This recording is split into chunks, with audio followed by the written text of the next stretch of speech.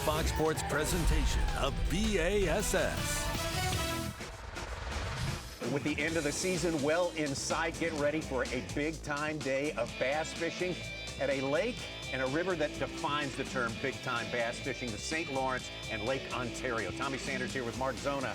You can't say enough about this place. We always look forward to these 4 days. Yeah, really, and not the best body of water in the state of New York. One of the best bodies of water in the entire country. Smallmouth, largemouth, not that big of a factor.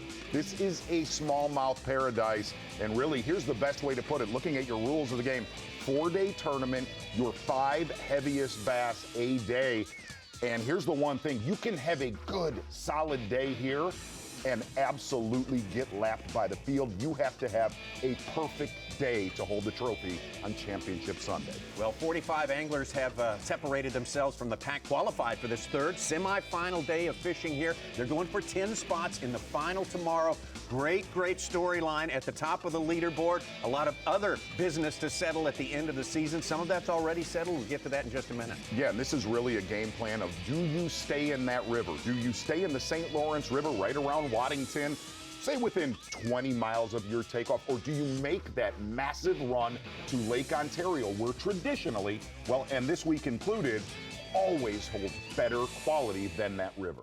All that coming up on the way. Right now, the way it stands unofficially, the Farmers Insurance Bassmaster Elite at St. Lawrence River. Seth Fighter, that's who I was talking about when we'll talk about some business that was settled yesterday. Bernie Schulz, yesterday's leader.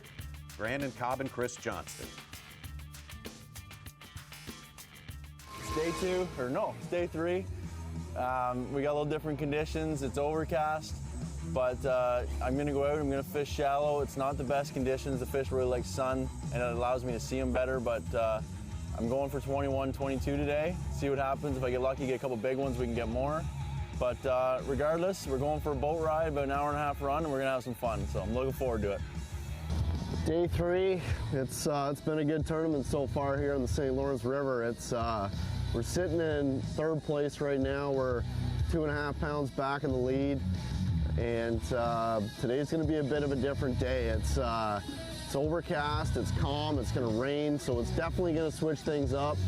So we're just going to have to go out and play the conditions, see what happens. I'm not going to dwell on what I've done the last 2 days. I'm just going to go out, do my thing, and go with my gut, and whatever it tells me to do, we're going to roll with, and see if we can't be going out boat number 1 tomorrow.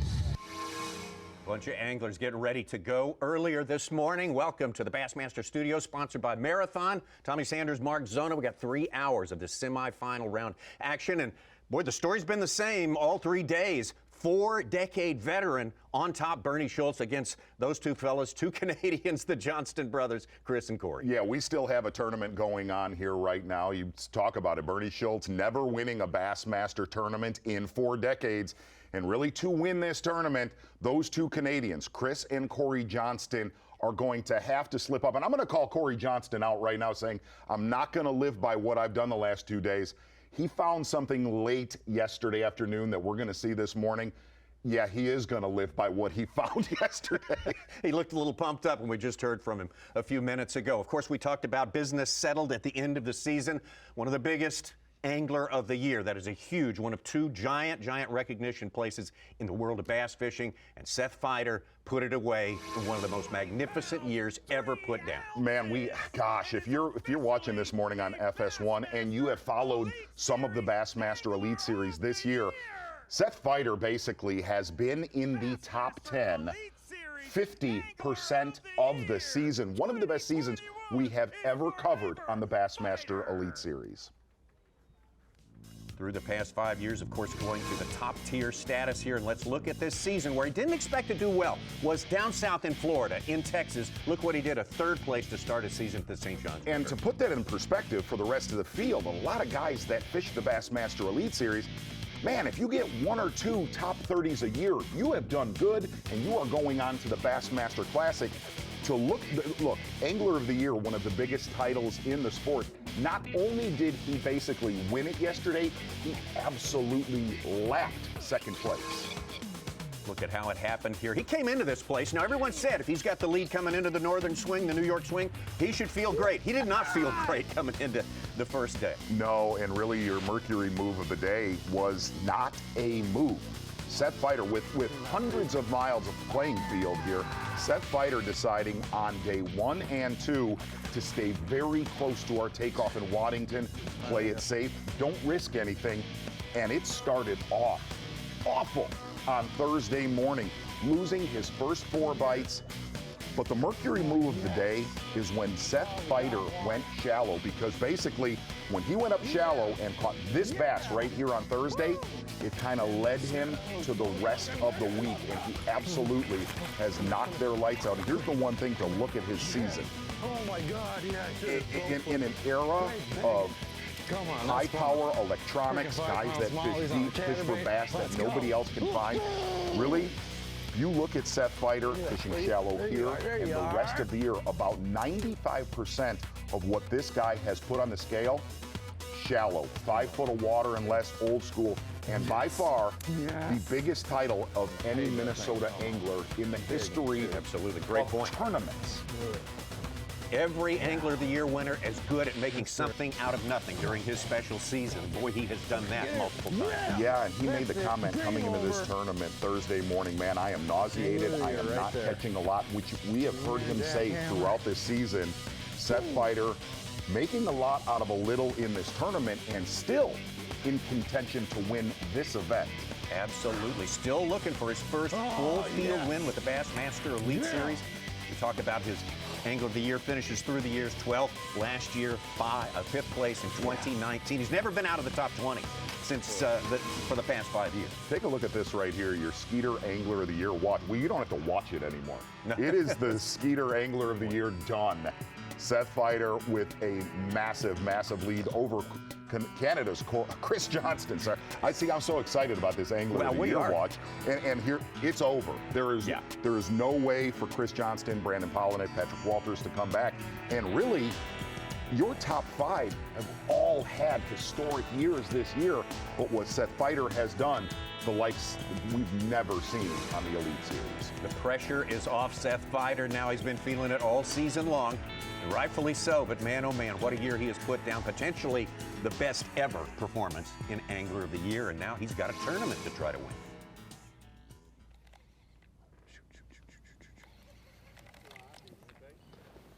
Had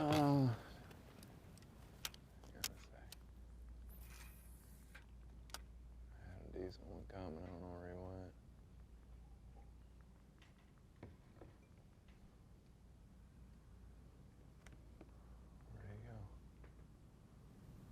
Where'd you go, little buddy? Morning update, day 3. It's overcast. We got glass calm conditions though. I can actually see pretty good. Seen a few decent fish. Just got 3 little guys in the boat. Nothing we can really weigh in if we want to do anything, but feeling good about it. I'm glad I can see. That should make plucking off some of these big girls a little easier. Further away I can see them, the better. And yeah, pressure-free fishing. We got Angler of the Year wrapped up, and now we're just trying to make the 10 cut. But I'm pretty well out of fish. I mean, if I could catch every one I saw, we'd be all right, but that ain't never gonna happen. So we'll try. Who knows, we might mix it up and find some new ones. Or some more might pull up. There's definitely some still up here, even though heavy overcast. 3 catches already this morning. Show you a quick look at those, which happened early. And really, if you kind of keep your eye on earlier today, Seth Not a Fighter big one, and a but lot of man, your was that a other cool leaders bite. that we're going to see running to Lake Ontario. For the most part, this has been a very, very shallow water tournament. There's still a few fish spawning. I think we're going to see some of those later today with Cory Johnston. But for the most part, Awesome. your Did you see top that? 5 anglers in this tournament, they have been 10 foot of water and less visually seeing these bass.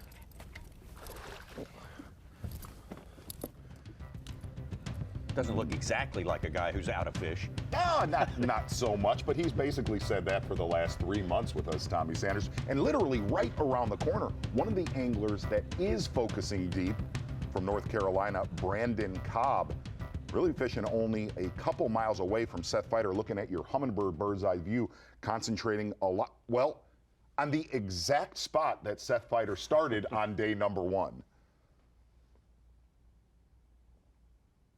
A lot of current in the St. Lawrence River, and a lot of these fish starting to get out deeper.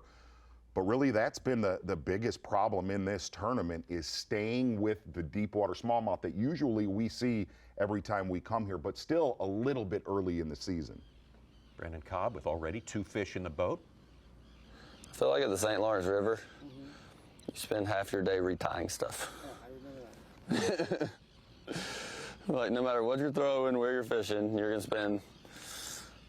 They're live with you, Brandon. Just kind of asking about your day. All right. I got 2 so far. It's they're not very big. I got like a 3-pounder and a little bitty guy.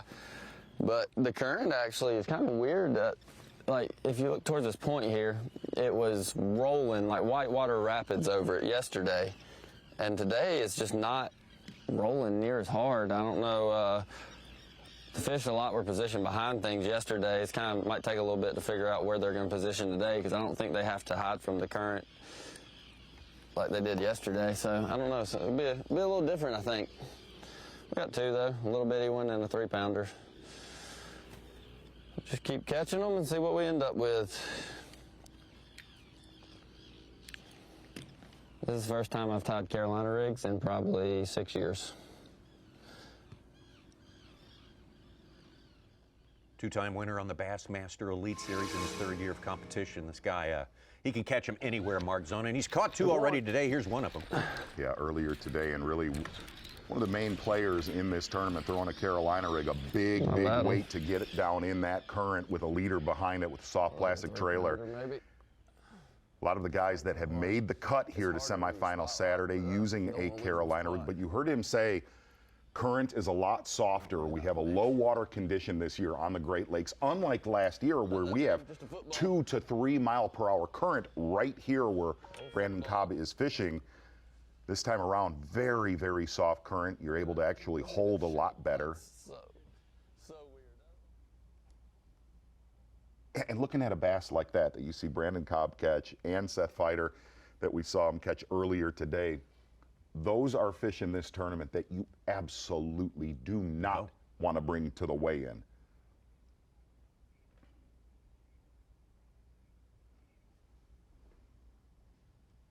Well, the top of the leaderboard has been very intriguing. What a great story there.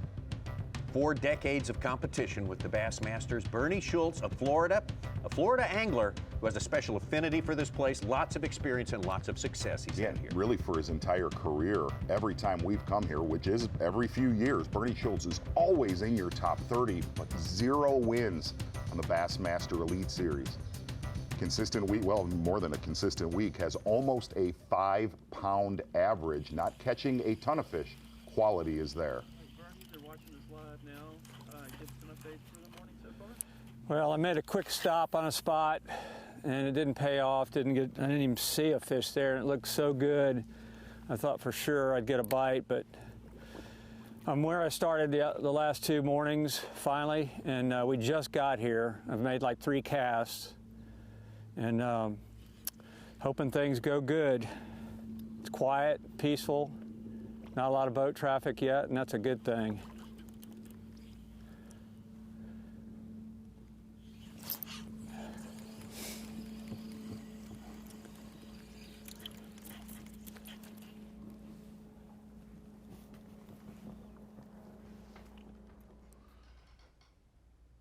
Bernie Schulz really smashed him on day number 1, 25.5, and backed it up with a better weight than he thought he had out there, but he thought also it could have been a whole lot better. Absolutely, a 5-pound average on day 1 and really kicking out about a 4.5-pound average day 2. Here's the scary thing though. This is about a 250-yard shallow stretch on the main river, fishing from 3 to 8 feet of water. There's a little deeper secondary channel. A couple different factors that we talked about yesterday that could affect Bernie. Number 1, it is not a huge area feeding into this basically broken bottom, sand, rock, little bit of a grass mix. But Bernie did not catch a lot of bass yesterday. The ones he caught were nice ones. We saw him lose one really big fish. One thing can hurt this, clouds can hurt this area. And the other thing, like we said, can it reload with 4 to 5 pounders every single day? Traditionally, if you go off of the St. Lawrence River, not Lake Ontario, very hard to do that 4 days in a row. He may prove us wrong, but this is going to be a survivor day. Get through this day for Bernie Schulz. Big sand flat right here, turns to rock right up there. And the fish are moving around on it. It seems like depending on the wind, more than current is how they position. They react to the wind for some reason. Yesterday the wind was stronger than the current, and kind of had to look around to figure out where they're positioned. They're scattered. It's like they're small groups and they're scattered, and when you get one, you usually get a couple of bites in that area.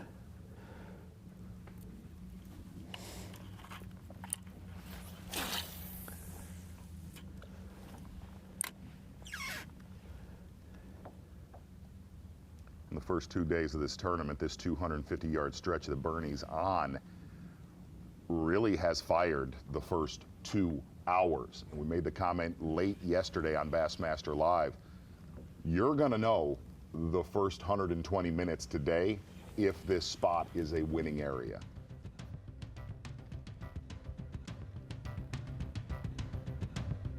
Very quiet, not much current. That also kind of takes away some of the weapons that the angler has against these smallmouth. Absolutely, and a lot of that cloud cover, it will not help the situation of the anglers that are fishing shallow. Never does here on the St. Lawrence River and Lake Ontario.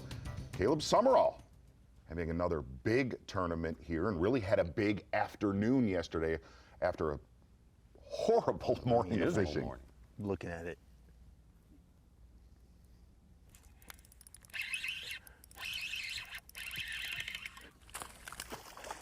Told you he was looking at it.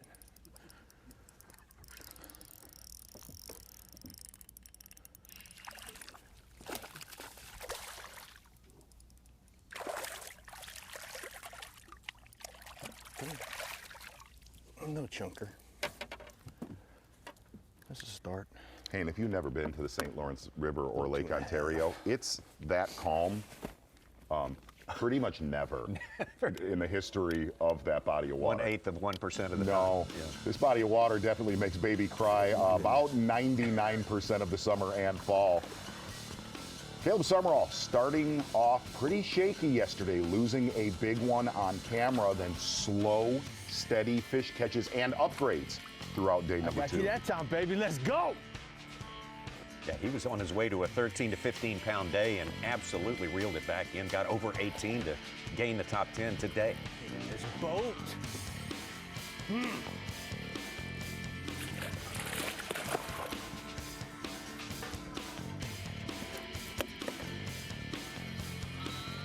Caleb Summerall making about a 50-mile to 60-mile run towards Clayton, New York, and really kind of left alone right now. Not a lot of company in the area. Caleb Summerall's fishing. Waiting for things to fire for our leaders here. We got a new leader, and that is our Angler of the Year, Seth Fighter. Exactly right. Seth Fighter in command of Angler of the Year and this tournament. More to come on Bassmaster Live. The Farmers Insurance Elite at St. Lawrence River is sponsored by Humminbird, Mercury, and by Nitro Boats. Just getting underway with our live coverage from the semifinal round of this final event of the year for the Bassmaster Elite Series. Farmers Insurance Bassmaster Elite. Northeast New York, a great fishery, the St. Lawrence River and Lake Ontario. And our winner for Bassmaster Angler of the Year settled yesterday, Seth Fighter, on another mission now to win a tournament to end his season as well. Quietly, David Mullins yesterday got himself into the top 10, and he is on top. But it's still early yet. Of course, the big story is experience on this body of water. Our leader to start the day had that, and the two in pursuit of him, immense experience from just across the border in Ontario, our defending champion Chris Johnston and his brother Cory Johnston. Exactly, and really keep your eye. Here's the thing, if you're going to win a tournament on this body of water, you have to get through those two. And the reason I say that is those two work as one in a very big way. And even though starting today, Chris Johnston with almost a pound lead over Cory, Cory found 4 really, really big ones late yesterday afternoon, 4 to 5 pound bass. And here's what Chris said. Even though I'm beating him, I'm going to lay up, I'm going to stay out of his way, and I'm going to give him one very key area that we got to see yesterday. But really, more besides Chris Johnston winning here and these two being two of the best fishermen on the Elite Series, what they know about smallmouth, especially smallmouth on this body of water, miles past the rest of the field. Cannot take your eyes off of these two. They're the guardians of the gate here Yes. at this place. Yeah, here. if you're going to hold a trophy, you have to get through both of them. This one in particular, Chris Johnston, your 2020 champion here on the St. Lawrence River, and really the majority of their damage, whenever that Lake Ontario is in play, they are usually within 2 to 3 miles of that mouth, really the Cape Vincent area, or out into Lake Ontario. The reason why, traditionally, and especially now, there's a lot of factors, zebra mussels, gobies, those fish out in the lake just average a bigger size and a bigger number on a lot of these shallow water areas that we're seeing Chris Johnston on. Big battle out on the lake last year in this tournament. Yeah, that's is the size. why you go out that's there.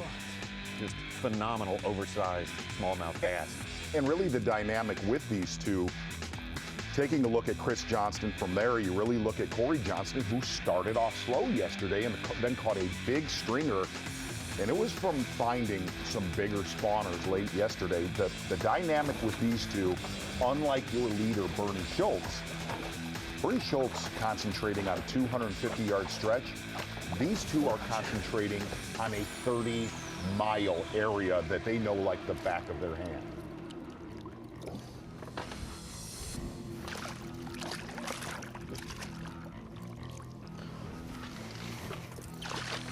Really the majority of what these two have put in their boat in this tournament, they have laid their eyes on, whether it's been in practice or during this tournament, fish that size, very, very shallow out on Lake Ontario. And the better they can see later today, that's when you'll really see them rise up the leaderboard, exactly what we saw with Cory yesterday. These two starting the day about 1.5 pounds behind leader Bernie Schulz. Yesterday it was a 2-pound lead for Schulz. They're just closing that gap slowly. Will they continue that trend today?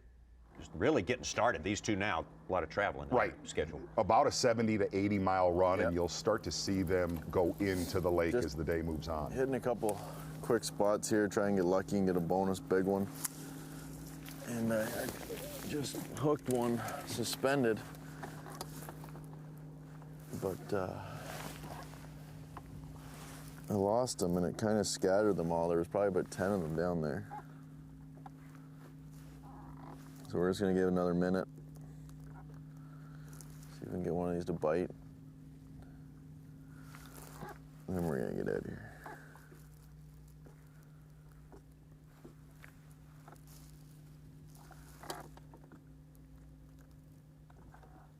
See Cory looking at one on the front of his boat. And again, in his GPS, he has almost a half dozen big ones still locked on bed from here out to the lake.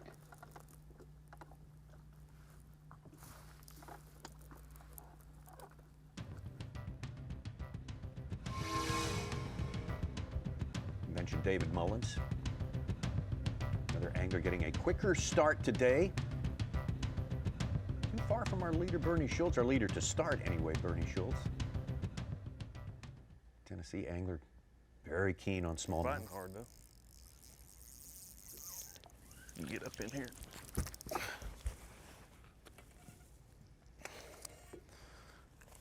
Number 2.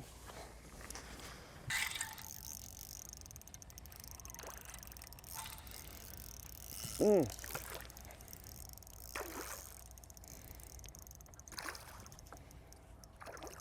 really, if you're joining us here on FS1, bass that size will get you a one-way ticket sent home. Your season over.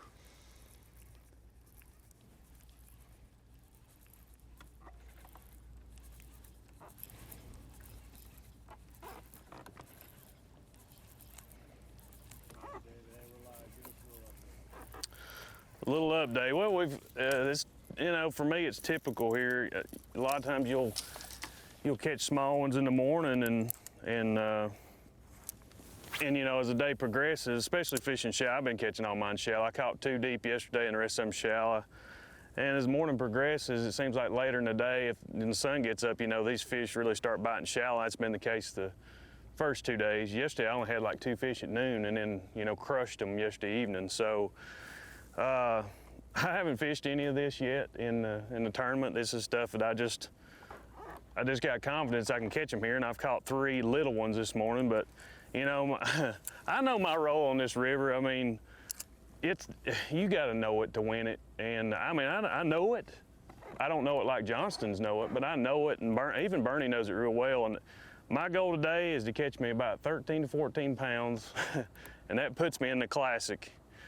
And after the struggle I've had this year landing fish, just to have a chance to make the Classic is pretty amazing for me, especially after Champlain. But so that's my goal today, is to get me about 14 pounds and make that deal, and then we'll relax and have fun after that, and see where we can go with it. But it's been a good morning so far. Got 3 in the boat already, even though they're small. You know, it still gives you some confidence they're biting.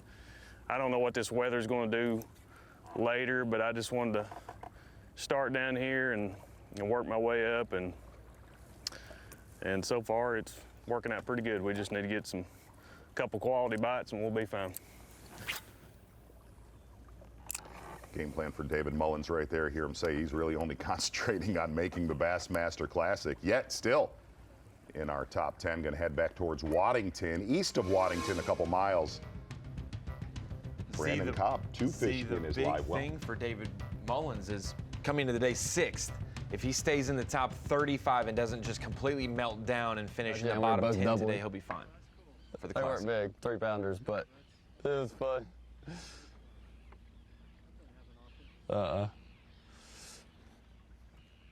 Get a good look at that current right there.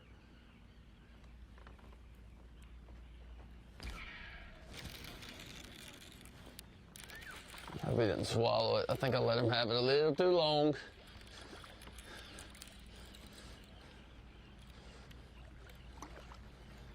Quit this.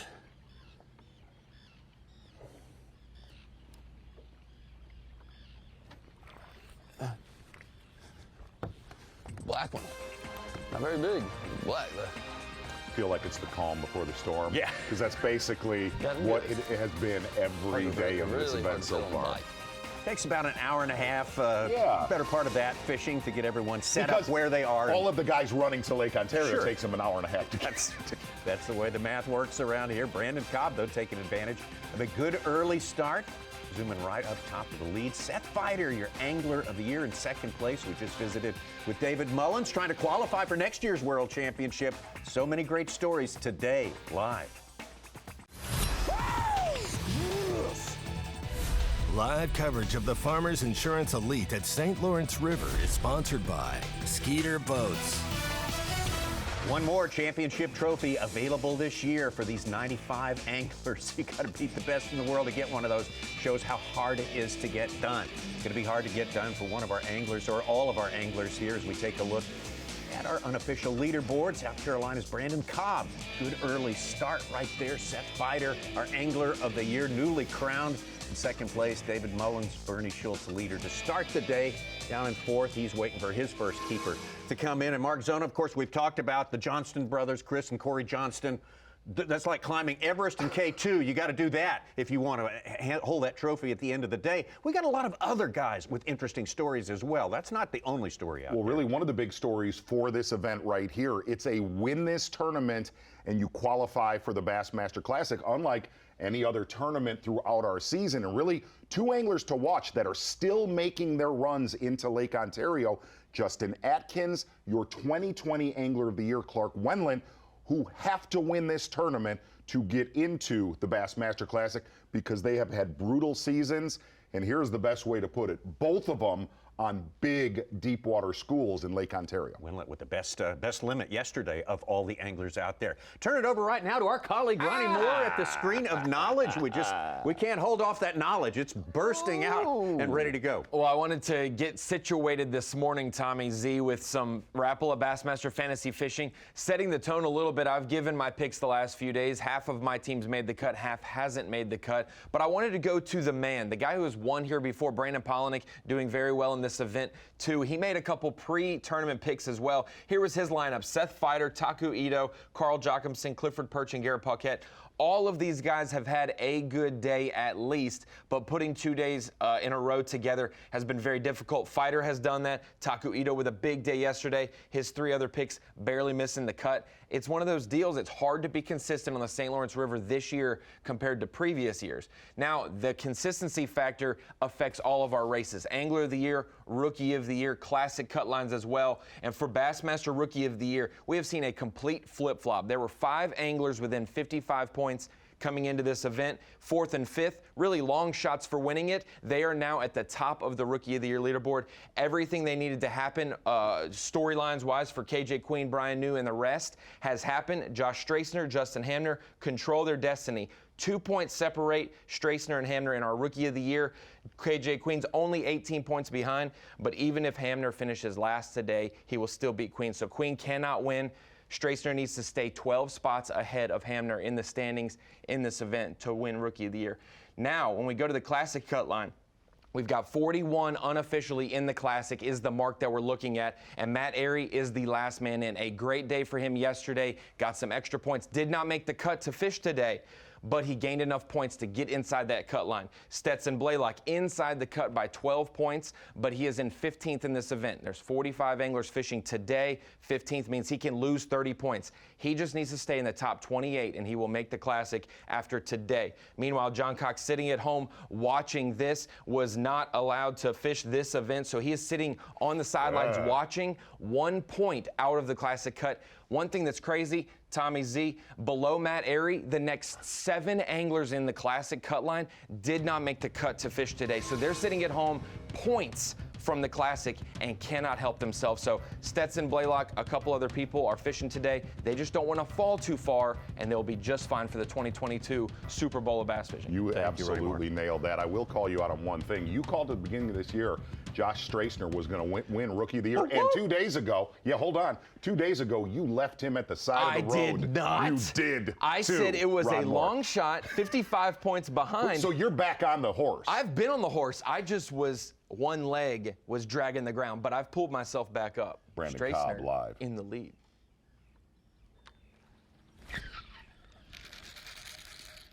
Didn't know that was a fish.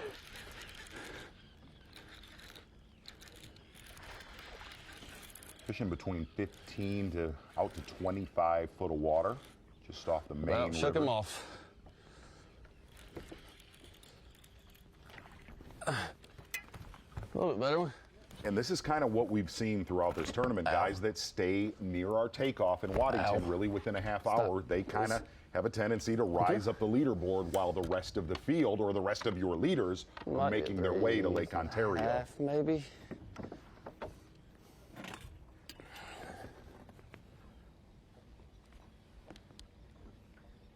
I have 8 pounds right now. And he weighs, oh, got the thing tangled. 314.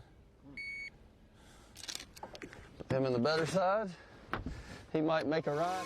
Brandon Cobb bears watching. He's one on the largemouth equivalent of this place, I guess you could say, Lake Fork in Texas.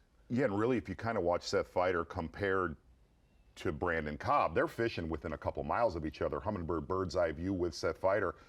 But really when Seth went shallow after the first disastrous 2 hours of day number 1, you really see that broke all these flats off of the main river channel, rock, gravel, sand mix. And when Seth went shallow, he's virtually one of the only ones east of our takeoff that has been fishing shallow throughout this tournament. Little tiny guy.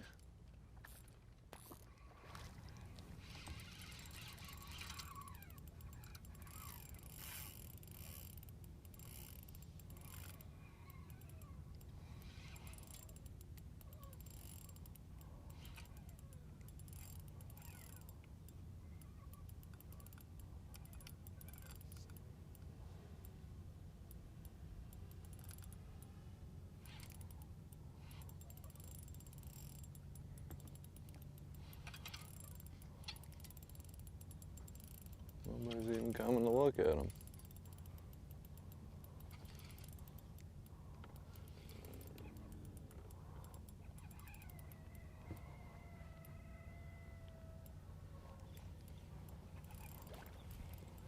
It is so calm. It's so strange to see that. Thought it was going to be that way tomorrow, not going to be the case now. We saw big change in wind forecast. And we saw the wind yesterday, kind of after the front, the slicked off, and that's what we're getting this morning, where it might start later today.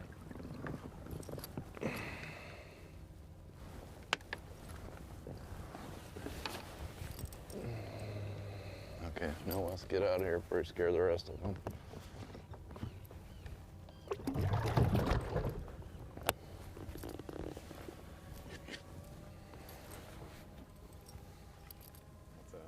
Huh? Show me that move again. Be gone, thought. Do you know what a thought is, EK? Oh, this could go the wrong way. Sure. Could, this could indeed. That absolutely is the best Humminbird bird's eye view, unofficial one.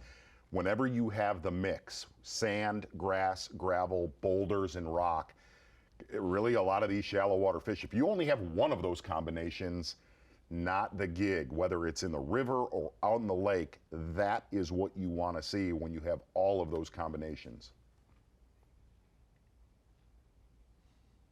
You're absolutely, just to see it that calm is almost disorienting when we look at this place. It's usually got a scary amount of current in it, and as you say, usually a scary amount of wind as well. We've got neither one today. One of those areas.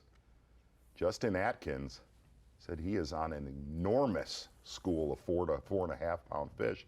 Only thing missing throughout this tournament is getting to that 5 pound mark. Watch it be a 5 pounder.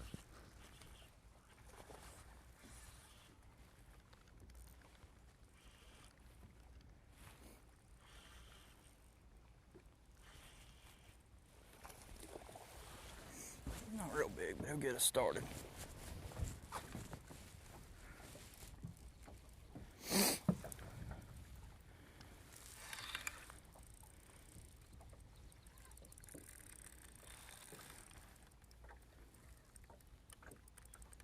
Atkins came into his first year on the Elite Series as one of the most decorated anglers to join in his first year. Not the season he'd like, but a win this week would make it all better. No. Justin Atkins said this has been a very, very trying year, and just being in this situation, trying to fight for a top 10, said it mentally needed it for his career. Putting up a good campaign here to close out the 2021 version of the Bassmaster Elite Series. Justin Atkins stayed third place all day yesterday. We got Brandon Cobb, though, guy who knows how to win, on top of the leaderboard for now, but still, we haven't reached the peak fishing time of the day and the peak participation. We look forward to that very soon.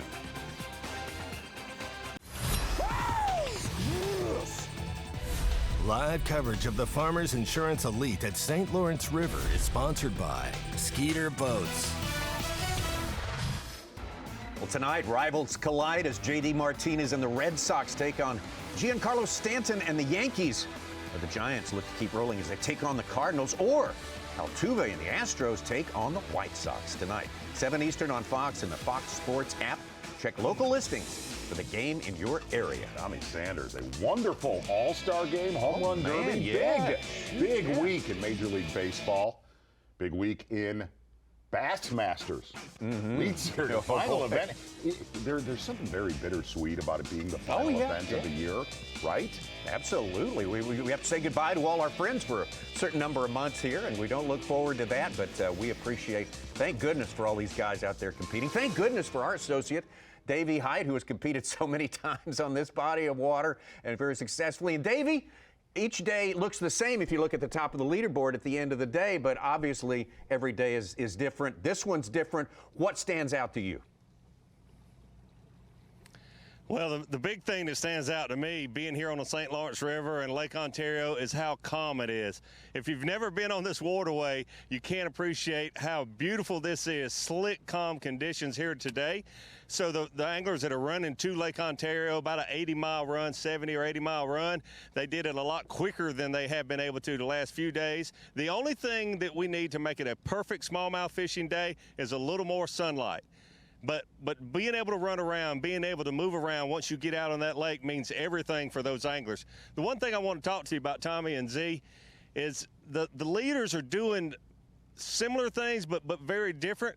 The Johnston brothers are basically looking at all the fish they're catching. A lot of those fish are either on the bed or they have just recently spawned. Bernie Schulz fishing a little deeper than that. Some fish transitioning, I think, from spawning out to a little bit deeper water. We'll see how that unfolds for him.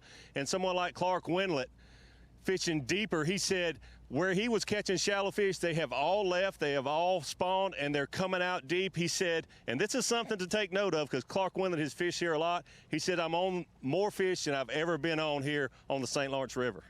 Davey, you have fished for decades on the St. Lawrence River, especially Lake Ontario. You were one of those guys that would make that run into Lake Ontario back in the 90s. Talk about the dynamic of really the perfect storm of what has changed this fishery being the collision of zebra mussels and goby, the food that these smallmouth eat in the late 90s, and what it's done to this fishery for somebody that's watching on FS1 that has never been here.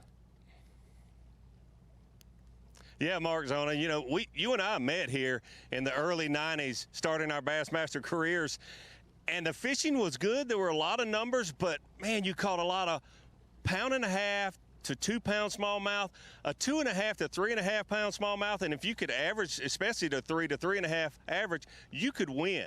And that was early 90s, mid 90s. It's been a long time ago, but really, if you think about it, it hasn't been that long ago. If you look at the fishery now and how big these smallmouth are, because the gobies and the zebra mussels have cleaned up the water, and these smallmouth bass have all they can eat all year long, and they don't have to spend a lot of energy to do it. So it has made this fishery go from good to absolutely great, if not the best, certainly one of the best in the whole country.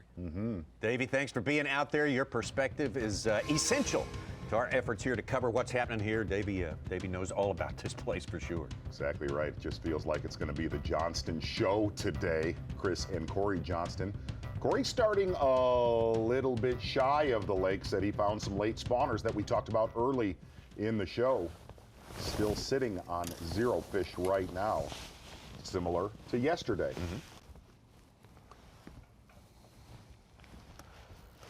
And a Cliff Notes would, talking about the zebra mussels combined with the goby, Cory Johnston hooked up here. Basically, in the late 90s, early 2000s, it gave smallmouth 20/20 vision, which is, smallmouth is already a sight feeder, and an all-you-can-eat buffet of food.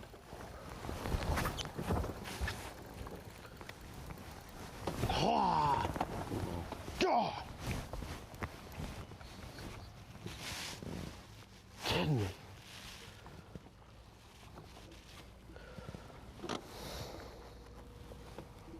Four 3/4, 5 pounder. No.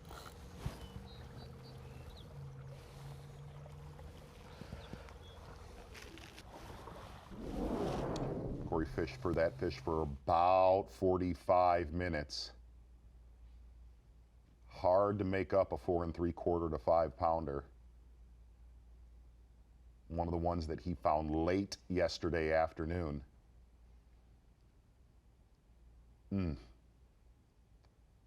Yeah. Something you don't see very often with Cory or Chris Johnston. Catching a lot of fish, but not catching a ton of 5-pounders, Right. that's for sure. Those loom large when they're lost. This area you're seeing Chris Johnston out into Lake Ontario near Fox and Grenadier Island.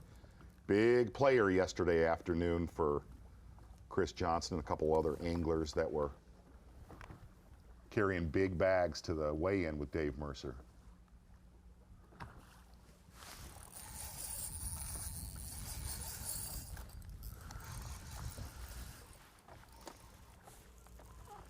And watch his head. Whenever he hooks one shallow, his head is on a swivel looking for other Three ones with this following one, it. and there's a 5-pounder right there.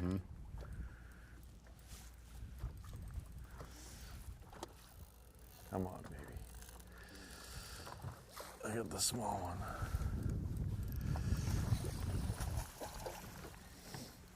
He is rarely ever looking at the fish that he has hooked.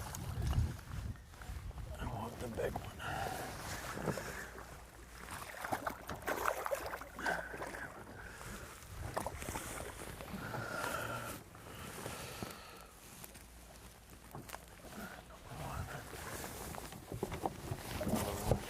Hey, we saw that with Seth Fighter on day one. He caught a 2.5-pounder, saw a big one, and instead of taking the time to cull, because he already had 5 fish, threw that back to catch the big one that he had already eye-spied after hooking up. Right around the corner from Chris Johnston, back over to Justin Atkins with one solid keeper.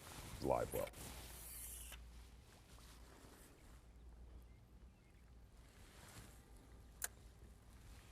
Fishing about 10 to 20 feet of water, and Justin Atkins said there are hundreds of 2 to 4 pound smallmouth on this half-mile stretch.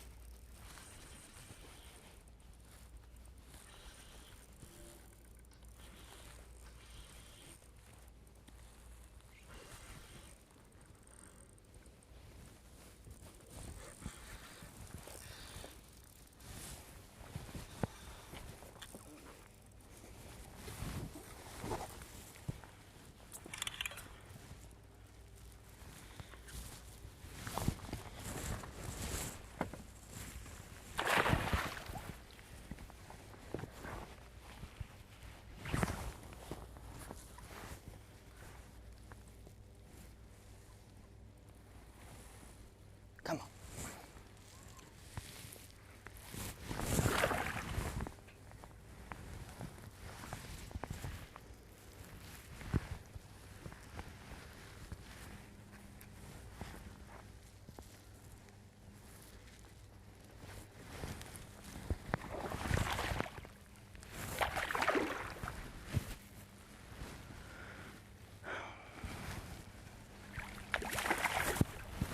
Dude, they do not give up.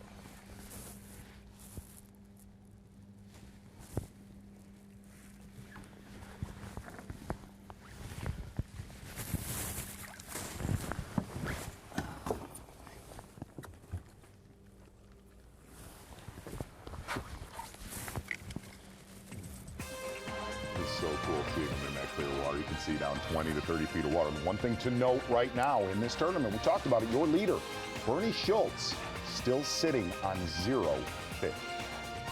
Justin Atkins, super solid this week, just under 22 the first day, just under 23 yesterday, and right back where he spent all of yesterday in 3rd place right there.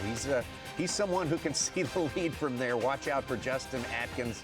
Plenty more to come, though, from here on the St. Lawrence, a busy place, and it's going to get even busier. Saul. You're watching a Fox Sports presentation of B.A.S.S. Semi-final round, last event of the year for the Bassmaster Elite Series, the Farmers Insurance Bassmaster Elite at the St. Lawrence River. Brandon Cobb, one of 3 anglers who have 5 fish limits already in the boat there with the lead, Seth Fighter. The other one with a limit right behind him. We are going to push on. Both the St. Lawrence River connected to Lake Ontario. The American side of both is what we are fishing this time around. the St. Lawrence may be one of the 2 top rivers in North America, along with the Mississippi. For fishing, though, it's the St. Lawrence. No doubt about it. Taking a look at your Humminbird Unlock the Lake, an aerial right here of what Seth Fighter has been concentrating on all week long. And here's the dynamic Davey Height was talking about. It's the combination of that right there. Zebra mussels, an invasive species, combined with goby. Whenever that little, here's the best way to put it. If you can fathom eating about 1,000 cheese sticks a summer, actually those are perch right there. Those are absolutely not goby. There's a goby right there, but hey, perch, also a main forage here on this body of water. That little dude right there is the reason, combined with zebra mussels. Zebra mussels clearing the water, and there are millions of that little dude right there.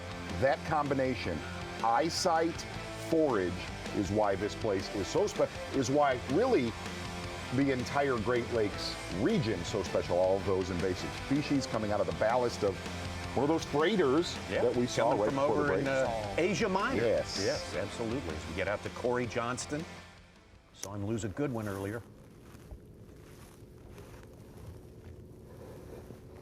Okay, that right there is the cone of injustice. That is called a flogger. Been around for about 20 years. It's not been around for 3 weeks. Been around for a long time. The proper name's a bathoscope if you're looking online, yes. But here's what it is. If you've ever been on a glass bottom boat, that's what you're able to do. You're able to see where these fish are spawning. And Cory Johnston finding some big ones with that flogger yesterday late afternoon.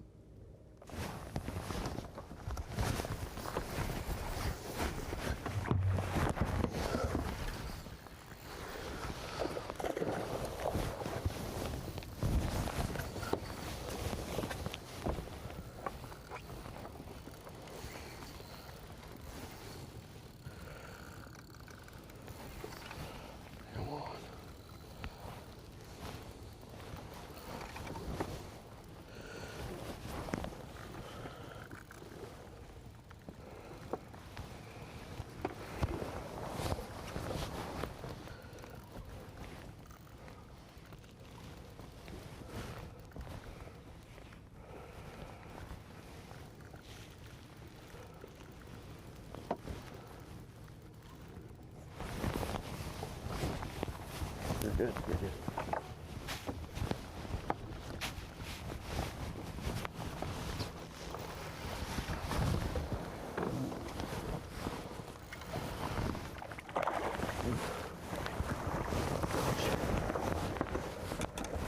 There we go. That's the kind.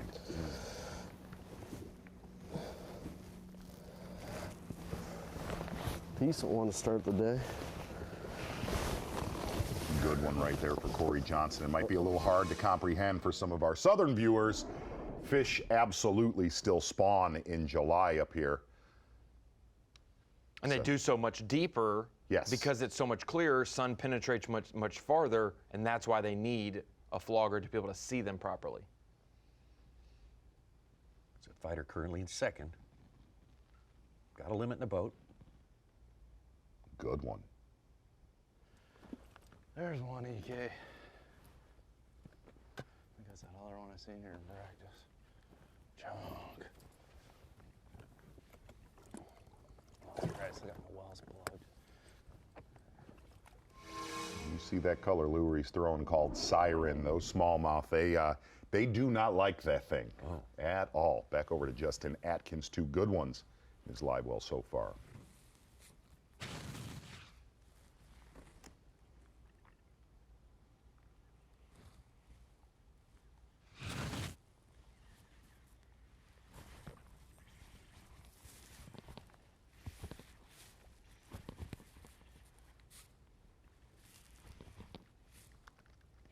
Yeah, Justin Atkins, where he's sitting right there, it is a very well-known area. He will have if that wind kicks out of the northeast, heavier today, very heavy tomorrow morning, he will be very, very protected.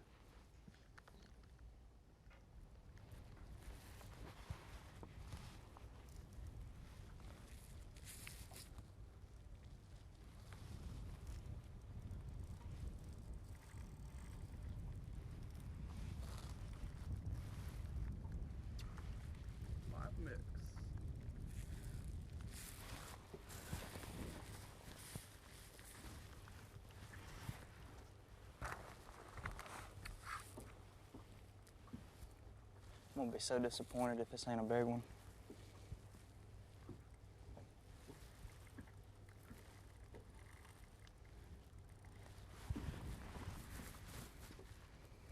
Still ain't seen him yet.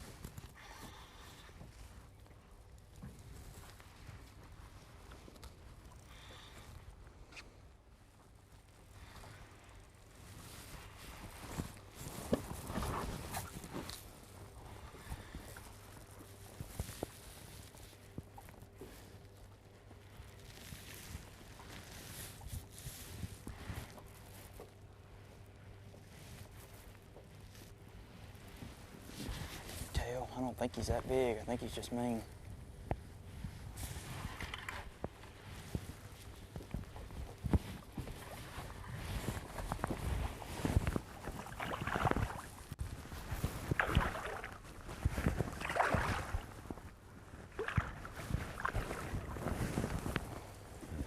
That's a nice one, but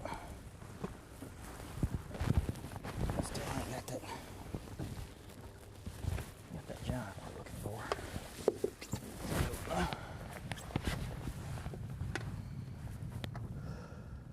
And that's the thing that we really talked about it yesterday, an area that Bernie Schulz is in, 250 yards, hoping, praying that that thing would reload every day of this tournament to where guys that are running to the lake, here's the best way to put it, a 3.5 pounder out on the big lake is pretty much a dime a dozen.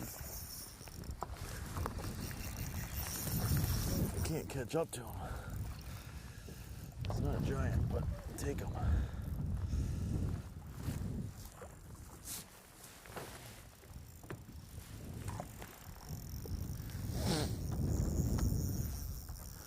Another one coming in with him.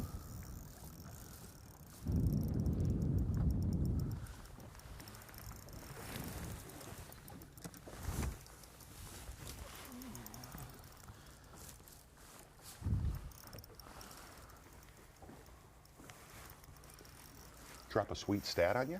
Yeah. You see where he's fishing shallow right there? Mm-hmm. Yeah. The bulk of what he caught deep on days 1 and 2 in all that rough water last year is right off of that point, that exact point he's on. Caught 27 pounds on day 1 last Yes, he year. did. Kind of scared 100 pounds for the course of the week, which is just kind of unheard of for smallmouth. Which has been the goal. Yeah. Right. Every year you come to the St. Lawrence, what will be the first ever 4-day 20-fish event to break 100? It's broke 95 multiple times, but not quite 100 for 4 days. Got within 2.5 last year. I'll tell you, when those border restrictions open, and if we have Lake Ontario play, we will see 100 pounds with this guy. All those things you're talking about that make for bigger fish have just been continuing to increase the average size, more or less every year. Come on. Get in here.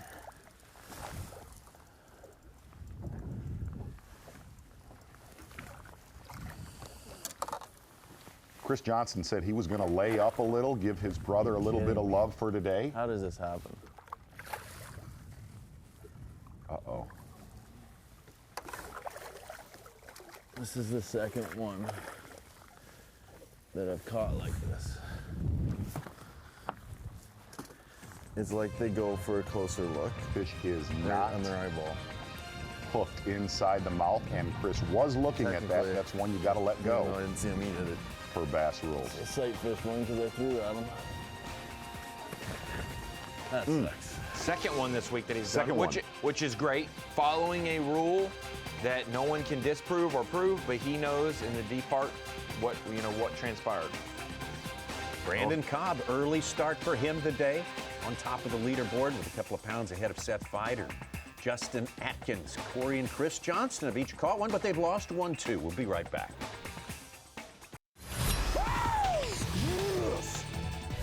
Live coverage of the Farmers Insurance Elite at St. Lawrence River is sponsored by Skeeter Boats.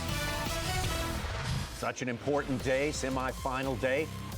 Only thing more important is tomorrow. We'll be down to 10 anglers tomorrow. That last trophy of the season on the line starts at 8 a.m. Eastern Time right here on FS1 and the Fox Sports app. I think we even have a little bit of extended time for you tomorrow. We're going to show you even more from St. Lawrence and Lake Ontario. What a great place. What a bang-up place to finish your season. Let's get back out to the Johnston brothers. Big factors all the way through this event expected to continue along that path. Yes, and Cory Johnston laying up a little short of Lake Ontario, doing work with his flogger right here, finding two big ones late yesterday afternoon. One of them is in his live well. He's lost one.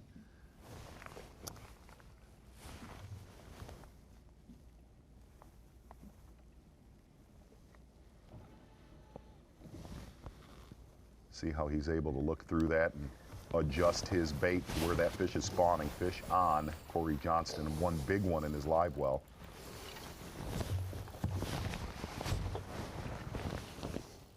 Now, mind you, he has 4 other big spawners locked on towards the lake.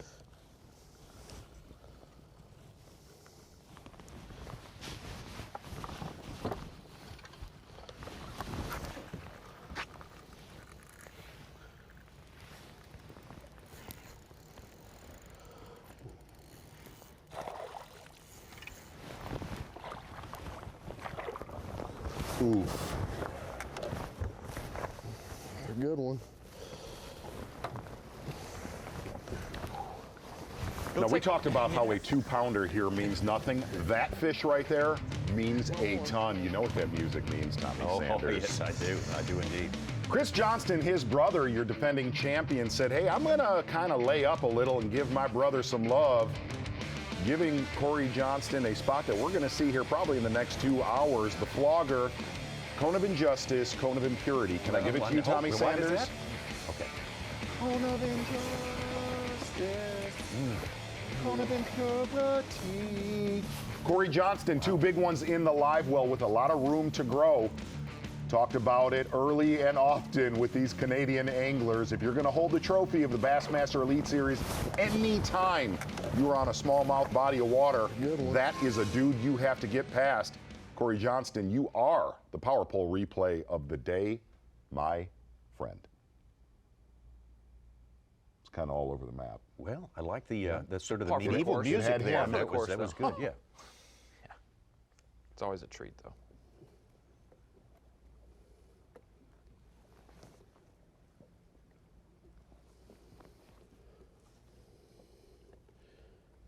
We actually had questions from viewers saying, wow, you have $10,000 electronics. Why are you using a lens like that? It's total polar opposites right there. That cone that he's using gives you exact perspective over the side of your boat, especially when you're in current where you know exactly where your bait is in conjunction with that fish and bed.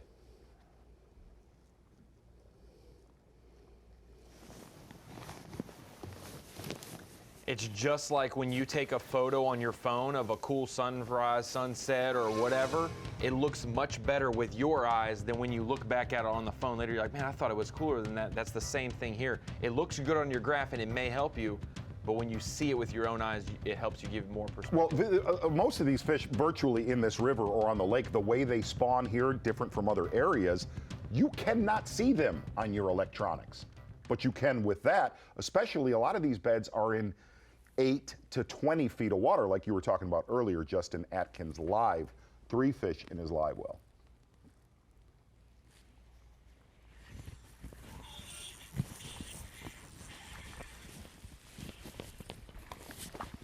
Drag was too loose from fighting that last one. I forgot to tighten it up.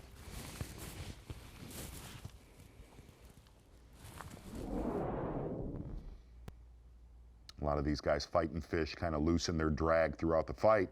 Heard Justin Atkins say he did not retighten his drag right there. Drop shot, very short leader. Justin Atkins is using right there.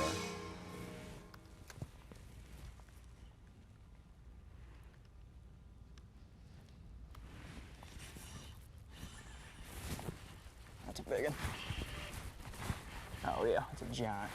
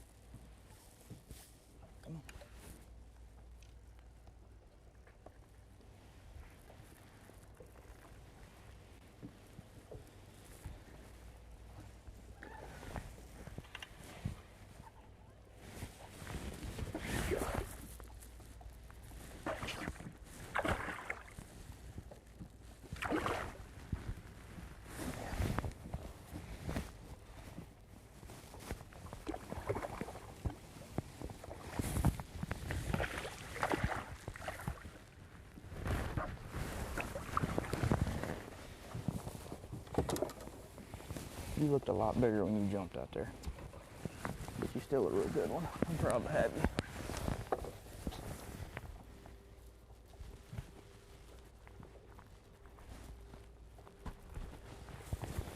Fourth keeper, and that's going to mean the lead for Justin Atkins. He's catching them out there.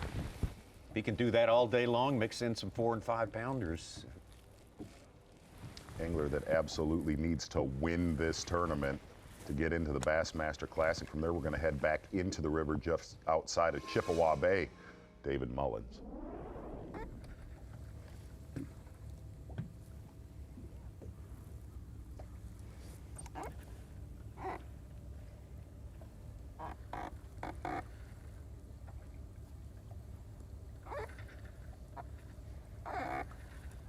There he is, biggin', biggin', biggin'.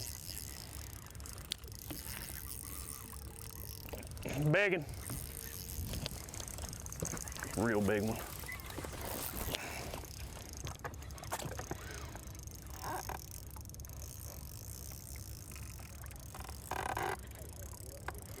Mm-hmm.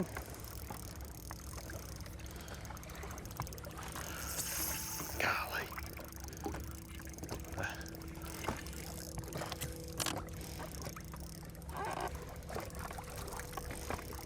Come on, come on, come on.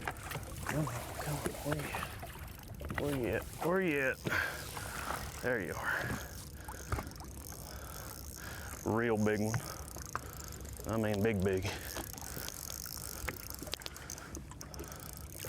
You get to see my superior landing skills right here.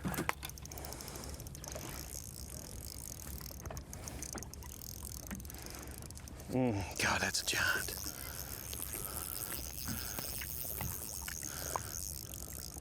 Come on, buddy. Come on. Come on. Come on.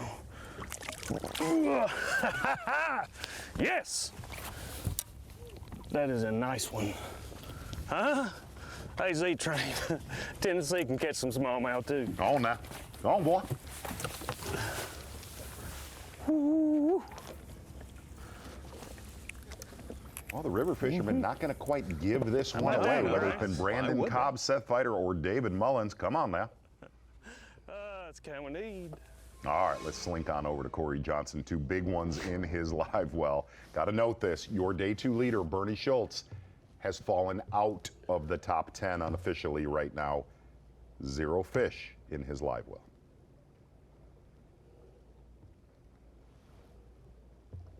Uh-oh.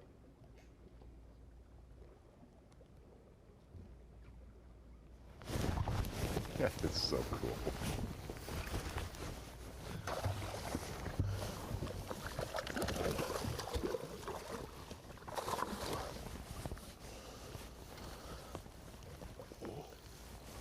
Come on, baby.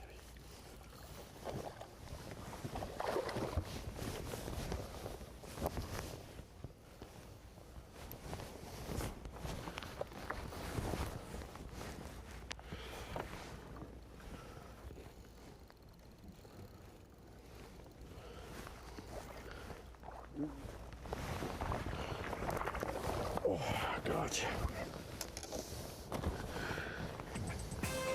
Another really, really good one. A good one. Just 3 big fish. And here, scary thing, has not made his way to the lake yet. Cory Johnston. You've either landed on the mother lode this morning, or you're farther from a bass than you've ever been on the St. Lawrence. It's like 3 or 4 guys that are wrecking them with everyone else watching. And looking at that leaderboard right there, really the damage Cory Johnston has done so far is what he found late yesterday afternoon. Justin Atkins, though, the man on top, got a pretty good margin right now of about 3 pounds for Cory Johnston, but don't expect that to hold up just as is for a whole lot of time. The Farmers Insurance Elite at St. Lawrence River is sponsored by Minn Kota, Powerpole, and by Skeeter Boats. Looking for 23.8. 23 pounds, 7 ounces. We have a two-way tie, 23 pounds, 7 ounces. It's been a dream of mine forever. Chris has won an elite event, Gus has won an elite event, kind of straggling behind here a little bit, so I definitely want to hoist that trophy in here in the next few days. I've been working my whole life to get where I'm at right now, sitting in this seat, for us to be able to do what we've done and make it here to the biggest stage in professional bass fishing and live out a dream is pretty spectacular. Boom. You know, for me living in Canada, we didn't have the competitive fishing like they do down here. You know, I always said to my mom and dad, you know, that's what I want to do for a living. I want to fish the Bassmaster. Way back then, it was not even possible. You heard Cory Johnston, 3 years. Past 3 years, we've had 3 Canadians in the Bassmaster Elite Series. 2 of them have won. Cory feels like the odd man out just a little bit. Not for a lack of skills, not for a intimidation factor. He is a scary figure out there. He can really catch it. Absolutely right. Cory with only 3 bass. And here's the thing. It's an amazing dynamic that Cory Johnston and his brother have together and how they work.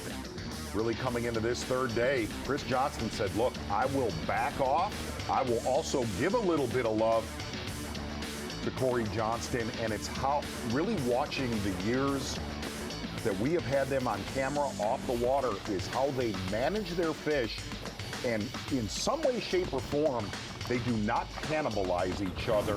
Where Chris Johnston said, man, the worst person is fishing in one of my areas, being my brother. And here's the best way to put it. When one of them is in big-time contention to win, especially with what Cory found late yesterday, Chris said, man, I'm backing off. And you're starting to see that pay off right now for Cory Johnston. Oh, gosh.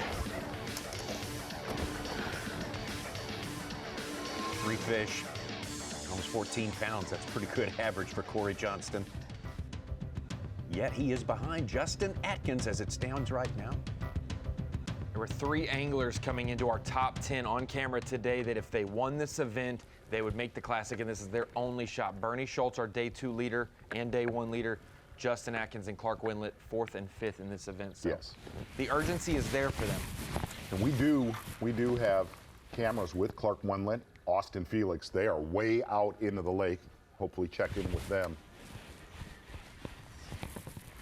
You can see he has seen every one of those fish on his front facing sonar.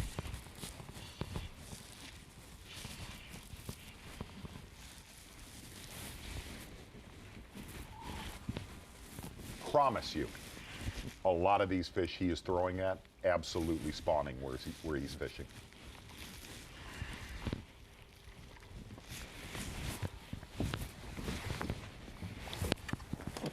There's another one with it. See the one to the right?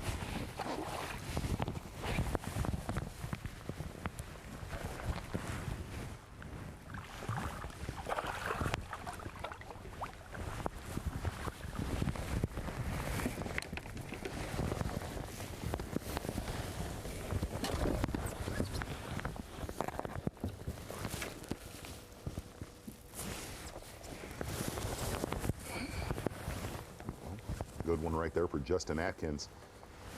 Building a good stringer, can actually go just a couple miles out into Lake Ontario right now with Clark Wendlandt fishing a lot deeper than everybody else we've seen today out on the big lake. The biggest limit of day 2. So calm.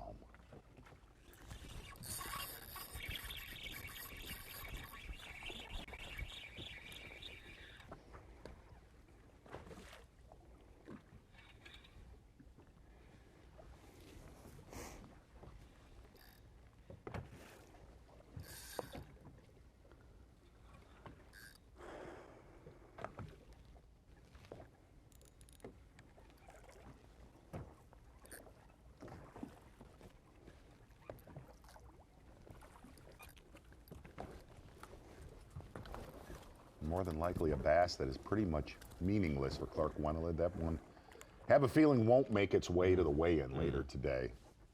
Clark Wendlandt starting this tournament very shallow out on Lake Ontario and said as the days have progressed this time of year, a lot of those smallmouth start to fade out deeper. They're exactly where he caught them in 2020, really from 20 to 30 feet of water. Okay. Not a big fish. Clark very much till the last minute. Part of that big battle out here deep in Lake Ontario. Finished, I think, 8th place in that one to really shore up his standings with Angler of the Year, which he would eventually win for 2020.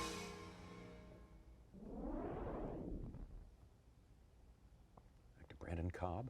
Brandon Cobb fishing about as far east of our takeoff in Waddington, New York.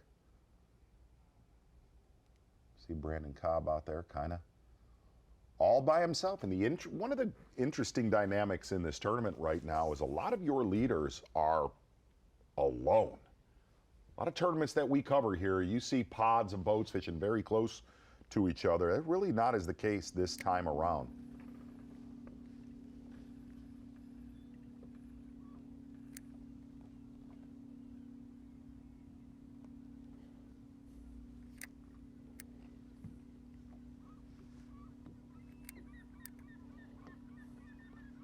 It is astonishing that first and second coming into the day have a combined 1 fish in the live well. I feel giant though.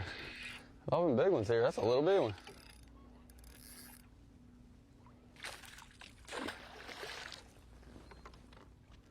Looking at what Bernie Schulz did though, probably cold, but leading this not tournament big. with almost a 5-pound average, to do that on a 250-yard stretch.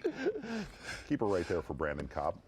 To do that on a 250-yard stretch, for that to happen and reload for 4 days, still very hard. Too, Not likely.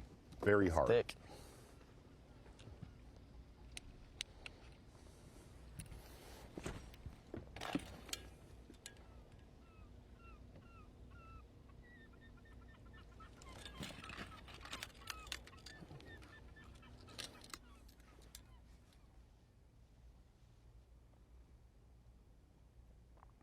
Well, we're going to make a long run right now. That's as far as you can go in our boundaries here on the St. Lawrence River. We're going to go about, call it almost 90 miles of St. Lawrence River, and then another 15 out into Lake Ontario. Makes it look a lot smaller on that map because that is a heck of a run right there. Just outside of Fox and Grenadier Island, Clark Wendlandt. Pretty good stuff when you're willing to give up half your fishing day Right. in travel time. And to make note, there are a lot of other anglers a lot further out into Lake Ontario than Clark Wendlandt.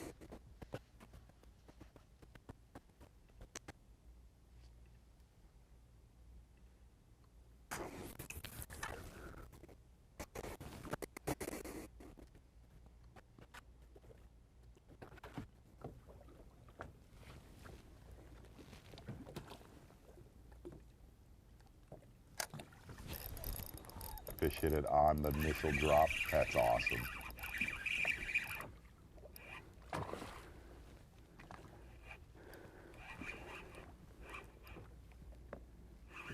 This one feels big.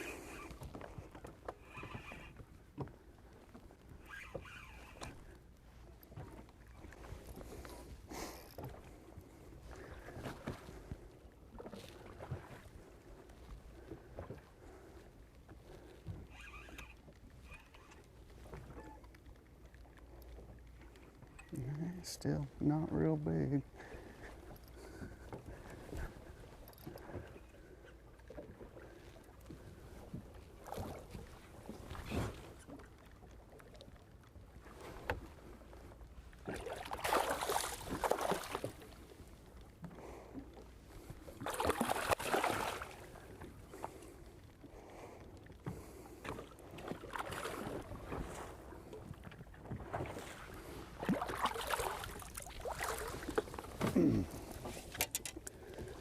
Well, not bad though.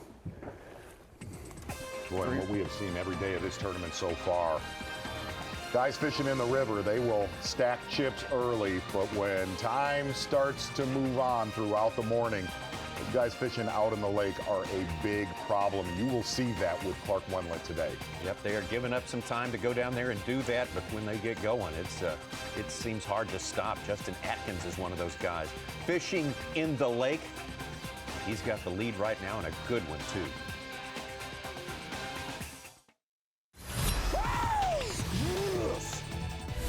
Live coverage of the Farmers Insurance Elite at St. Lawrence River is sponsored by Skeeter Boats.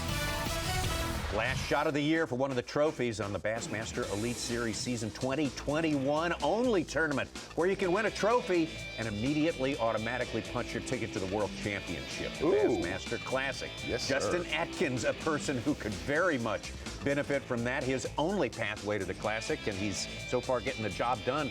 3.5-pound lead as it stands right now, but it's still early on. Yeah, after the day 3 weigh-in, Justin Atkins very disappointed in his season, trying to salvage anything he can here. The St. Lawrence River, good job so far. We're going to leave Lake Ontario and Justin Atkins right now. Get back over to Brandon Cobb, maximizing his fishing time like Seth Fighter, not fishing too far from our takeoff in Waddington. So far today, getting the job done. Brandon Cobb from North Carolina. South Carolina. Yes. We don't claim those. Got it. Yeah. Understand. Wow. We're easy now. I'm just And kidding. now. Oh, I'm just kidding.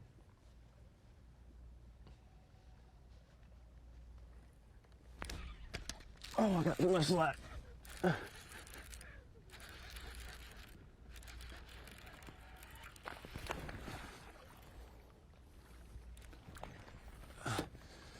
little bit better one.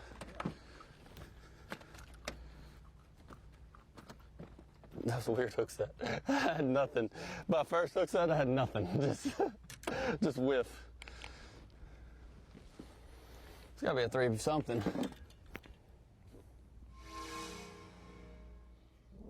It's had another 100 miles to the southwest. Starting to get a little bit of rain. Justin Atkins.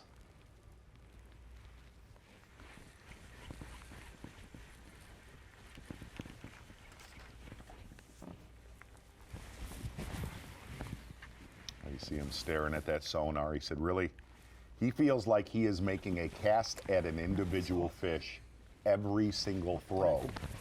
Okay? And backing it up.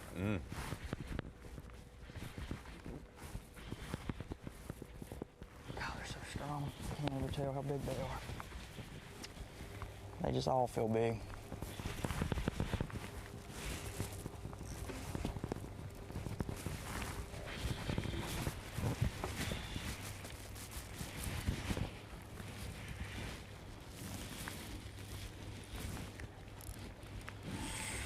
This one might be legit though.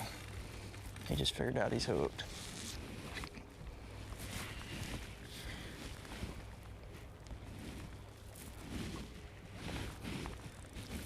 Gosh, what an awesome morning of fishing. Unbelievable. Like last week on Champlain was really good. It's just Lake Ontario. Yes. It's just different. I love this so much. It's so much fun.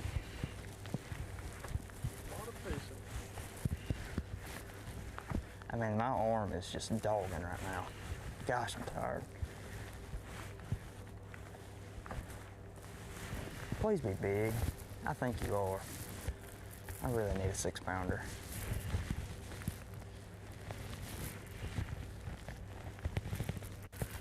You look big.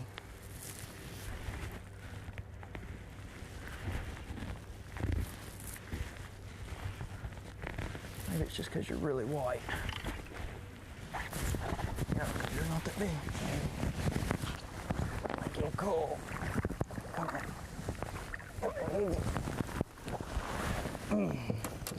He's so dang white, he was down there flashing. Really looked like there was one behind it too, didn't it? Yeah.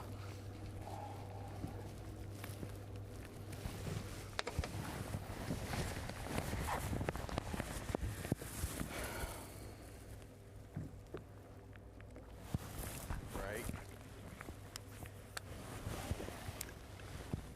Doesn't look like it's really going to.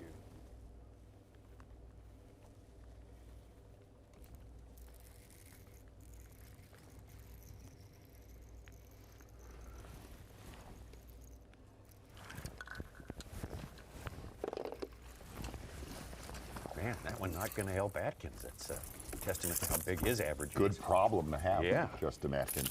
Caleb Summerall. Okay. A little 2-pounder. Oh. We'll be able to get a limit here. I believe that's his second fish of the day, so a little bit slower start. Similar to what he had yesterday.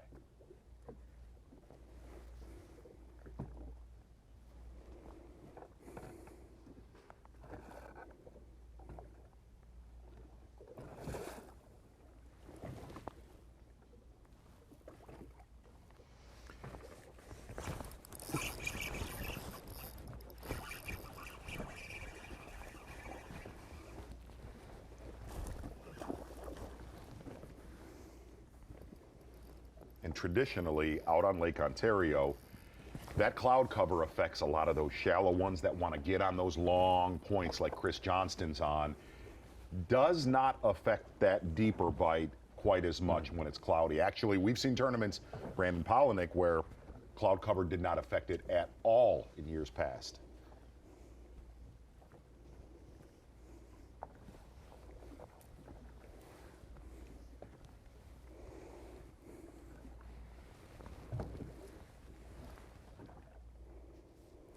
It's just, it doesn't pay off to get too excited about catching these fish because, I mean, once they do that jump right there, it's just going to be a while. That's just the way it is. I mean, they'll tail whip your line. The big ones will, it feels like.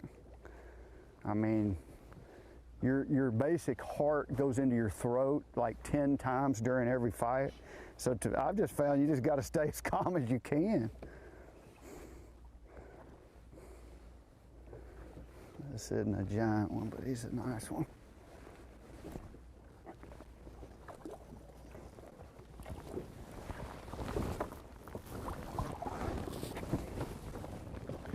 Yeah, it's a nice one. Shoot, that's a real nice one. 312 maybe. He's coming. He is coming. Yep. Came on strong yesterday, and that kind and upwards what he needs today, and plenty of them tomorrow as well. Wendlandt making his case to be able to fish among the 10 finalists tomorrow, going after that final trophy of the year, and Justin Atkins getting the job done so far on Lake Ontario. Good, great fishing, I must say, this morning with the last stop. You're watching a Fox Sports presentation of B.A.S.S. Tonight, rivals collide as J.D. Martinez and the Red Sox battle Giancarlo Stanton and the Yankees. Or the Giants look to keep rolling as they take on the Cardinals. Or Altuve and the Astros take on the White Sox. Tonight, 7 Eastern on Fox and the Fox Sports app. Check the local listings for the game in your area. Tell me, White Sox kind of for real this year. Absolutely. Right? Just kind of building a little bit even. Our TH Marine Weather Watch right here.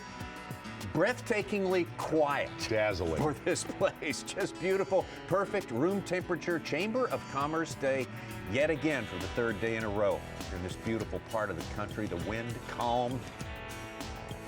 All the way from really the village of Waddington, all the way up the river actually, from Morristown to Clayton, Cape Vincent. Awesome place to be this time of year. Wintertime, not quite as much. It gets a little severe up here, but man, oh man, for everyone sweltering in different parts of the country. And that's a lot of folks. It's nice to take a little trip here. Caleb Summerall.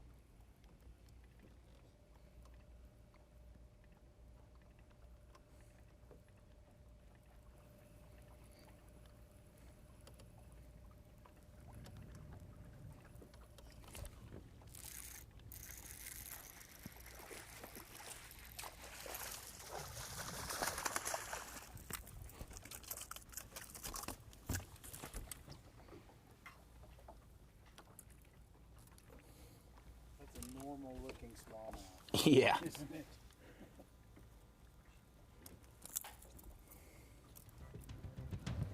That is the kind that will get you in a little bit of trouble here on the St. Lawrence River. Gonna slink on out about another 30 miles outside of the islands that really kind of protect the mouth of Lake or St. Lawrence River. Clark Wendlandt fishing a couple miles south of Cory Johnston, but a lot deeper than Cory Johnston is concentrated. I think you're going to see Cory Johnston slide out deep though today, which he's not done well.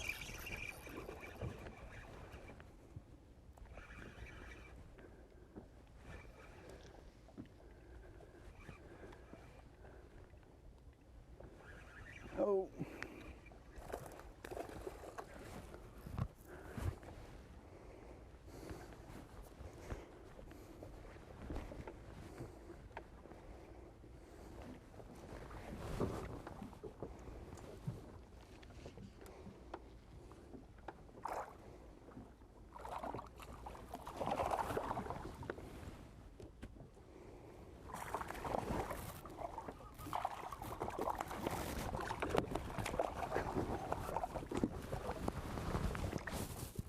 I cannot get that. Sorry, fish.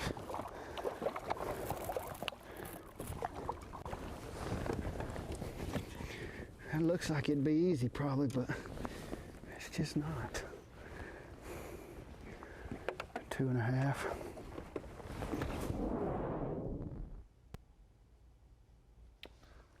Well, one of the things you definitely want in a Bassmaster Elite Series tournament is fish coming to you. Clark Wendlandt said, not a lot of fish out deep throughout practice, but as the days have gone on, kind of creeping into true summertime here on Lake Ontario, he said the numbers have gone way up out deep. Well, so far our morning actually been really slow. Just caught our 5th fish, but we got 3 that are 2.5 pounders, so that's like not even having a fish here in my opinion.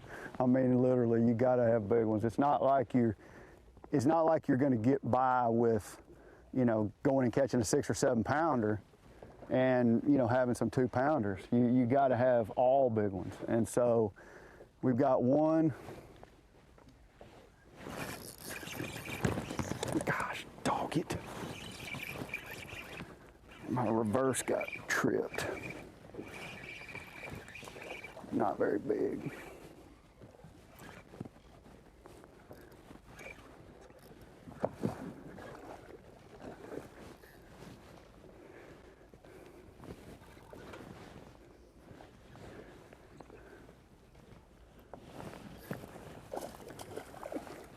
Get in here. Just a little spinning rod just didn't want to lift him up. It's just that they don't look that big, but they're just like lead. I mean, they're heavy, heavy fish.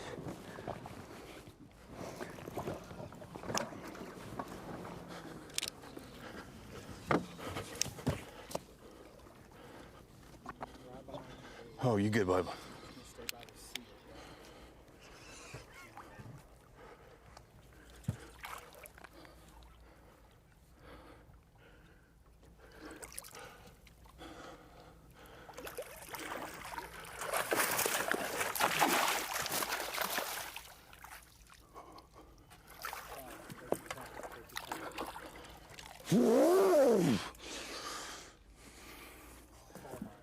What a bass, dude.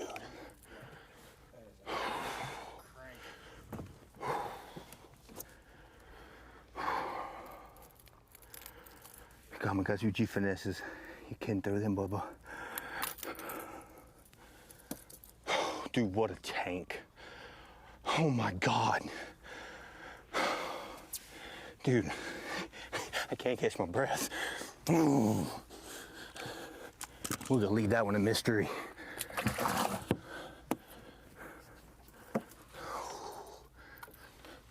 Did you see the gut on that one? He's a shaken, hot mess.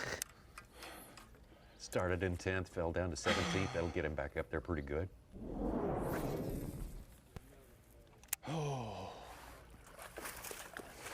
Throwing the spy bait where It is a bait they bite. It is also a bait they're able to throw. Yes. Execute in there for Caleb Summerall. Big one of the biggest ones of the day so far.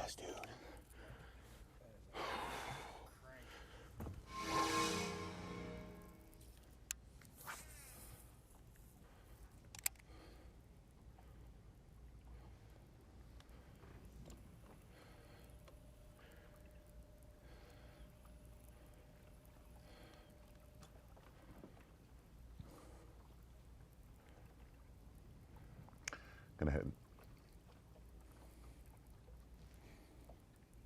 Let's take it back over right now. Back to Clark Wendlandt. Busy in that boat.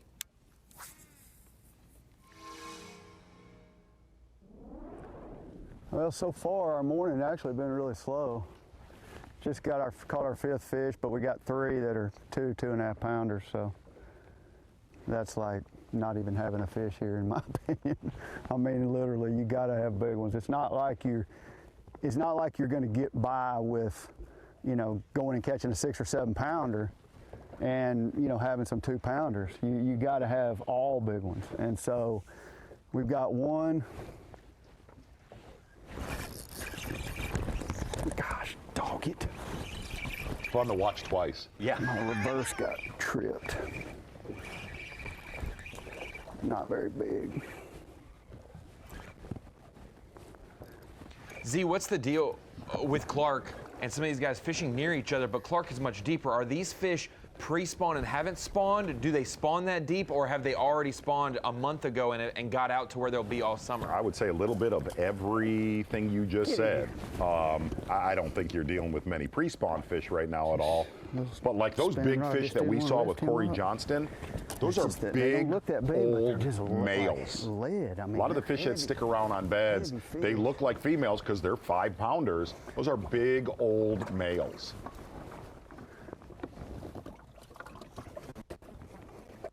I think what Clark said is exactly what we've hit on this morning.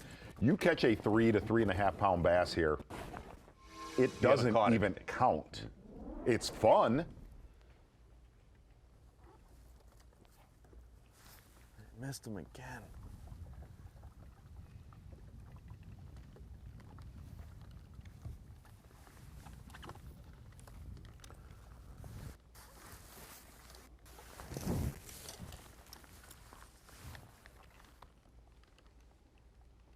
Cory Johnston started the day in 2nd place.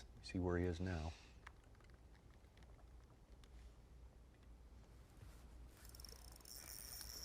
Keeper, not a giant. And that's interesting, Ronnie, because you talk about how close these guys are fishing. You see Justin Atkins fishing 10 to 20 feet of water. Box, though. Cory Johnston's only probably 1,000 yards away, fishing very shallow like he's done all tournament long. It's been a slow start. Missed 2.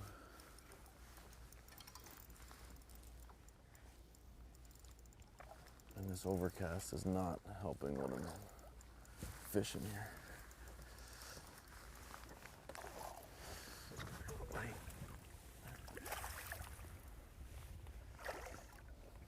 Ah.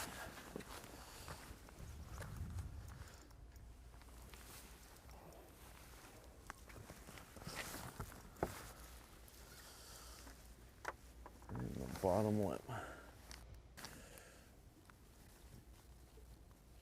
Well, Cory Johnston said he would stay out of Cory's way for the majority of today.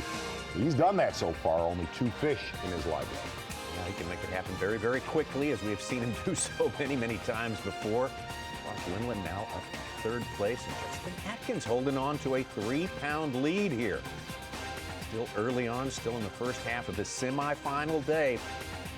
45 anglers gunning for 10 spots in the final. Last chance.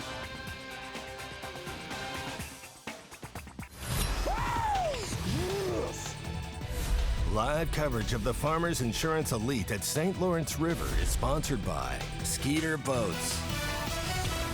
Good Saturday morning to you. Hoping you're having a great weekend. It's a big weekend in the sport of fishing at a big place, Lake Ontario and the St. Lawrence River.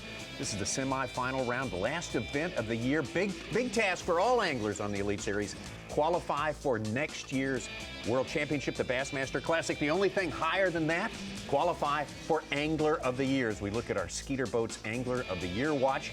That thing's settled. That's pretty much the final document right there. Exactly. Seth Fighter having one of the greatest seasons, most consistent performances of all time throughout 9 events. And right in the middle of it here. Will represent the entire Bassmaster Elite Series and the state of Minnesota going into next season. This is yesterday where he pretty much wrapped up the whole deal, said, I need about 12 pounds to hold that trophy. Well, he did more than that, catching another 20 pounds.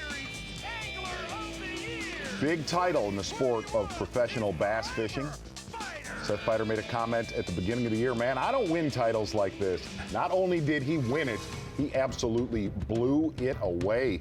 Gonna get back out on the water right now with your 2021 Bassmaster Angler of the Year, Seth Fighter.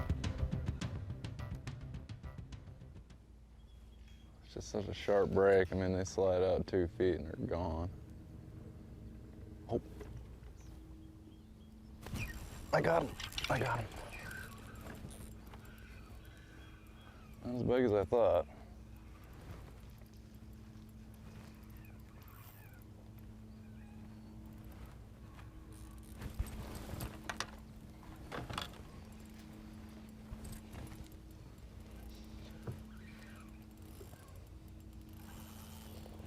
Stay pegged, baby.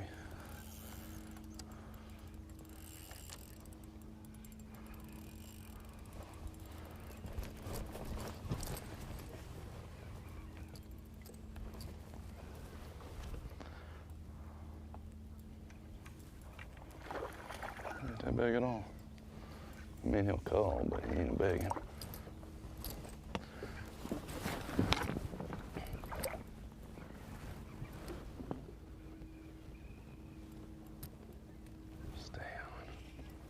Stay on, you rascal.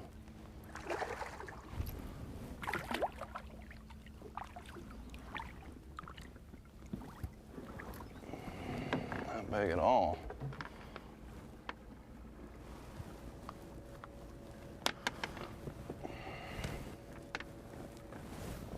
Small keeper right there for Seth Fighter.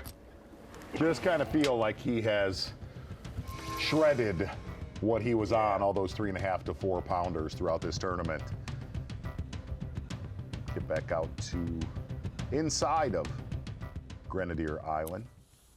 Justin Atkins already with a very, very solid limit in his live well. All right, get it. Come on.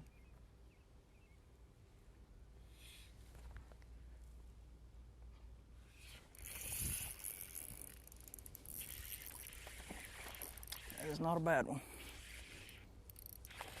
I really wish he'd quit doing that.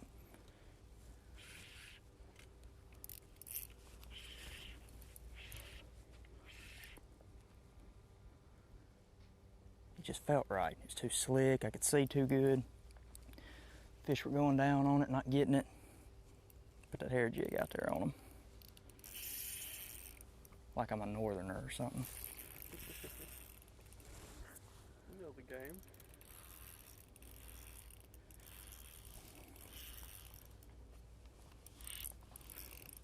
I'll have to chase this one down. He's gonna run back to Waddington.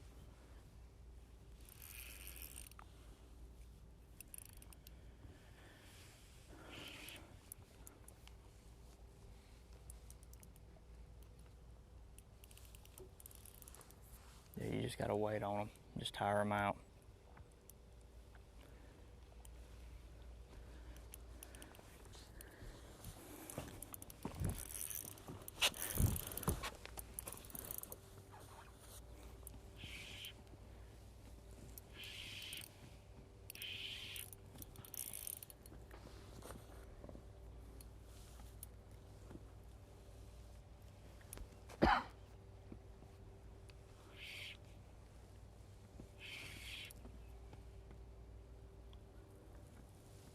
Can you stay up there away from them rocks?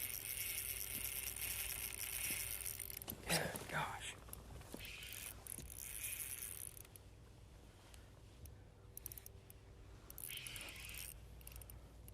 Golly, dude, look at that one with it. Holy smokes. Man, I wish I could drop another pole down there. There's two giants with it.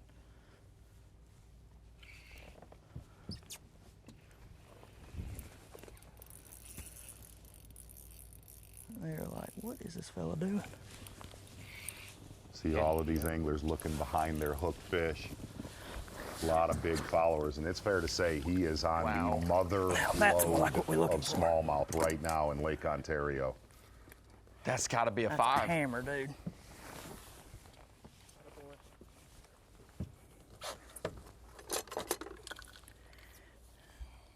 Has not caught one bigger than 4.5 pounds here throughout the tournament. He's caught a lot of those. Oh, yeah, yeah. That may be the biggest one I've caught in the tournament so far. That's got to break 5, Z. I'm with you, Ronnie, on that one. Oh, yeah, by far. First one over 20 pounds today. Yeah, he Don't said think he'll be the last. Oh, No. yeah, by far, and I believe that was meaning bigger than anything he's caught. Yes. His one path to the Classic is through here. Win this tournament. He has to win here if he wants to qualify for next year's Classic. That is huge. Justin Atkins was a great, great addition to his 5-fish limit right there. And, hey, what do you think, Mark Zona? Well, I'm afraid the Mercury move of the day, Justin Atkins having to win this event. Miserable season on the Bassmaster Elite Series. We went to his home body of water, Pickwick Lake in Alabama. A dreadful, dreadful event for Justin Atkins. And said, really, that's when things started spiraling out of control. One last shot to make the Classic, and that is win this tournament so far today. And you really look at his lead that we have seen right there on the leaderboard, unofficial leaderboard. That's about the biggest margin between first and second that we have seen all tournament long. Justin Atkins said, oh, don't worry, I'm not going to run out of fish. There is a lot of fish in my area. I just need to get to that 5-pound mark. I've caught so many 4-pounders. Well, he just did that. Your Mercury move of the day, Justin Atkins, slow, steady, and really, here's what's scary. When you catch one like that and see 2 bigger ones behind it, scary proposition for the rest of your top 10, rest of your top 40 out on the water today. Mercury move of the day started early when Justin Atkins got out to Lake Ontario. Major damage in 1 hour's time. And don't pay attention to those weights because he just caught a bigger one. Oh, yeah. Mercury move of the day, Justin Atkins in control right now. Bassmaster Elite Series on the St. Lawrence River. Catching him steady. Looks like about every 12 minutes since he finally got down there. Got set up, got into his groove. Justin Atkins looking super strong on the semifinal day. Here's one of the differences, man, of you see Bernie Schulz, who's fishing shallow in the river compared to Justin Atkins, really fishing from 10 to 20 feet of water. Get it. Come on. Those schools have a tendency, especially where he's at, to be a lot bigger and tend to reload. That's another giant.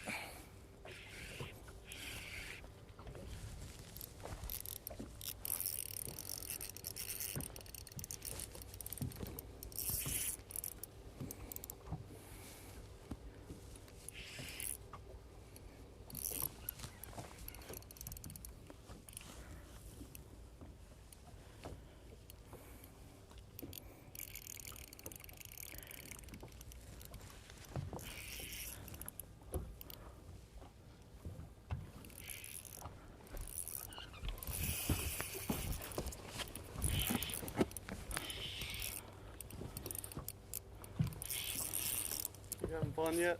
Yeah, man, I'm having a blast. Finally got a bait that I feel like them big ones are committing to. That's a big one. Just come here. Just come here. Gosh, I just want to like jump in the lake on them. I just get over the side of the boat as far as I can.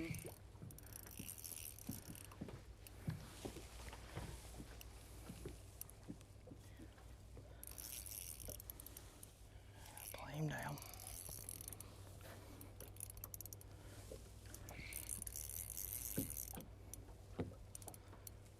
Let's See way too much jig hanging out. That's got me nervous.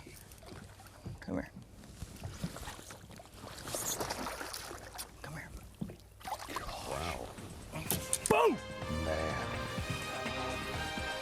Good problem to have when your fish are getting bigger as you get into semifinal Saturday, when they were already pretty darn big the first 2 days of this tournament. Big ones coming in for Justin Atkins right now. As you say, the biggest margin we've seen, the biggest separation we have seen during the course of this tournament. We will be right back.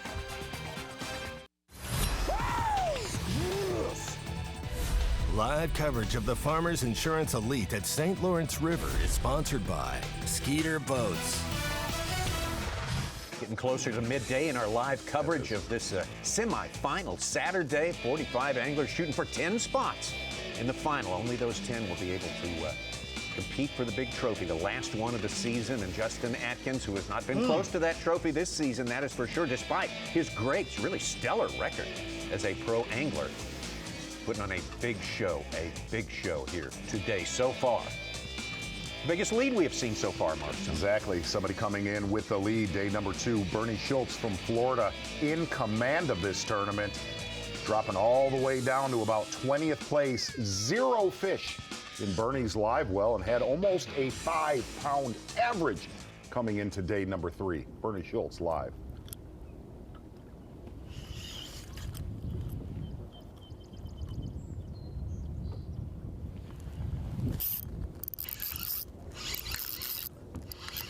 Stay on.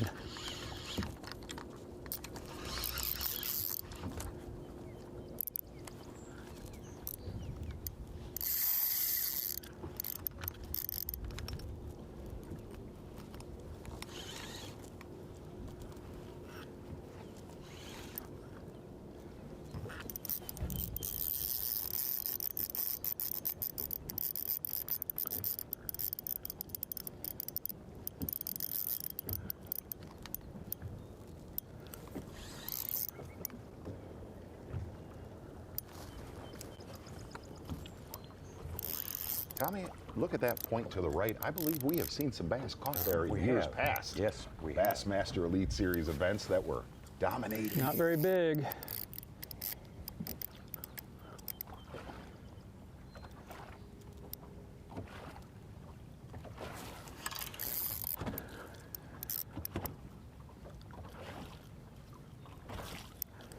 Not very big.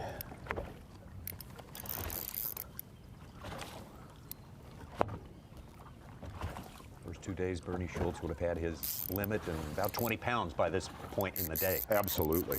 Really a lot of his damage really in the first 90 minutes, days 1 and 2. This would be his first keeper for day 3.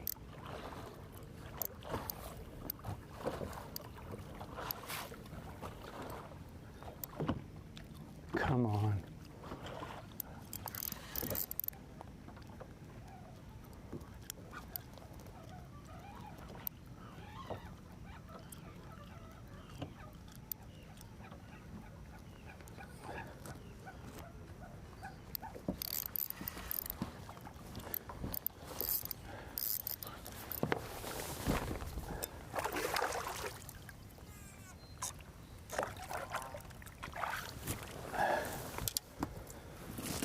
Fell out of his mouth. Fell out of his mouth.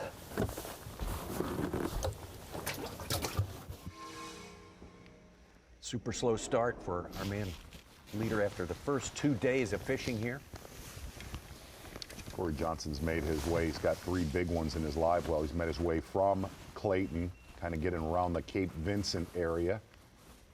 Stretch of the river. We watched Cory the first 2 days and in years past on the Elite Series. Got him.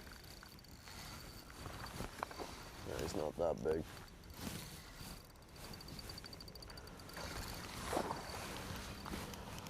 No wonder the big one didn't eat it. 3 of them down there.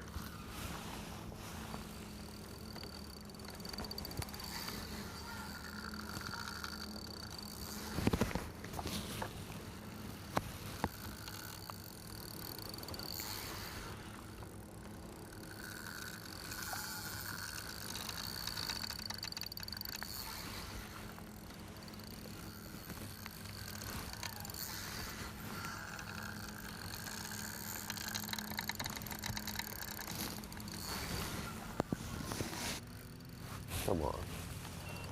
No. That big one's, he's a 4-pounder.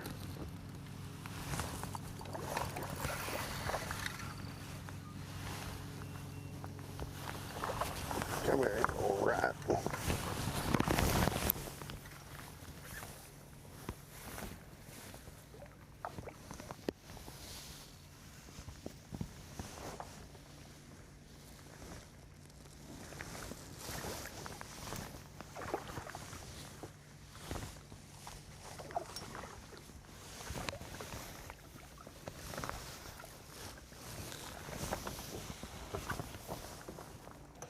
Not a real big one.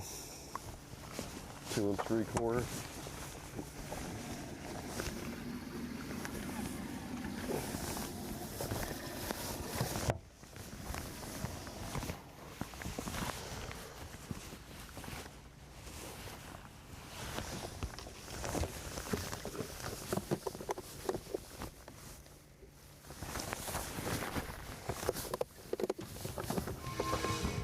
One more to the limit for Cory Johnston. Just around the corner from where Cory Johnston was. Putting on a show today. Who's that? Yeah, Justin Atkins. That's exactly. where I was headed, Yeah. Ron. Yeah. Appreciate that. I was trying to meet Setting you the there. Volleyball. Exactly. Meet me at half court. Justin Atkins currently first place with a big limit in his live well.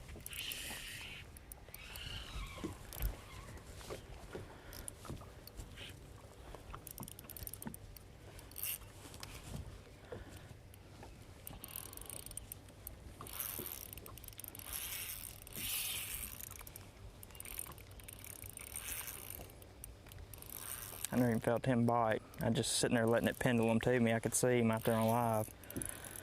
And I just kind of went to let it like pick up on it a little bit. My rod just loaded up. That's why it's real crucial to throw a real limber rod with this deal, because it's a real light bite. A lot of times they just come up there and mouth it. And too stiff, and you're gonna pull them off. Justin Atkins start with a Berkeley Max scent flatworm on a drop shot. So it's a prototype from back when we were prototyping the new Abu Garcia Veracity. And this is a 7-foot medium light. So it's a long rod. It's real parabolic. I can throw this bait really good on it because I can get a lot of whipping action. And I can feel him really good on it. I still don't know how big he is. I ain't seen him yet. He ain't jumped, so I got my rathers about how big he is. Because you saw them last ones, they were. If you notice, when he switched over to that hair jig, fishing it a lot like deeper he's than big. we've seen Maybe so far another this week. 5-pounder. May get a surprise. The bait transition has put some big ones in the live well in the last 30 minutes. Yeah, 4 and a 5 in succession. No. Just a little guy.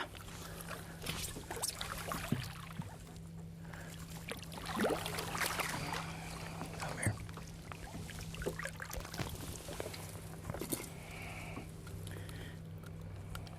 Just make sure he's not going to help us none. Good problem when that's just a little guy. When that's your little buddy, you're in good shape. Hey, little buddy. Yeah, little buddies get you not fishing on day 3 for a lot of those. A lot of guys not fishing, they caught little buddies. The problem is Bernie Schulz would like 4 more of those little buddies right there.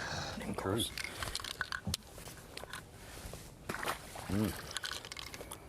And one of the things Justin Atkins said after day 2, and I've seen it here this time of year, he said massive amounts of crawdad husks in his live well. I will have a great visual from that after the break. Absolutely. And I'm going to tell you, if you get a hatch of those this time of year, the numbers will be there, stay there, and more coming.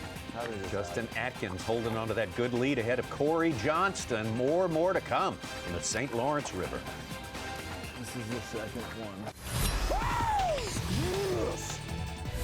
Live coverage of the Farmers Insurance Elite at St. Lawrence River is sponsored by Skeeter Boats. So much fun to bring you this great bass fishing live from the St. Lawrence River in Lake Ontario. And tomorrow, right here on FS1. We're going to do it all over again. Scheduled to bring you, I think, some expanded even coverage. That will be so much fun on a big, big day. The last day of school, as you call it, Mark Zona. The last day of the season for the Bassmaster Elite Series. Could be some very, very great competition. Will be some great competition. Guaranteed. Terrific fish catch. Yeah, and there's definitely some controversy in your marathon peak performance just because of what Justin Atkins has done. But you have to give it to all eyes on the Johnston brothers, Chris and Cory Johnston from Ontario.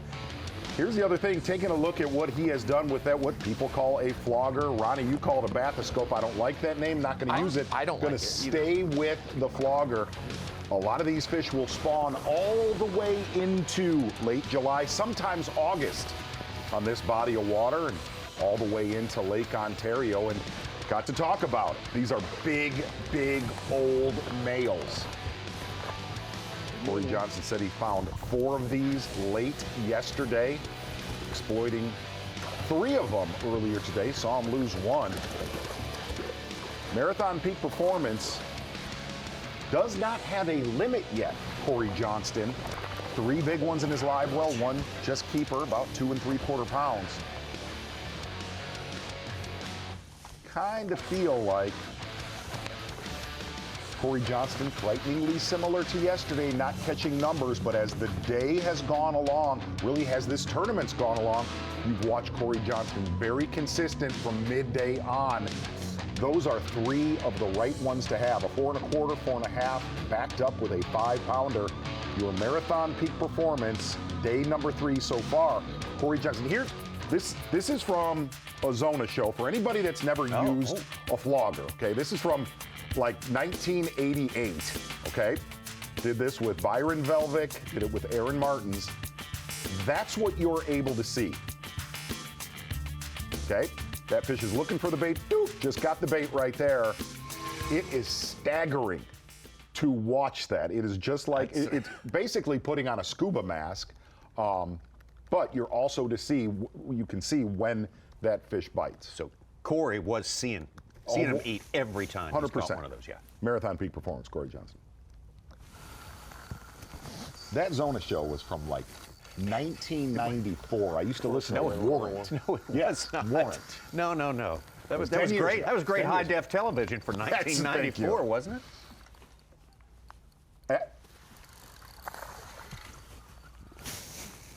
2006 is when that was from. That sounds a little more like it. Wow. Still, that's almost 20 years ago. Yeah. Don't remind me. Fish number 5, Cory Johnston. Make it eaten by his first 3 keepers in the live well. Beat up. Using the 9-inch nails in 2006.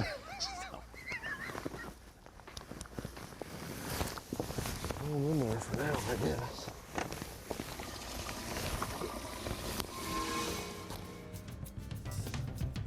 All right. Kind of pulling for Bernie, man. Yeah, Looking for you don't want him to fall off. Hang in there, Bernie. Yeah. I'll win this tournament.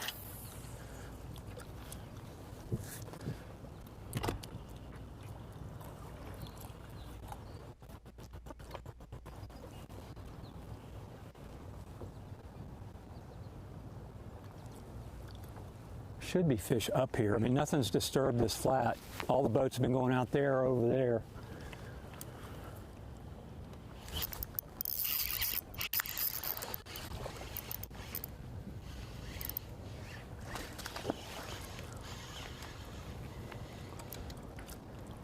God, it took forever to get that bite. He's probably got it swallowed.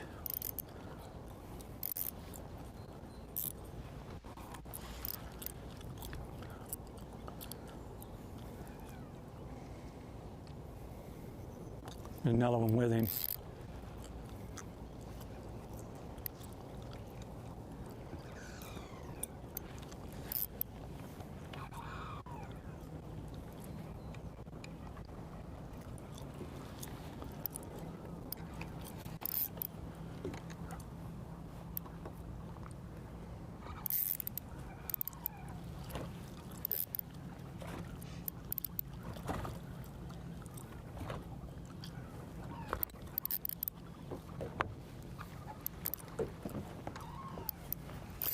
He's got it deep, that's for sure.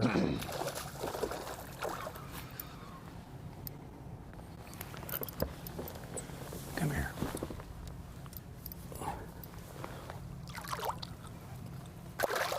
Bernie Schulz looking to land his second fish of the day, and as he takes care of that one, and he's gaining slightly in the leaderboard. That's important, but they're not the size that our leaders that have taken the lead are catching. But I wanted to bring into the screen of knowledge real quick to explain to the viewers on Fox Sports 1 and Bassmaster.com and everything else what these fish on the St. Lawrence River eat. There's normally predominant forages and bait that these fish will travel and seek out all year long, different lakes. But when we get in, it's kind of like what you want your lures to imitate.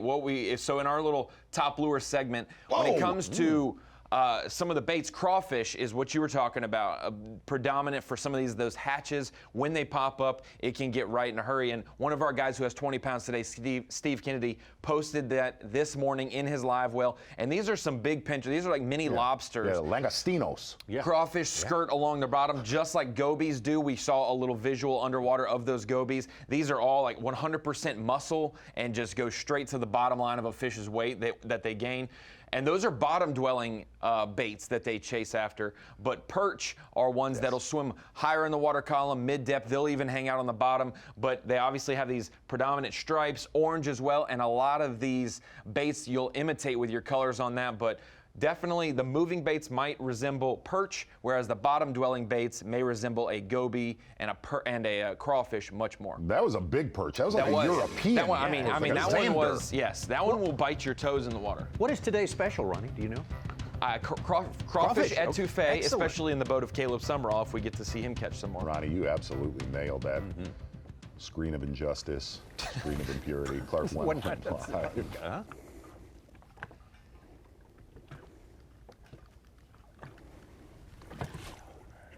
Oh, he is on point. Safety off.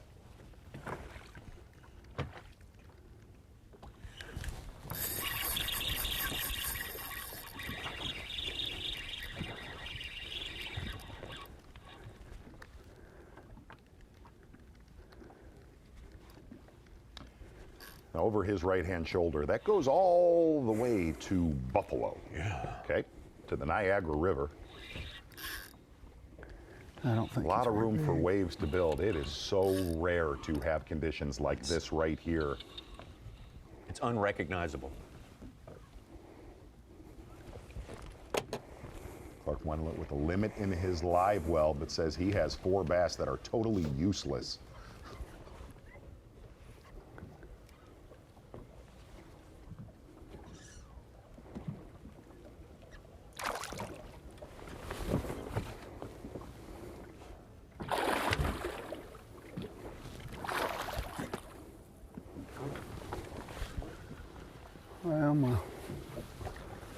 Don't move right there. Stay right there. Cameraman Russell taking a hook to the skull. Well, that's not good. Okay. Not cool. But again, that fish right there would not have been a big help to Clark Wendlandt. Need some 4s and 5s to show up, just like every one of our anglers are. Except for Justin out there Atkins. fishing. Yeah, Justin Atkins has He's pretty much gotten a little taste of that already today. Hook to the skull, man down. Bad in fishing, bad in darts. Yeah, exactly. Justin Atkins still in control of this, but one of the anglers you do not want to see trailing you here on semifinal Saturday, Cory Johnston, creeping up your leaderboard. It's a Kumi Ito, big part of the big battle out here deep last year. Getting in there as well. We'll be back. The Farmers Insurance Elite at St. Lawrence River is sponsored by Ranger Boats, Yamaha, Toyota, and by Berkeley. So great being able to bring you this live coverage and semifinal Saturday here. All the twists and turns and most of all the great fish catching that we have seen here. Right now, let's take a moment to look at our Seaguar Bassmaster Rookie Watch. History tells us you want to be the Rookie of the Year. Yes. Recent history, anyway, tells us that big things are coming your way. We started out this tournament with a battle between two North Carolinians, KJ Queen and Brian New, but so close was the competition that it looks completely different right now. It's been a great, great battle.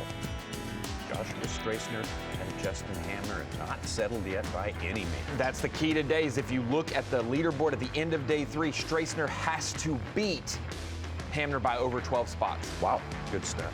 Let's launch right into our Yamaha midday report with our champ, our AOI champ for 2021. Yeah, and really, if you really think about what a llama is and their movements, it's very random, very confused. At times they look intimidated and just generally lost. And early in Seth's career, on and off the water, it was comparable to a llama. Not the case in 2021. Very dialed in. Good game plans, executing on a little and making a lot out of a little in a lot of the tournaments that we have covered. Seth Fighter this year. And some way, shape, or form, still hanging around our top 10 here on semifinal Saturday. Came here knowing he just had to be a middle-of-the-road guy to get the job done. Still stressed out about it. And what does he do? He averages 20 pounds a day to stay in the top 10. All of that for Seth Fighter. From there, second place coming in a semifinal Saturday, your reigning Bassmaster Elite Series St. Lawrence River champion. A little bit slow today for Cory Johnston. Just got to call it out. He said, man, I am going to stay out of my brother's way. So far today, Cory Johnston has done that, has 4 fish in his live well, unofficially just over 10 pounds, way off of yesterday's pace right now. Yeah, yesterday gave us a little taste of what he can unleash on the rest of this crowd here.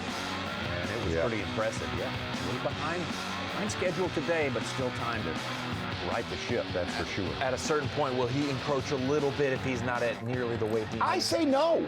I think you'll actually probably see Cory Johnston before the day's out go for broke on the outside of Fox and Grenadier Island out on the big lake, Lake Ontario. Said he was on a big school. And so far today for Clark Wendlandt, your 2020 Angler of the Year champion, getting a lot of bites, but not quite finding that quality that we saw on days 1 and especially day 2 at the weigh-in with Dave Mercer. Top 10er here last year, in fact, 8th place, and yes, definitely needs the 4s and 5s. This footage looks a lot like the footage from last year's tournament. Clark Wendlandt saying a lot of the areas that he caught them last summer starting to load up again here in this event.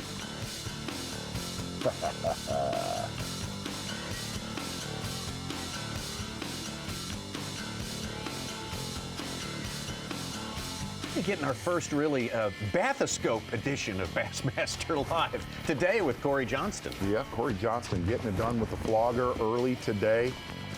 Losing one good one, which he may have actually ended up catching. 3 big ones earlier today around the Cape Vincent area. You cannot stress this enough. There are 3 giants in his live well. This one right here, I believe, the biggest of the morning for Cory Johnston.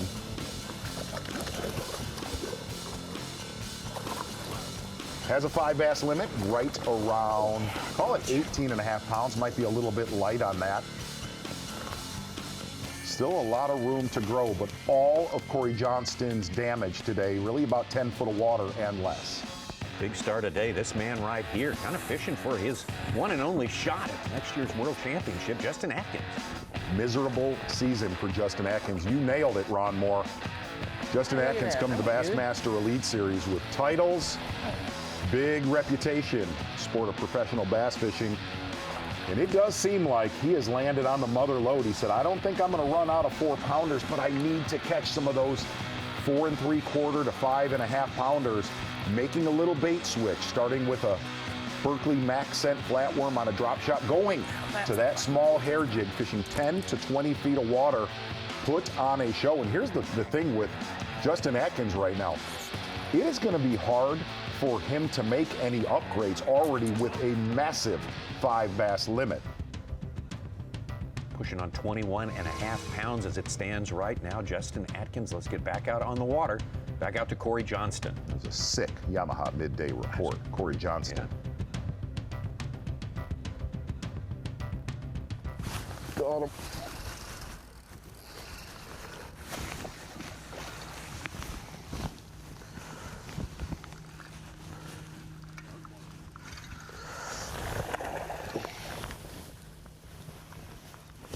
Not that big, but he's a good one.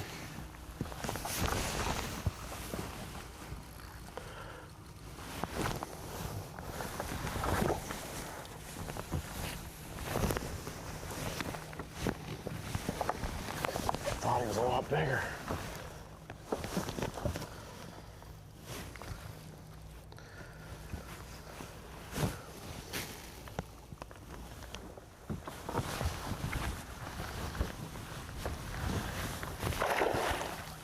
Decent.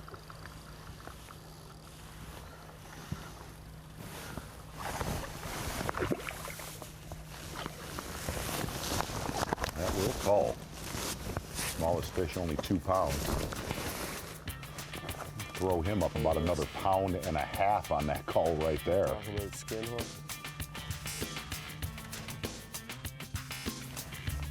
It's important to have good What a morning rods, fish good catches. line. Oh, my goodness. It's been breathtaking, as it has been each and every day.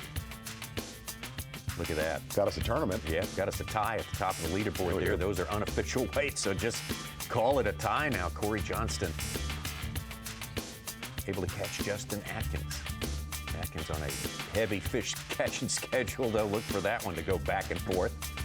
It's important to keep an eye on Seth Fighter. He's already wrapped up Angler of the Year, one of the, if not the best season ever. If he stays in that top 10 after today and makes it to Championship Sunday, we'll have the best average finish for an Angler of the Year ever, and it would be like 11th or 12th per event for an entire season.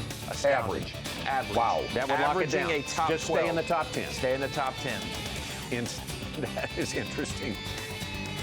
Great morning of fish catches here on FS1 Bassmaster Elite Series. And I'm going to tell you, there's a lot of time left on the board today. Tomorrow will be a Lake Ontario heavyweight fight. We'll be with you right here on FS1 at 8 a.m. Eastern Time tomorrow. Yeah, hopefully some extended coverage. Coverage continues of this on Bassmaster.com. Thank you so much for being with us this morning here, Lake Ontario and the St. Lawrence River.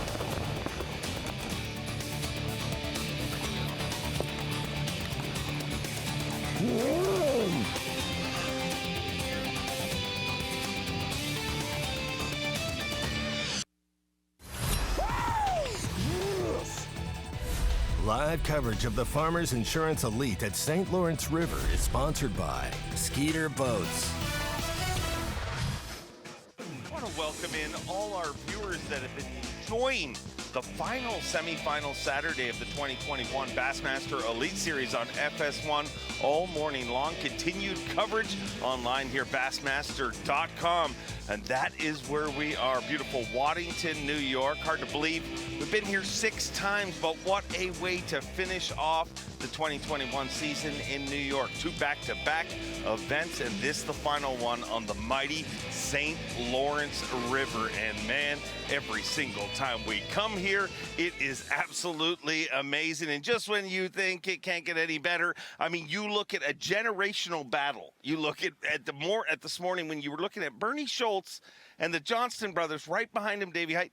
That battle's happened before, but the last time it was Lynn Johnston battling it out with Schulz. So let's see how this all shakes out. Yeah, it was funny this morning when Cory said, yeah, I remember hearing about Bernie Schulz battling against my old man. And it's like, wow, that was a little nod to Bernie saying, you're a generation older than me. But a great battle today. You know, you mentioned the Johnson brothers right behind Bernie Schulz, Clark Wendlandt in 4th place. But Justin Atkins is a big mover this morning. He caught a lot of fish and has moved up, had the lead. I think maybe Cory just caught a fish recently to move up slightly, but the fish catching should be incredible today. The low clouds, the low visibility, lack of light really kind of seems to hurt the Johnson brothers more than any of these other anglers, but they're still gradually making up that ground. Like I said, Cory just making up lead. I think we'll see some phenomenal catches again this afternoon. Well, a lead that doesn't need to be made up. We'll start off our Toyota Midday Report. As always, the Toyota Midday Report catching up on what's going on.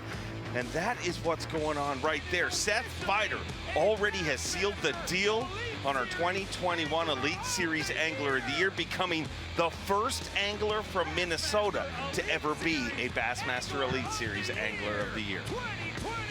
Yeah, congratulations to Seth Fighter. Absolutely an incredible year.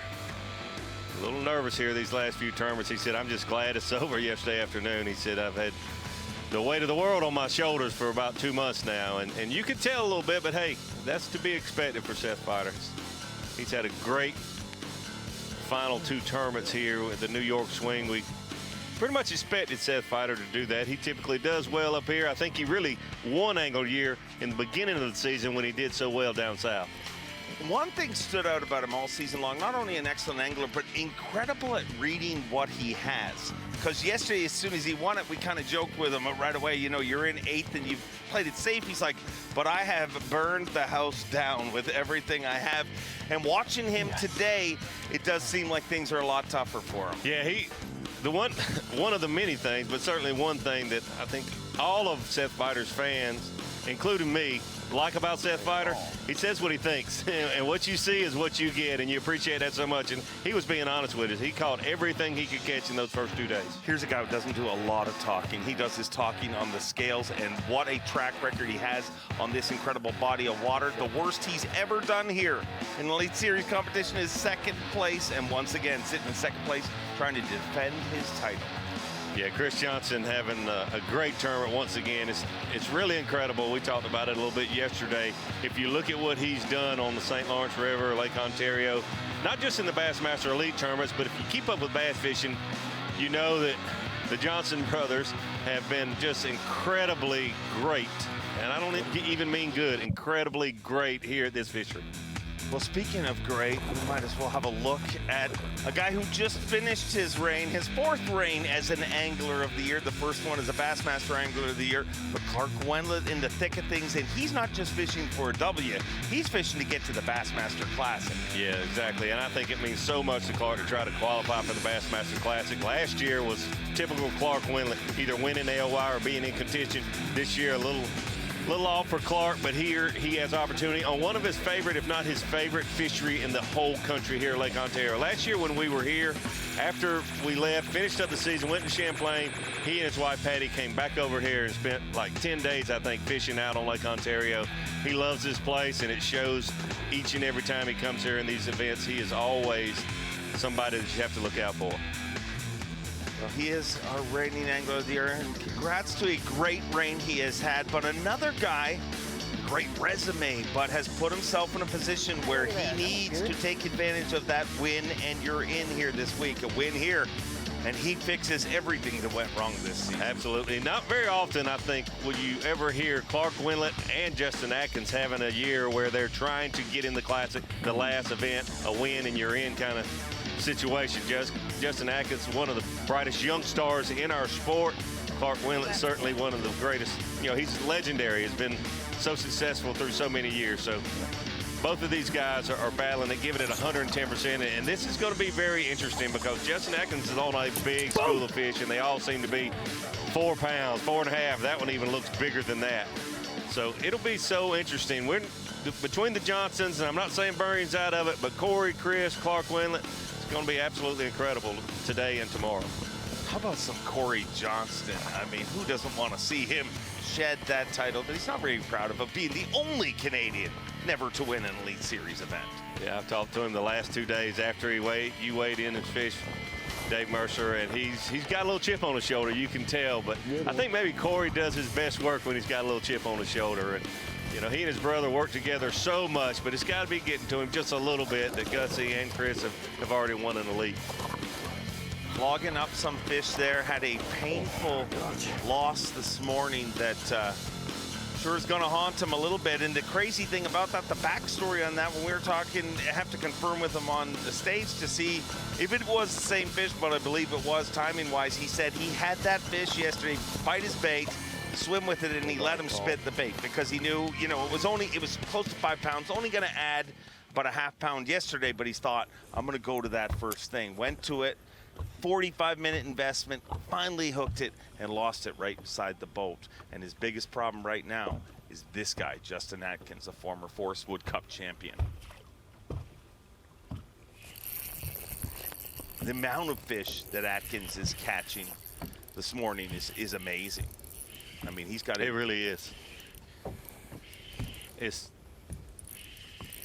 amazing. Bernie, our day 1 and day 2 leader, you know, he might win this whole event. He might lead it wire to wire, but when you see something going on like what's happening with Justin Atkins' area, a lot of fish, a lot of fish. I don't think he's going to run out of fish.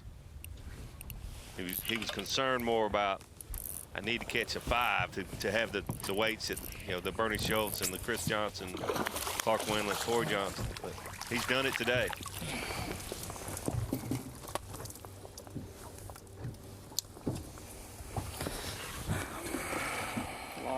Clearly. I think he's going to call for us, but I can't tell yet. They on that hair jig good today. That's such a fun bite.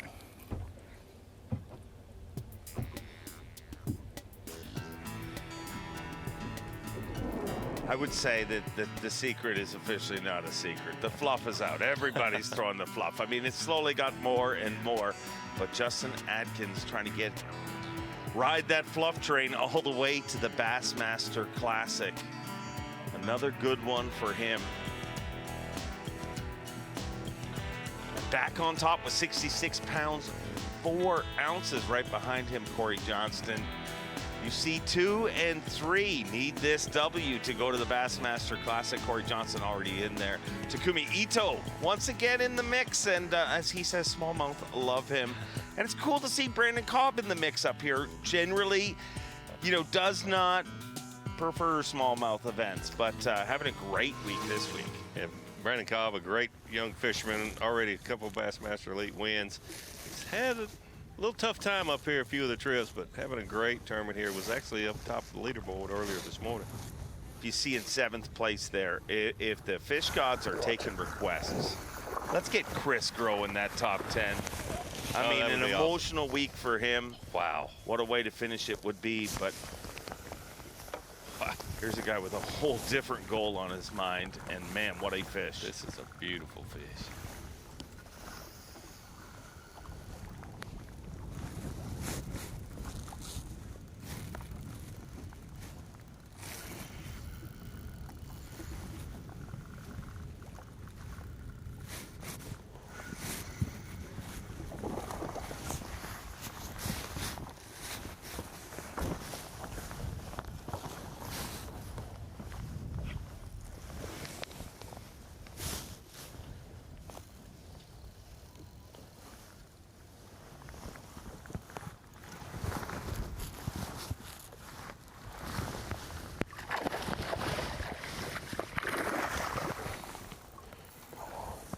Ooh.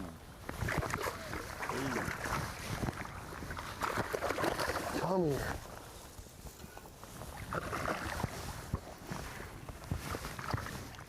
Gotcha. It's a good one.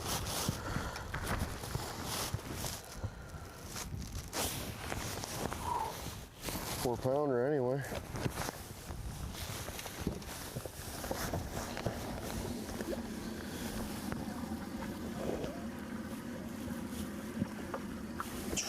Good thing right there.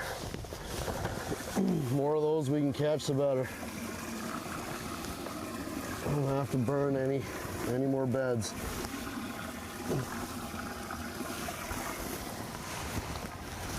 That puts him back in the lead, unofficially with 22 pounds.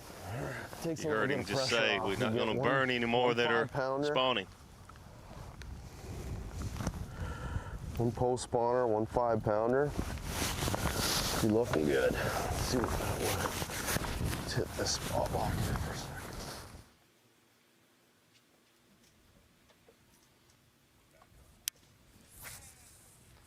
Over to Caleb Summerall, a Louisiana angler flirting with making back-to-back 10 cuts here in our northern swing. See, he's in the river this morning. He was saying he might go out on the lake and has not been out there this week in practice or the tournament.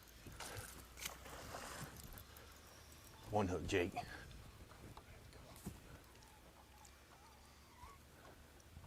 Ooh, he said one hook.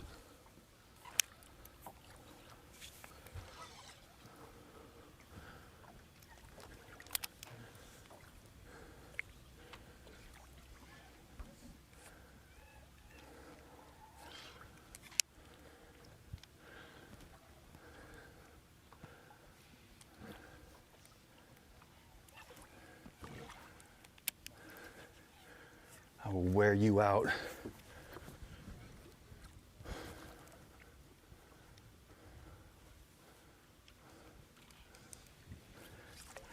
I got some more hooks in her, I think.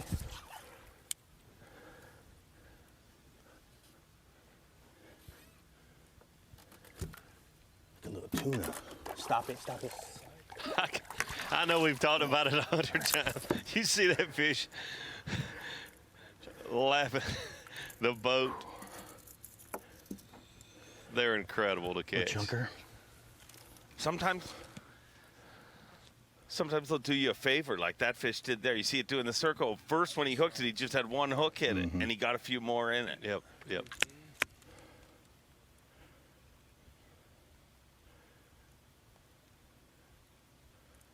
How many we got in the box, Jake? Caleb had a few key losses last week and yesterday. Had some tough luck yesterday morning, but pretty fortunate there to have that fish only with one part of a treble hook early on and then ended up landing it.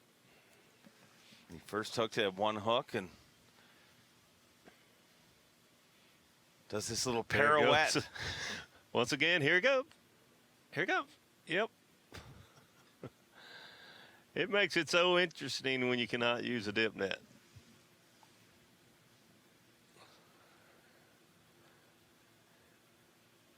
And I'm sure some of viewers that have not caught these smallmouth bass and have to land them with their hands, from Caleb Summerall to, we just saw Cory Johnston, who's caught thousands and thousands and thousands, and you saw what a difficult time you have trying to get them in your hands beside the boat because they're relentless. That's a big part of it, and you will hear people say, you know, why don't they use a net? But I if you ask me, Bernie Schulz hooked up.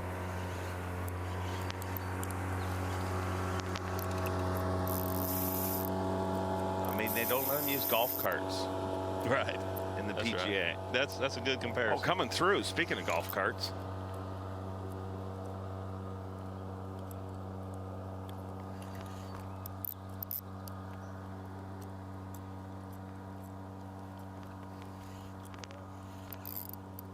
What's that? No.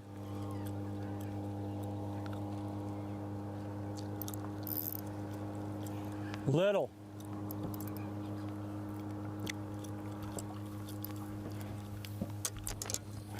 God, I hate to put this fish in the box.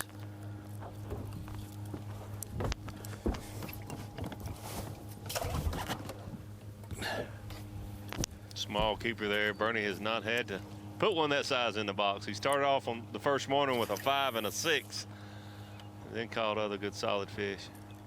You got any big ones? Is that a different area, or is? Yes. He has moved. Guess he couldn't hear me. You see another angler, which we have not seen, where he's caught most of his fish, or all of his fish. He hasn't seen one in 2 years. But as you can see, that angler is promptly moving along. Maybe Felt he's the burn. Maybe he's seen an angler here. He's moved a little. Maybe he has seen an angler here within the last few years, other than good this point. one.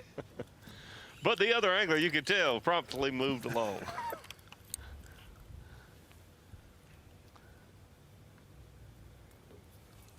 Of course, they're on the points of the islands instead of being out here where they belong.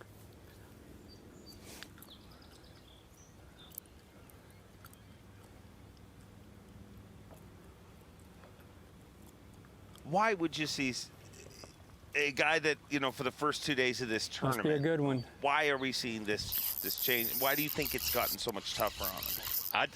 Here we go.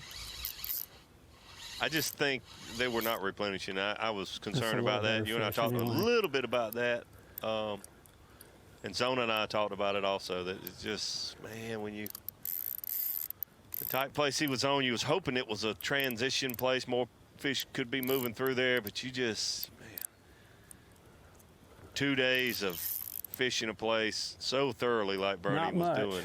It just, you worry about, can it reload? And I don't think it has. Looking at his only 3 fish so far today. A lot of fishing time though. Still got a lot of time. He's not all the way down at the lake like some of those other anglers. He has more fishing time than a number of the anglers. You're kidding me. You lost him? Wow. That's got to suck. I know the feeling.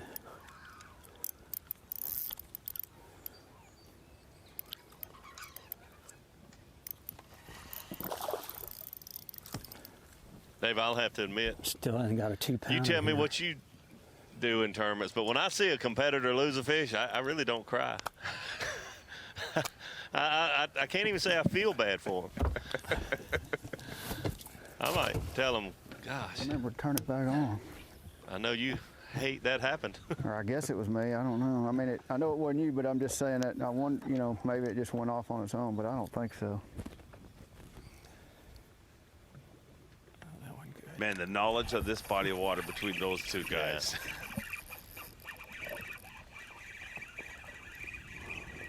And another common denominator, they both love this place. They vacation up here. I mean, it's not just they've fished a lot of tournaments because they're veterans of the tournaments, but they love it up here.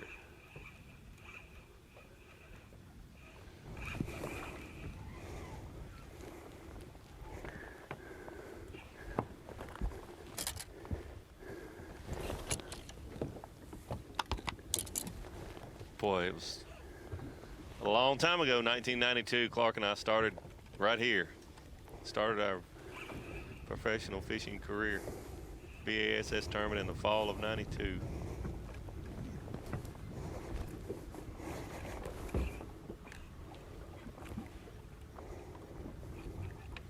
Was there more pressure on Clark that day, or is there more pressure on Clark now with the Bassmaster Classic on the line? Probably the same amount. But different pressure. Yeah, different pressure. Clark actually won, a lot of people probably don't know this, but he won the Redman All-American like a year before he started fishing B.A.S.S full time. So he had a little, you know, something in the bank, which Davey did not. There was a lot of pressure on Davey, I promise you.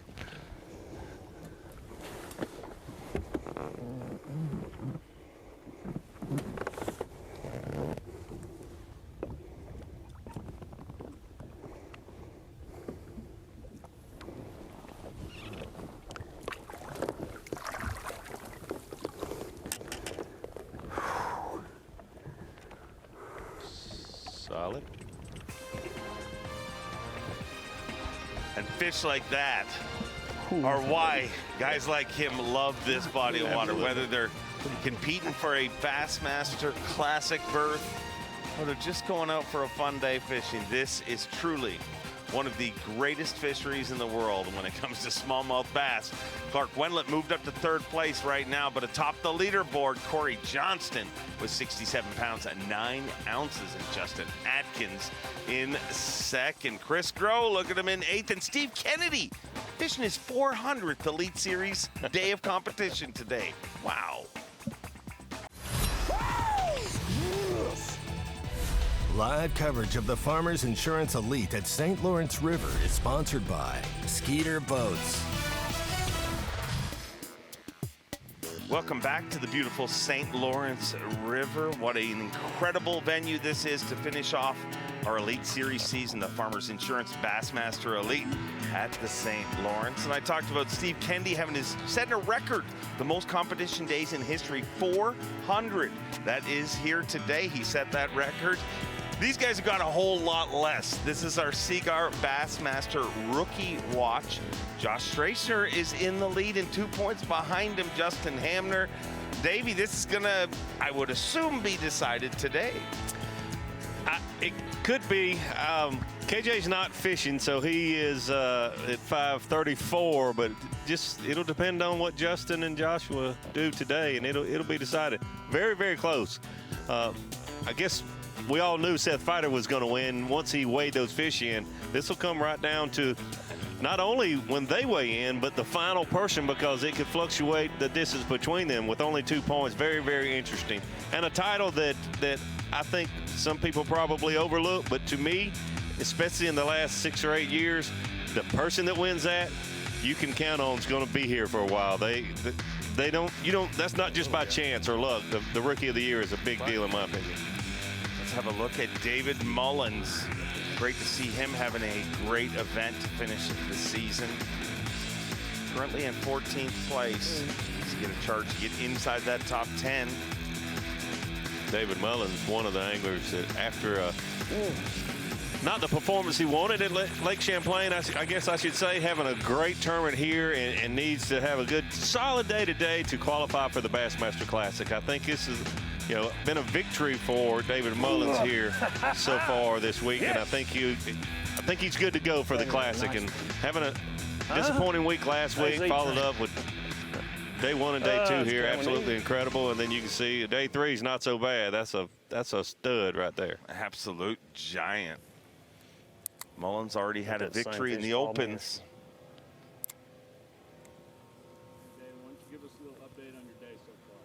Well, it's slow. I mean, it was slow yesterday. This is about the time I started catching them yesterday,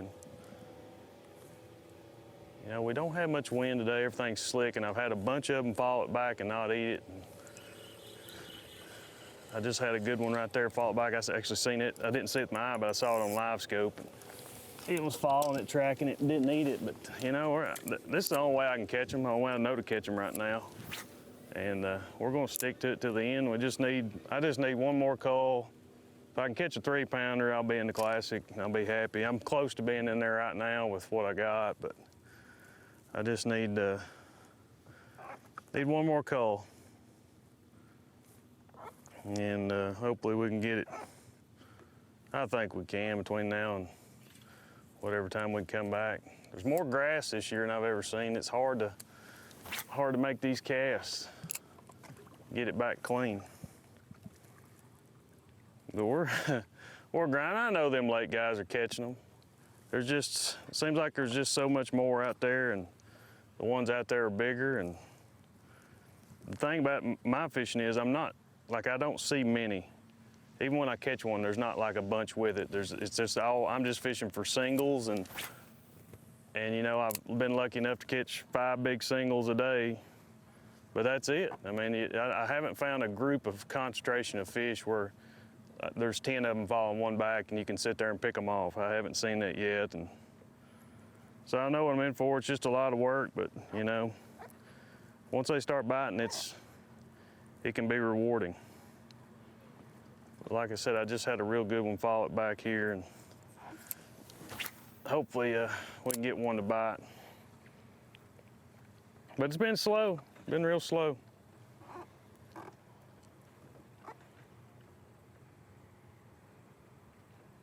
Been slow, but it doesn't have to be fast and furious on this body of water. You get a few of the right bites and things change in a hurry, and we saw Mullins get some of those already this week and earlier this morning.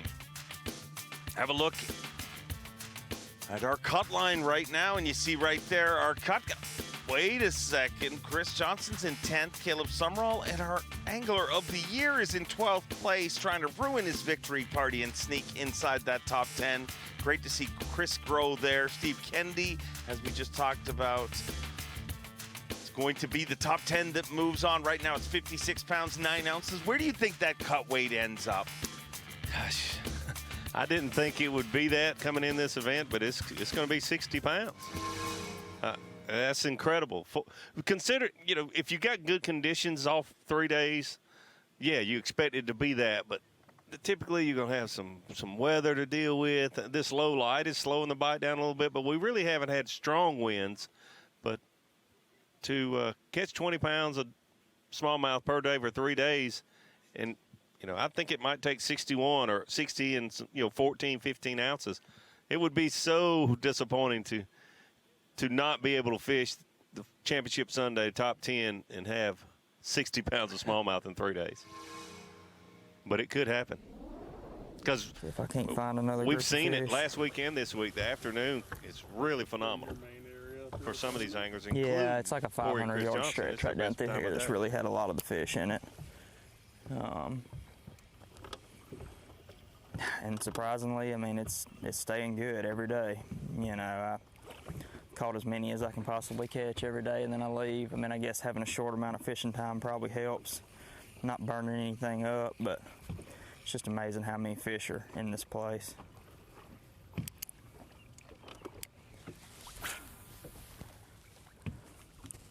Let's see if that one won't come get it.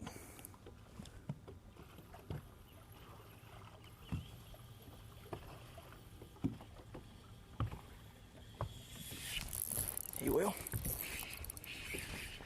Hooked up. It just does not feel big unless he's just coming at me, which could be the case.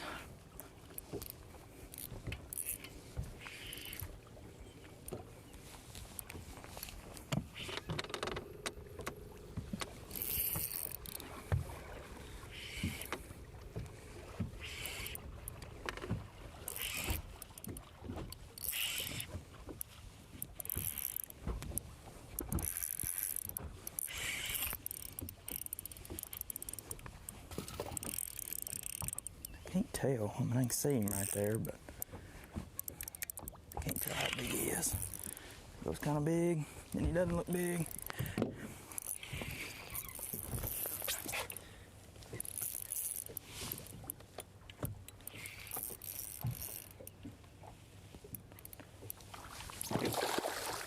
Yeah, he's a pretty good one.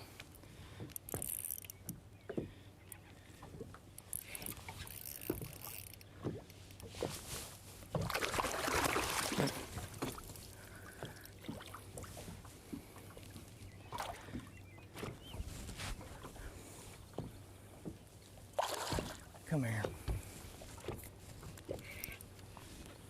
Good fish here, but I don't know if it'll even help. He's got 5 solid fish in a live well. Look a little bigger that time. I think it will help. Brandon Polnick's way better at this than I am.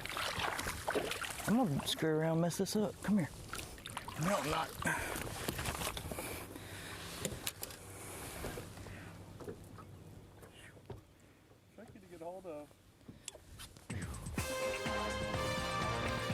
Wow. So hard to tell until they boat them, just because they don't grow any longer. They just get wider here. That's a thick one there, no doubt. Incredible, incredible fishery. And speaking of incredible, it has been a wonderful week here. The TH Marine Weather Watch, you see right there, 75 degrees, a little cloudy, and the wind is calm. And I think that might be an exaggeration. And how rare is that on this incredible, incredible river? That is the TH Marine Weather Watch, and we're going to keep watching our anglers compete right here on the St. Lawrence River. The final semifinal Saturday of the 2021 Bassmaster Elite Series. Got to find out who our top 10 is to move on to Championship Sunday.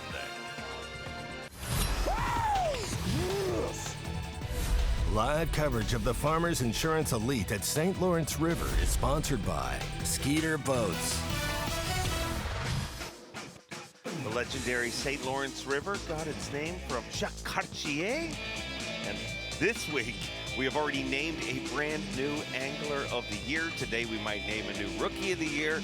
Name a champion here, our 9th champion of the year. And the guy on the top of the leaderboard right now, Cory Johnston, trying to chase down his first Elite Series victory. Justin Atkins and Clark Wendlandt in 2nd and 3rd, and Bernie Schulz in 4th. You look at 2, 3, and 4, they need this victory for more reasons than just the W and the money.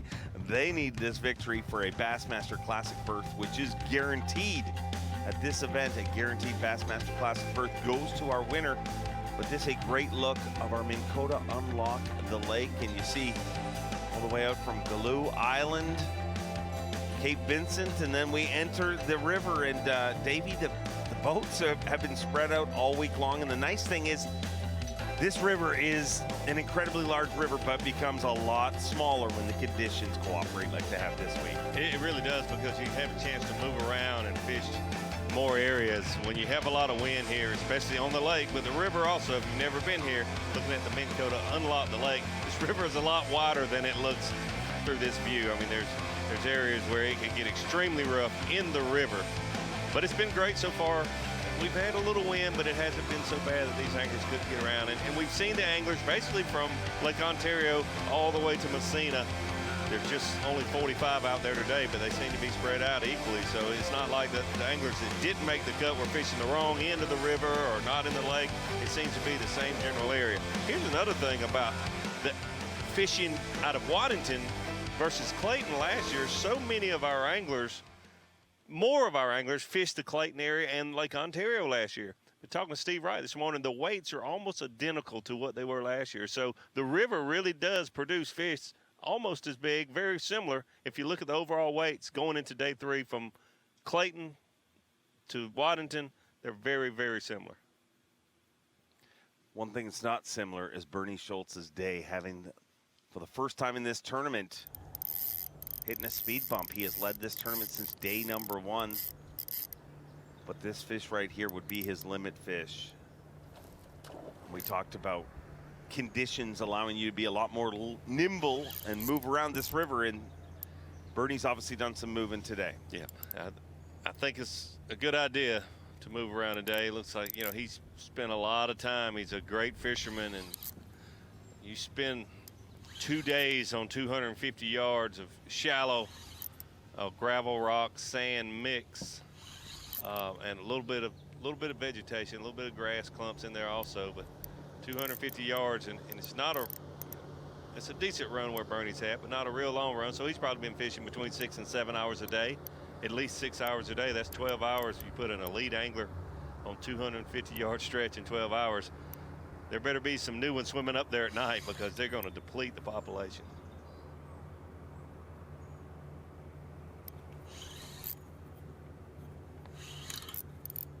Good fish here. Obviously, it'll help. It'll go straight to the bottom line for Bernie, because he's only got 4 in the live well right now. But I know this is bigger than 2. It looks like it's bigger than 2 I've seen him put in his live well.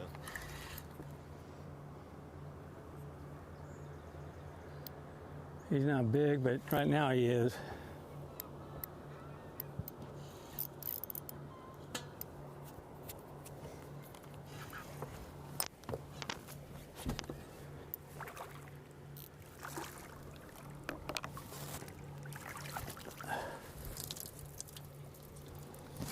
Solid fish. They're all this size.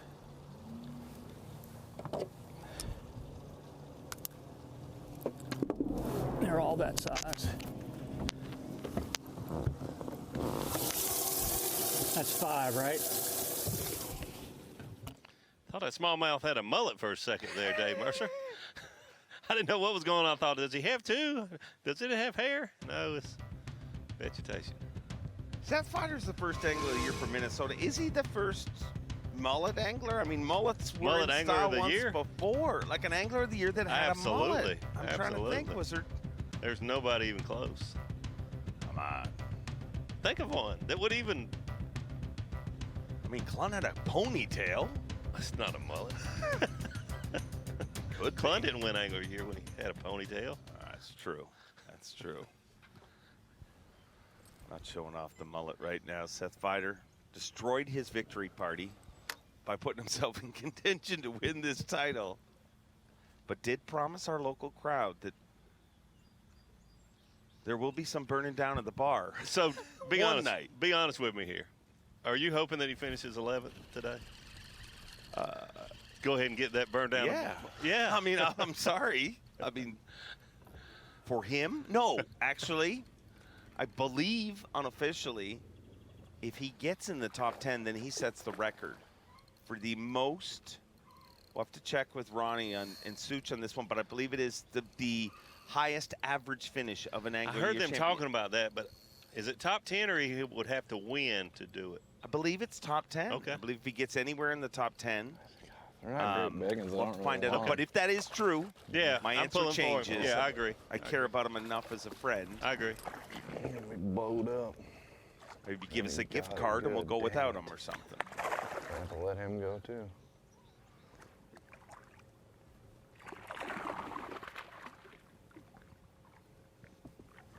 Why'd you have to bite like a goby? Open your mouth. God dang it.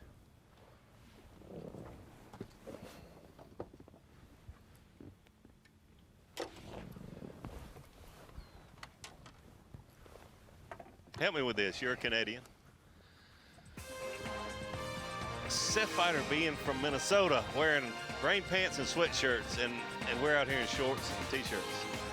We'll talk about that maybe. He's a weirdo that way. Llamas mustn't have very good blood circulation. So he's always, you see him every time. 90% of the time he's wearing his rain bibs. You know what I mean? He's a little skinny dude. You'll never see his legs, too. Don't get me started on his legs. But we've seen some big, giant fish here today, as we've seen day after day. A very hospitable St. Lawrence River, this time around for the 9th stop of the Bassmaster Elite Series.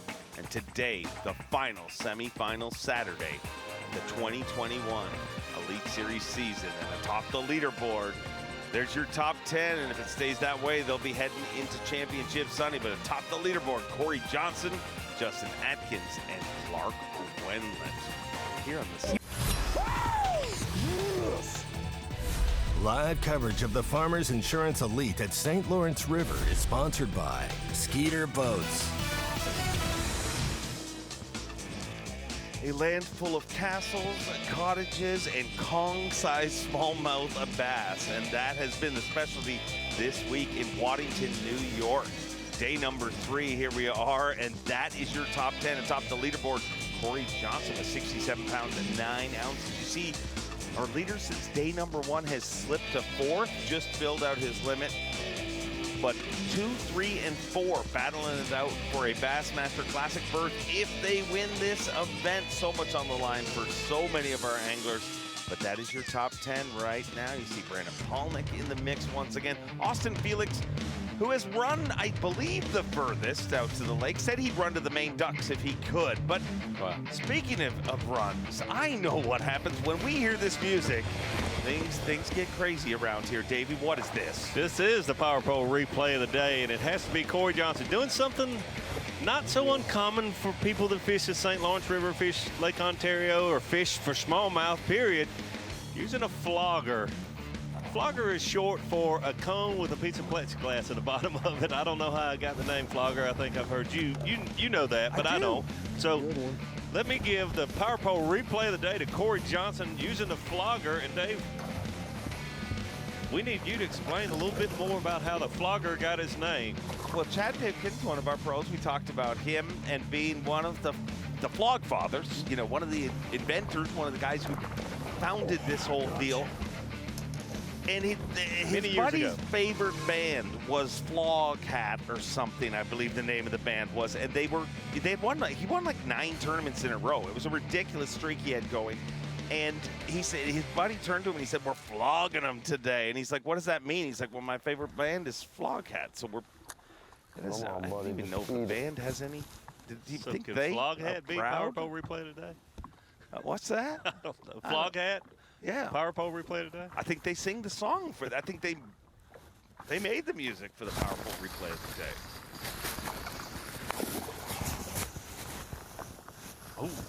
Oh.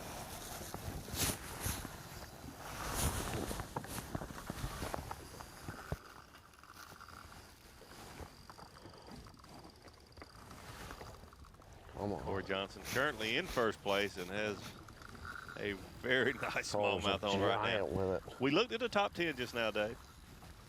Chris's brother was not in top 10 for the first time this week, I think.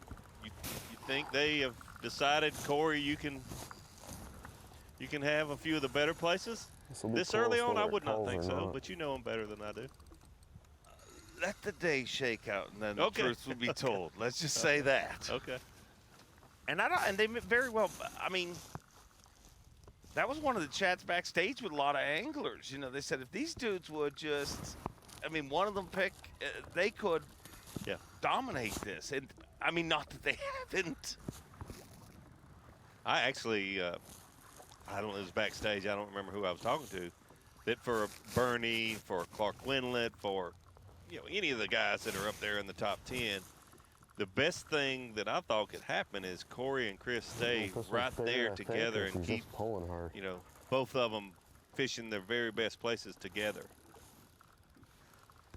I didn't think it was possible, but I actually kind of feel a little sorry for Cory Johnston for the first time in my life, because I'm starting to realize that even if he pulls this off, people are going to say, well, Chris laid off or what. I mean, the poor... You look at Cory's career of the Elite Series. Trying to catch. And what he's done is amazing. Yeah, absolutely is.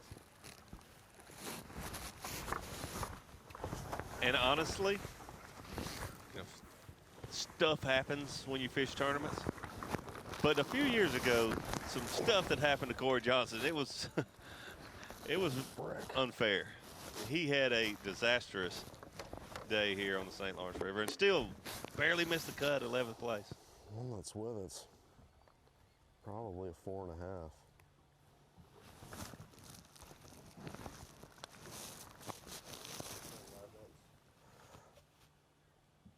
It's gonna call. It's amazing how they both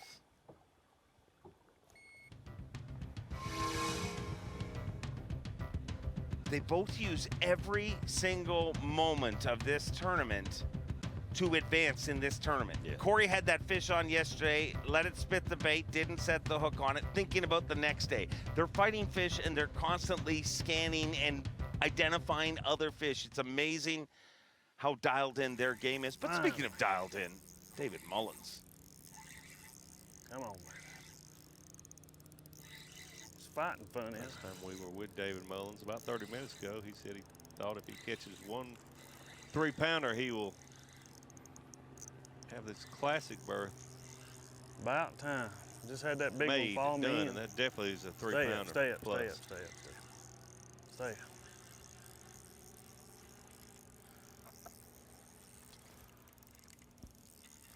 Finally. There she. Had so many fall me. Easy. Don't get on the rock. I had that happen the first day. I lost a 6-pounder because of it. Look at that fat one right there. Easy.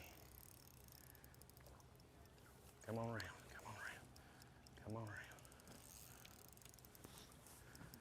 One more time. Come on.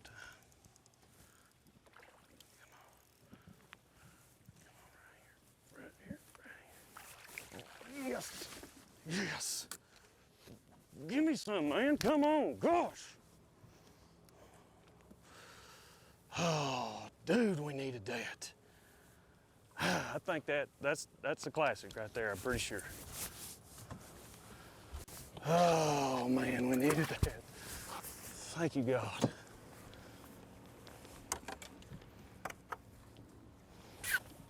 Golly, after that 4-pounder just fall at the back, I bomb it back out there and catch one.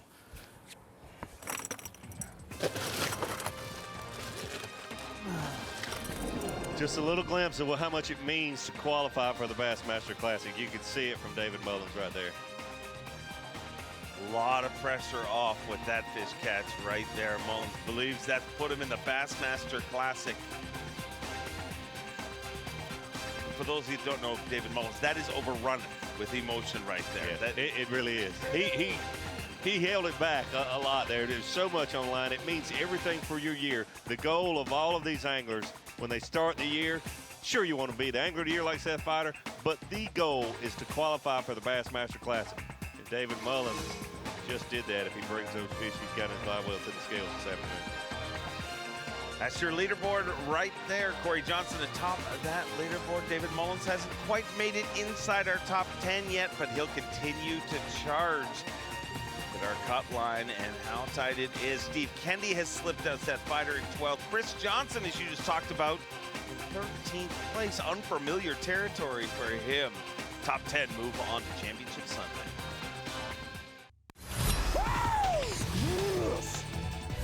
Live coverage of the Farmers Insurance Elite at St. Lawrence River is sponsored by Skeeter Boats. Put it this way, the most happening place in the world of bass fishing is right there on your screen. We said it on day one. The kids these days, Waddington, New York, there is a real banger going on here in Waddington this week. Underestimating it right there. It's lit. Yes. It's our hummingbird unlocked the lake. Why don't we do that, Tommy? Why don't we do it again? Sure. 3+ pounders. And here's one interesting thing. A lot of guys playing it safe. They already know they made the classic, really hanging from Waddington to the dam near Messina as you fly upstream here on the St. Lawrence River, Ogdensburg, Morristown getting a lot of attention. The reason why I listen to the Dave and Davey show, love that show. Oh, yeah. A lot of anglers, so much history going out of Waddington, really kind of just playing it close to the vest as you get near Chippewa Bay, Alexandria Bay, right near the museum, the boat museum, downtown Clayton, New York. Clayton. Love Clayton too. Kind of ease on out to Cape Vincent. Lot of damage done from Fox, Grenadier, mouth of Chaumont Bay, otherwise known as Chameau Bay, and Galoo Island, Austin Felix, and another angler. Lee Livesey making the long run out there. Kind of gambling here on semifinal Saturday, and it has been the Cory Johnston, Justin Atkins show. That was your Hummingbird Unlock the Lake 3+ pounders.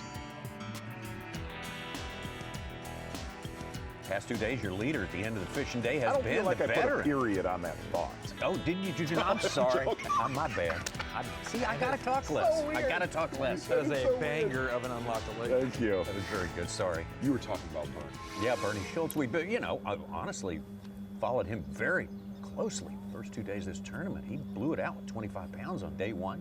Backed it up very well on day number 2, but day number 3 is a different story. Yeah, you can see Bernie's been in scramble mode really all day long today. Kind of getting away from his primary 250-yard stretch. Slowly filling his live well.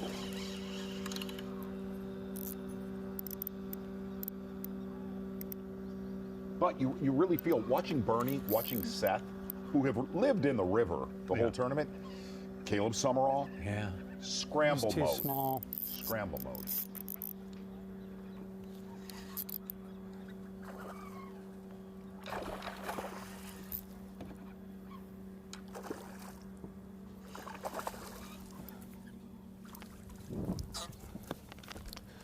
Just too small.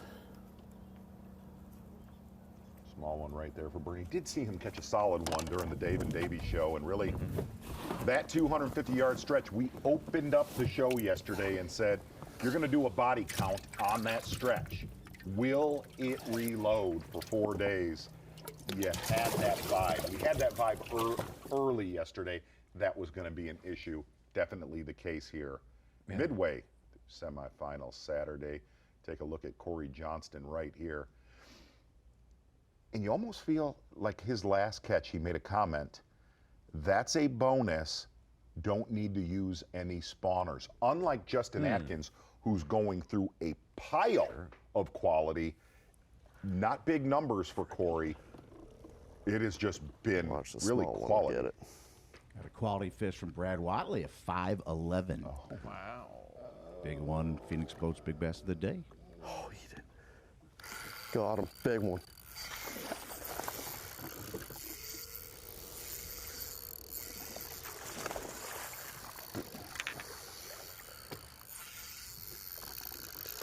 Not that big, actually. Now, this is what guys like Justin Atkins and the rest of our top 10 is fishing against. Now you see Cory in the primary area where Chris did damage yesterday. You see what I mean? Beep, beep, beep, beep, beep. Yep. Yeah. He is tied for the lead or in the lead on other stuff. Now fishing what he knows. Correct. Yeah. slanking.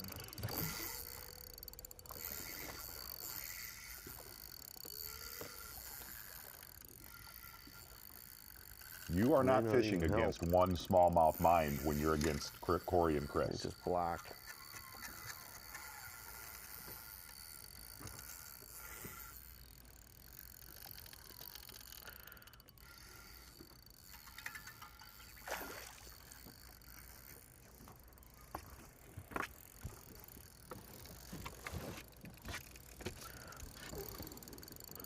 So hard to tell how big these things are.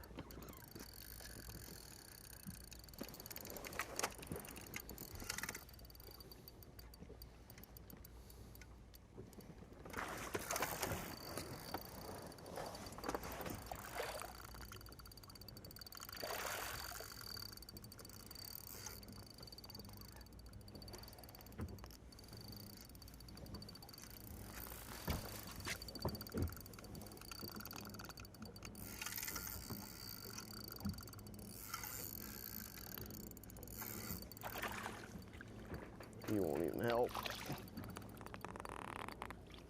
Don't think.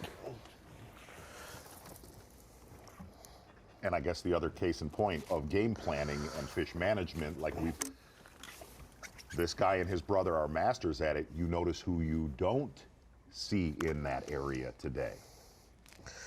Don't like catching these ones. Chris. It's not gonna help. Okay, we're gonna get out of here. A lot of guys in our top 20 would have loved to have that bass right there. Got to be 4 pound plus in order to make it into that boat on the team. Scott Canterbury with a five pounder just jumped into 10th place. By far the fastest start Cory's had all day, all week, weight-wise. It's a big one. Oh my God, it's a giant. This is one I marked on day 1. Come on, baby.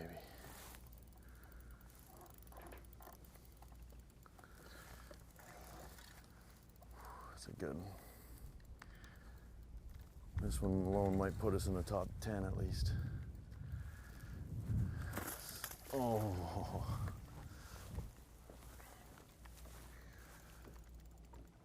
It's been a rough day. We need this big one.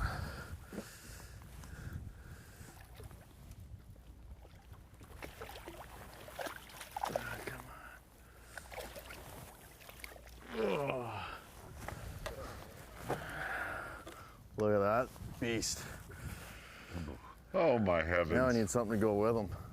It's a giant.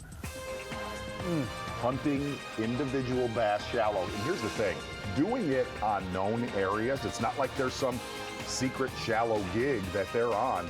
We said it yesterday, they just outfish the people around them. Wait, what? Put him right up there. What? Right where he's been all week, right behind Bernie. Here we go now. Here we go, Striker Daily Trivia. What was the smallest field size in Roland Martin's 19 B.A.S.S. victories? We only won 19 of them. What was the smallest field? Well, that's a tough one. Was it 107, 127, 137, or 157? Some Roland Martin B.A.S.S. trivery. We'll be right. The Farmers Insurance Elite at St. Lawrence River is sponsored by Humminbird, Mercury, and by Nitro Boats. Thanks for joining us. Hope your Saturday's going great. We are enjoying some great, truly great fishing in this incredible place, the St. Lawrence River, and of course Lake Ontario. Striker Daily Trivia. Let's take you back in time to Roland Martin and his 19 victories for the Bass Angler Sportsman Society. What was the smallest field he faced off against in those? Was it a 107, an A, a B, 127, C, 137, or D, 157? Man, that's a tough question. Well, I think that's a hard one. He won some top 150s, so that sick shot of Cape Vincent Lighthouse right there. I'm gonna go with, I know Such likes the B or C. I'm gonna throw it at 137. Okay. I'll go opposite then. I'll go B, 127. Smallest field now, smallest field. Tommy? 107? I don't know. You're going smallest. You are correct. Regularly feels He gave it away. I threw the A in there. Striker, too. He threw the Oh, he lost. Roland Martin won here in 78, right before Forest Wood in the Classic in 80. Shiver me timbers. It's on a smash. That's right. What an event we have going on here at the St. Lawrence River, final event of the season. Very bittersweet. It is. It's always ready to bring tough. that ship into the harbor. Dispatch knows we're here. Got to reach the end of the trail at some point. Something I didn't think we'd see today. Bernie Schulz throwing a frog up shallow. Didn't think we'd see that. Cory Johnston just catching a megalodon. That was absolutely. What did that one go in? Hashtag Shark Week. 4.5.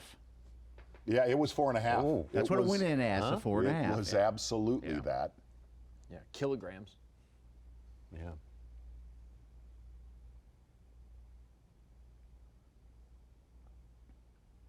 Yeah, I think Bernie's kind of sniffing out, trying to pop a couple largemouth. Seen him frogging, weightless stick bait. So we're just gonna. I hear you. Said he'd given some thought to the largemouth this week.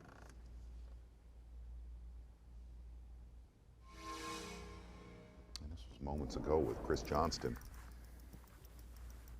This was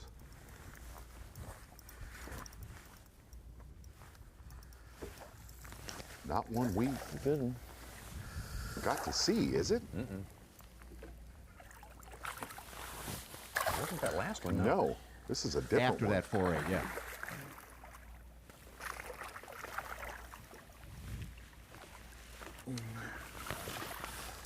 It's a good one. Well, that should get us to Sunday. Now we need 2 more to stay in the hunt. Chase down old Bernie. Oh, you've done that, little boy. 3.8 gave him 16 1/4, 4th place.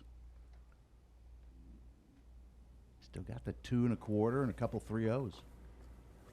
Is there a weird part of you that wants to see Cory and Chris absolutely Yes. go against each other, Yes. burn it all down tomorrow? Huh? See, the problem with Chris right now is that Cory has been weighing all of his fish from the get-go. Chris has been catching small ones, not weighing them, knowing he's going to call them all out, and he's just putting big ones in there without giving accurate. You know, You're absolutely right. But as he starts to cull, we may know. He may get closer.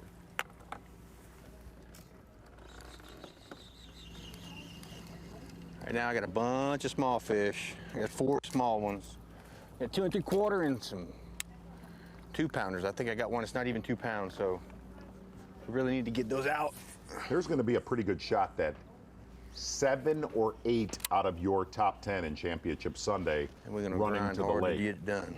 Which means that the first hour of Bassmaster Live tomorrow, we're just doing a talking show. Yeah, that's right. That's right. It will be a sassy talk show. Yeah, it will. Yeah.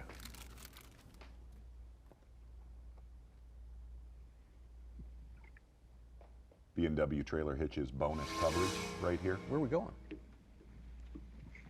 I don't know if he'll help or not. Mr. Scott Canterbury. Scott Canterbury, another angler out on the lake. Last 2 fish were 5-pounders.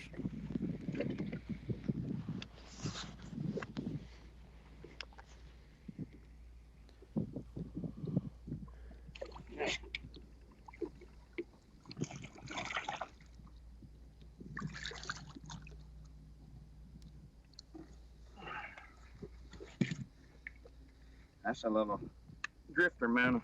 Net bait. You're not going to need that one for Scott Canterbury, 2019 Bassmaster Elite Series Angler of the Year. Yes, sir. Scott, tell us, a good day out there today. Kind of break it down for us, if you would. It's been a little slower than yesterday, but I've got a couple of big ones. I just need a couple more bites.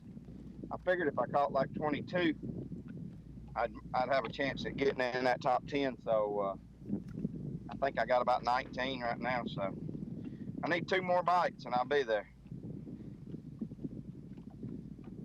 It's I mean, I'm out on the lake just running.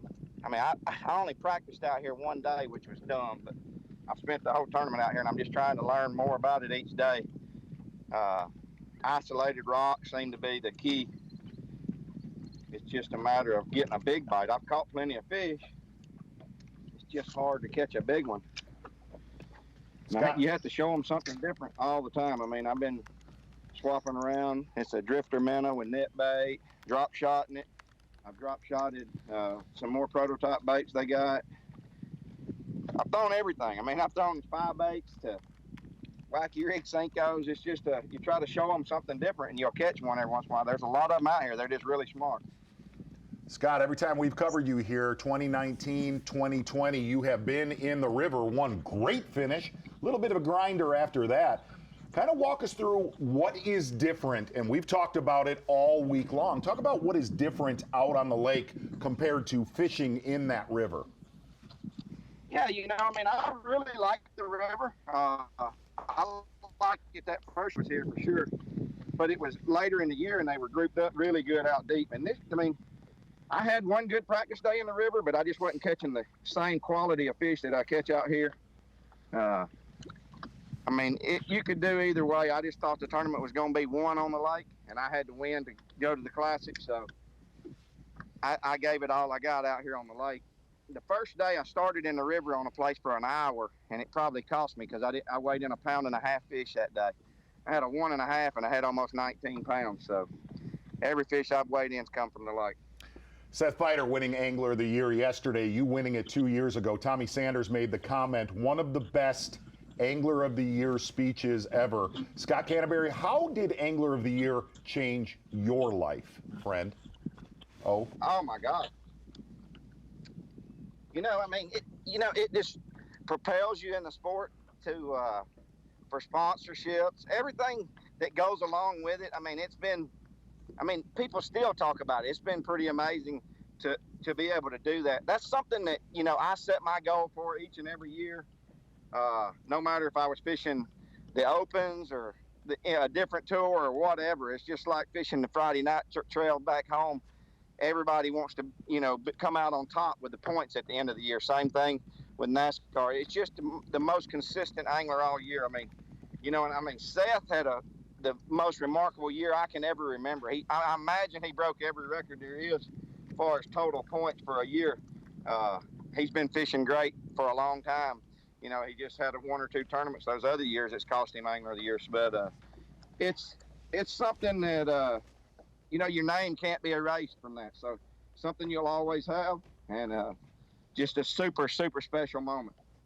Well, great day out there, Scott. Good job. Well done. Absolutely. Gotten your job done today. Scott Canterbury out there on Lake Ontario didn't spend a lot of time getting ready for Lake Ontario. Which is scary how he's doing and not even spending a lot of time practicing out there. Great, great tournament, Scott Canterbury.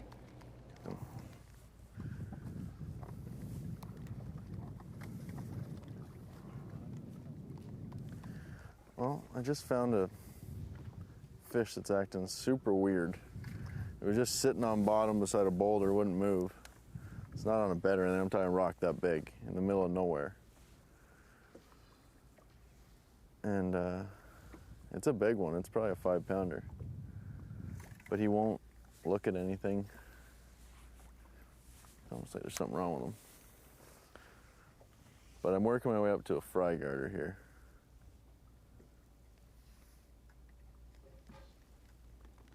Oh, they have so many individual fish found. Working my way up to a fry garter and hoping to stay way back and try and catch him this time. Smart one.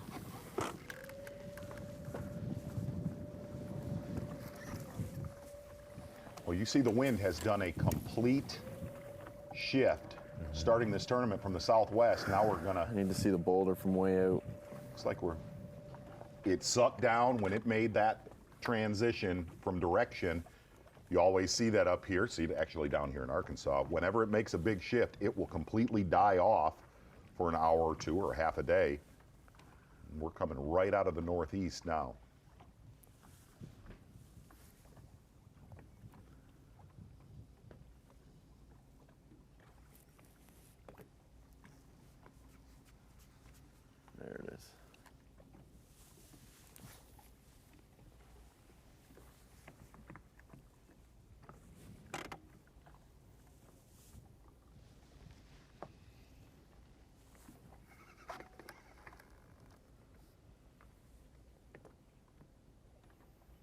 Come on, bite it.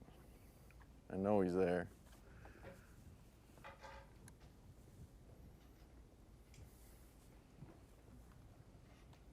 And those boys throw a 4-inch stick bait a lot on cruising smallmouth. If I didn't get him first cast, he's probably not going to bite.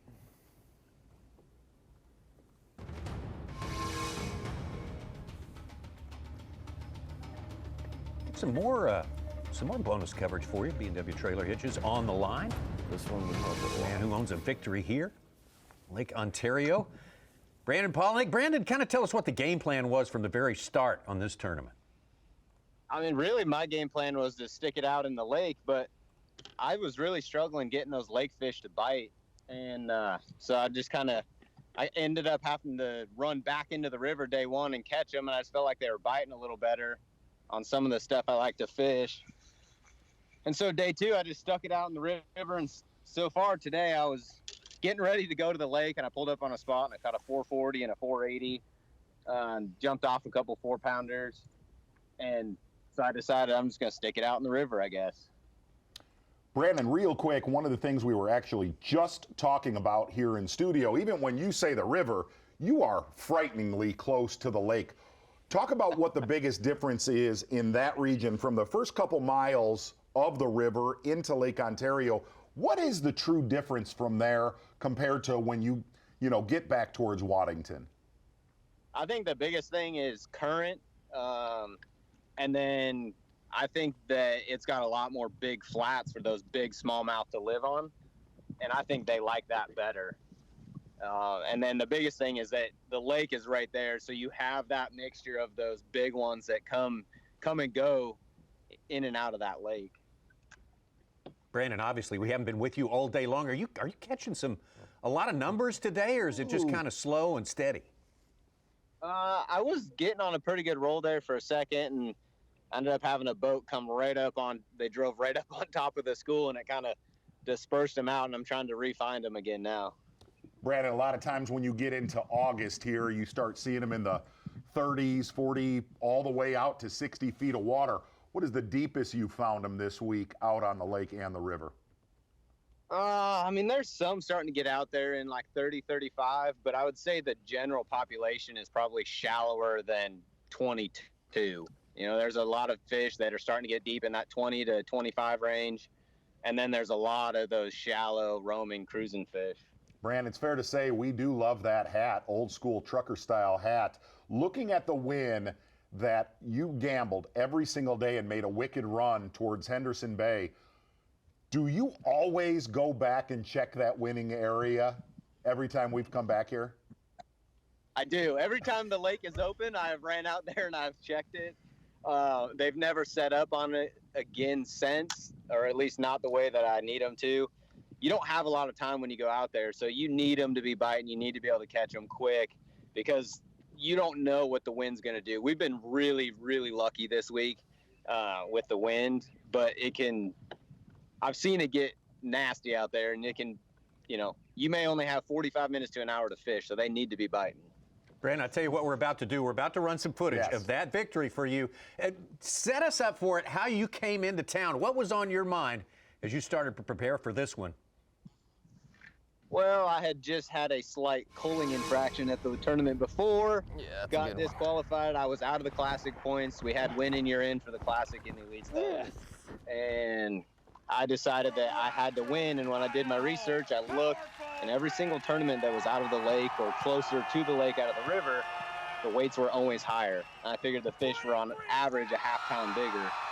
And that kind of just made my decision. And I looked at the lake and said, I can break that down in 3 days of practice. I cannot break down this entire river. And so I spent 2 days of practice, and then I spent 1 day learning how to run this river.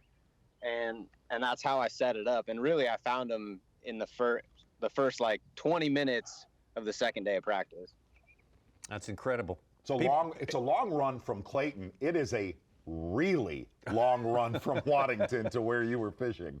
One of the greatest wins of all time. Calm, yeah. When it's flat calm, it's an hour and 50 minutes, Zeke. Hey, we taped a Zona show, and we checked that winning spot like 3 times during the Zona show. Well, what about it? The thing about that win, people are still talking about it to this day. One of the most popular wins of all time on the Bassmaster Elite Series. Thank you, Brandon. Appreciate it. That was one of the most amazing 4-day runs. Because we said it after day 1. There is no way that he will get back there 4 days in a row, which he did. And he called it, too, before the event. Great memories from a great place. Yes. St. Lawrence Lake, Ontario, and we're making more memories even as we speak. We're making dreams. Yeah, coming right back with some more of that. Bassmaster Live. Live coverage of the Farmers Insurance Elite at St. Lawrence River is sponsored by Skeeter Boats. Started with 95 anglers here, down to 45 on this day to get it down to 10 to fish tomorrow. That's Championship Sunday. Coverage comes your way on FS1 starting at 8 a.m. Eastern Time, also on the Fox Sports app. Also supplemental coverage on Bassmaster.com. That will take you all the way to the weigh-in. 3:15, which is what time the weigh-in is today, 3:15 Eastern, to get it down to that 10 spot. Yeah, we're going to get way out. We talked about massive run with Brandon Polinick before commercial. Austin Felix, very, very, very tough service fishing out at Galoo Island, Big Galoo Island. A lot of our Canadian friends out of Kingston know this area well. A lot of big-time Canadian tournaments won out in this area. Austin Felix live. Just left him, Brandon Polinick, a 5.5-pounder. He's up to 6th place, 21 pounds on the day.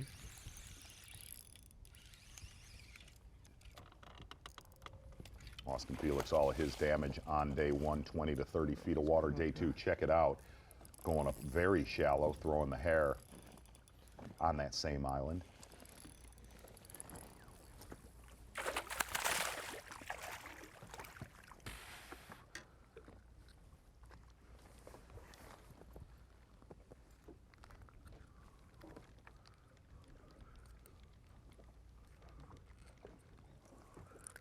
Again, he's about 20 miles into the lake. Sketch service. It's my small one now.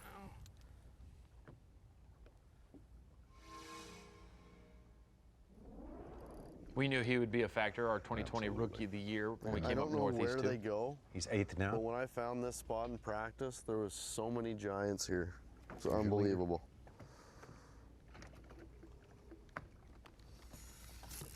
There he is. Be a big one. Be a big one.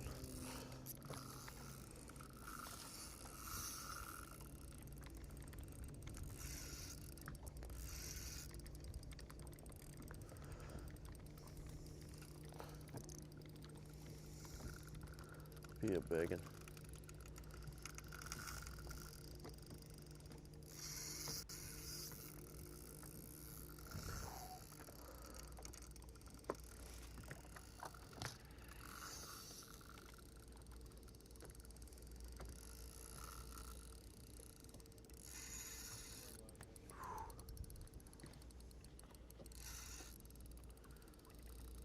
See, this is what you're fishing against when you're against him and his brother, being we have seen him fish shallow all day long. And then all of a sudden he transitions and goes deep in that same region and makes the comment, there were so many big ones here in practice. And they share that database. Absolutely do.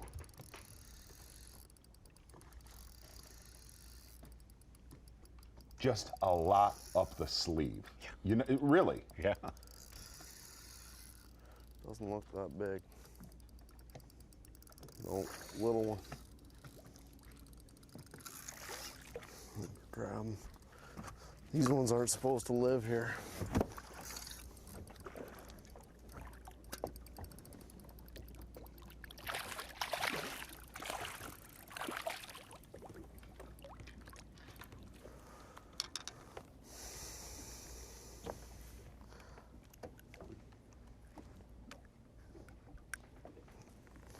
Solid one.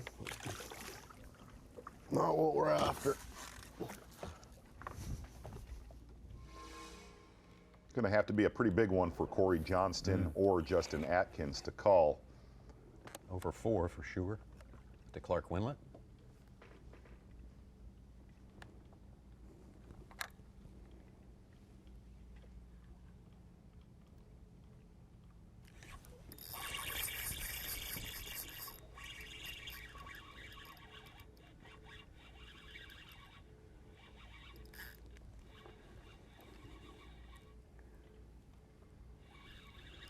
Come on, be big.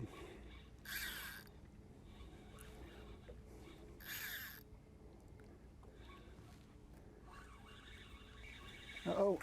Oh, they're pretty big. That was ridiculous jump right there. Oh my good grief. Were you on that? God. I mean, he was like 3.5 feet out of the water. I was like, how can you even do that? All right, come on.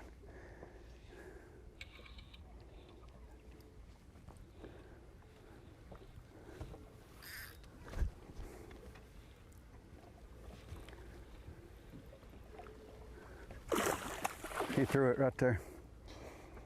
Nothing I could do about that. I mean, that was the biggest one I've had. I don't have any that big.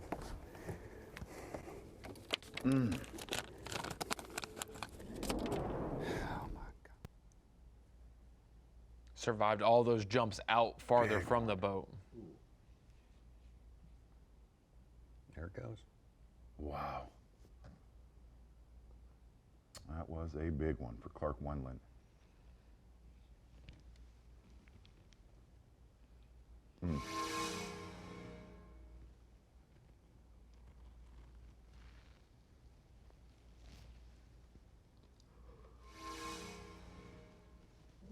A little bit since we've checked on Justin Atkins. What a morning he had. Took the lead pretty early and held on to it for a good while. Still right up there with Cory Johnston.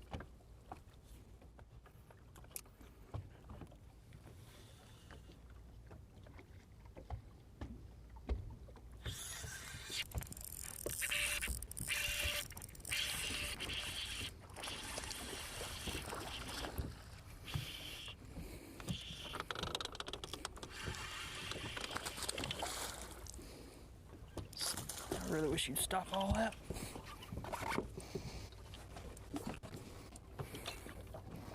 I believe Justin Atkins has made a move from his primary area that he caught him early today.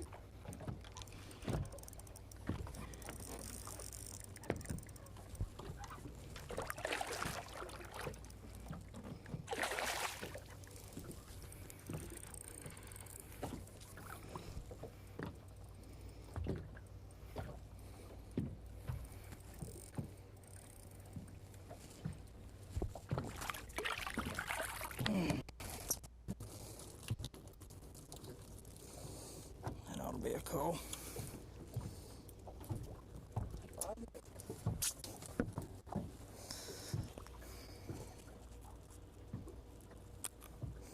I think he's gonna help. Let's find out.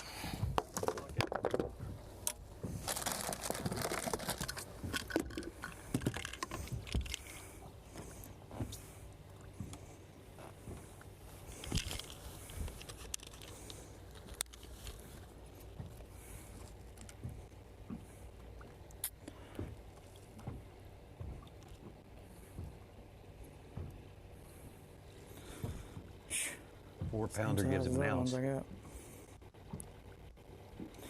Nope. Man, good one too. Yeah. He just swing his line. Way back into the river now. Solid event so far for David Mullins.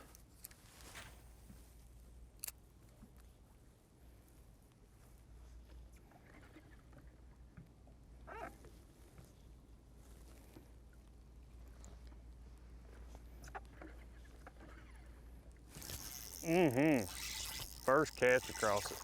Big one. I mean a big one. Go!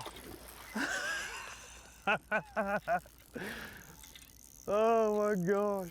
That's a stud. My first cast across this place.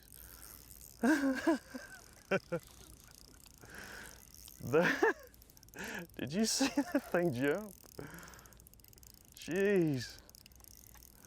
He's almost done, I think. Maybe not. First cast across. I told you it was a big one on the graph, but that ain't the same one. Just let him tire out here a little bit. Don't let him go to the bottom. Put it on lock. God, I hope there's a whole wad of them there like that. That would be awesome.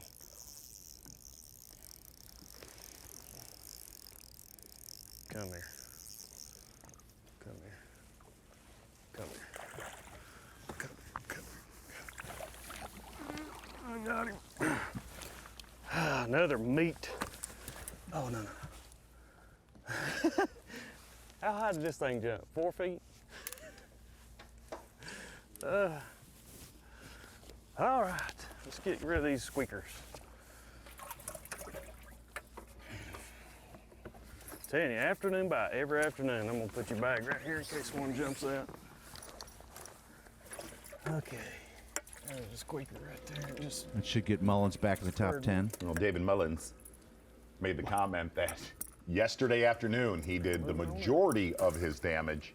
Saw him catch a great big one earlier, but that will be a big call for David Mullins. He also said Tennessee can catch him, even though no one said they couldn't. Yeah, so. nobody said that. No, Right he on. was the one that was referring to that, not us. Okay. David Mullins.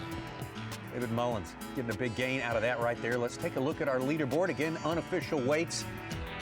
We head in toward the second half, the end of the second half of the afternoon session here in the St. Lawrence. Look at that top 10. There are really good smallmouth fishermen in that top 10 right now. Absolutely.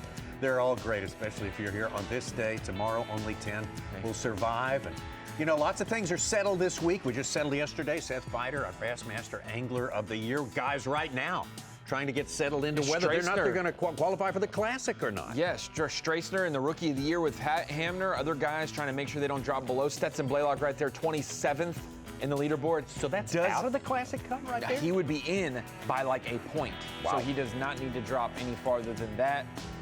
A couple other guys just gaining points.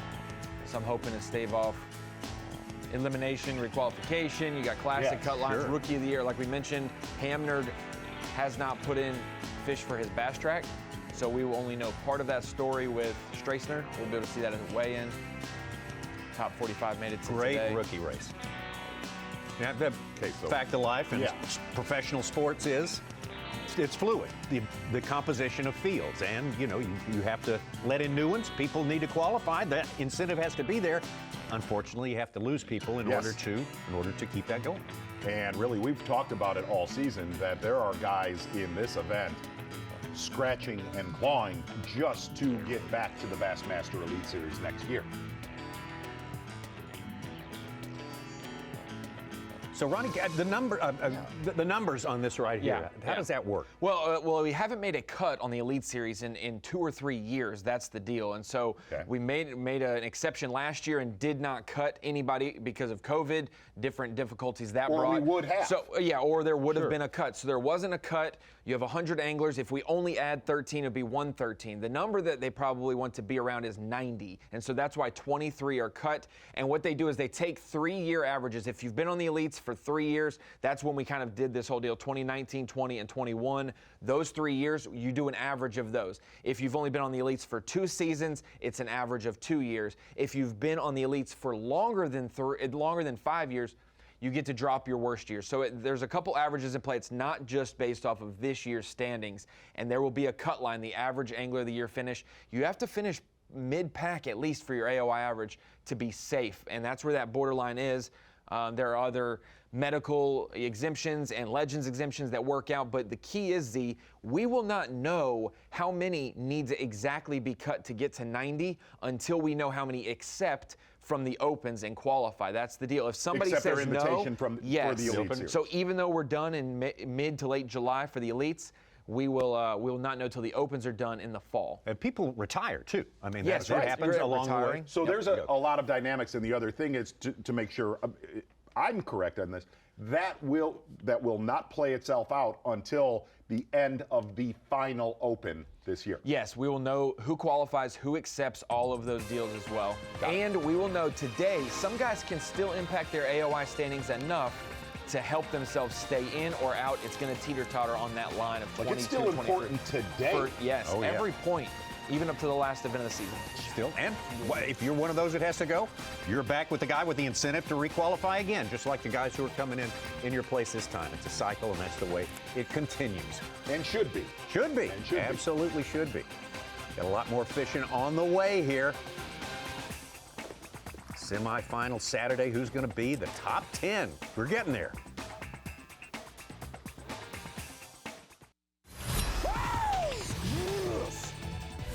Live coverage of the Farmers Insurance Elite at St. Lawrence River is sponsored by Skeeter Boats. Welcome in all our viewers. Welcome back to Waddington, New York. The final semifinal Saturday of the 2021 Bassmaster Elite Series. And for the 6th time we come to Waddington, New York, and it has never, ever let us down. The legendary fishery that Waddington is located on the shores of the St. Lawrence River. And part of that legend is our leader, Cory Johnston. The Johnston brothers may be the most dominant on one body of water, but this time Cory up the top of the leaderboard, trying to become the 3rd Canadian to ever win a Bassmaster Elite Series event here in the great state of New York, the very state his brother became the first one to win it.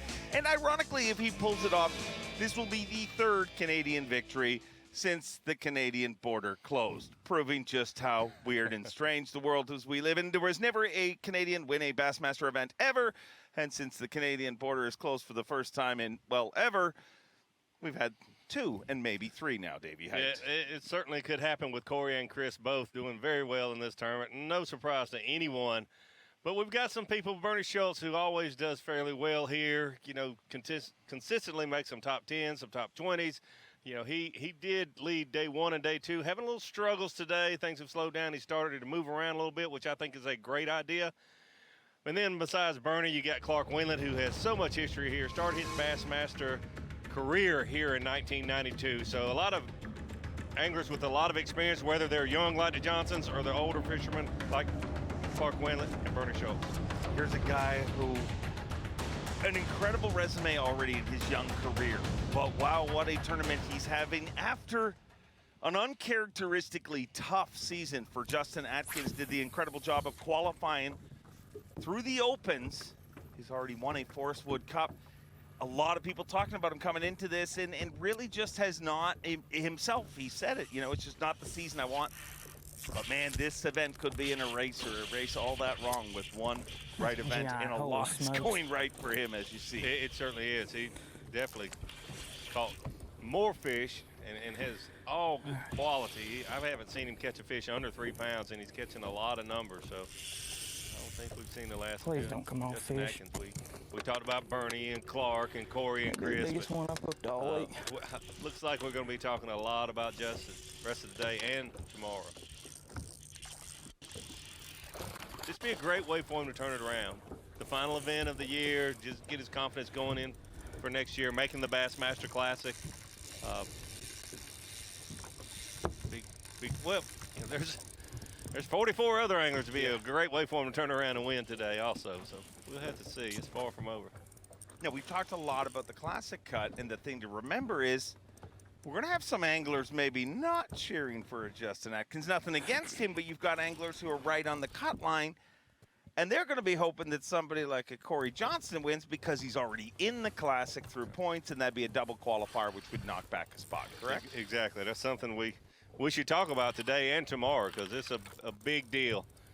If you make it through the elites, whether it's through the points or through this guaranteed win and you're in here, it goes down the elite list. It does not go down any other list. So more elites would have a chance, you know, if an angler that's already qualified would win tomorrow.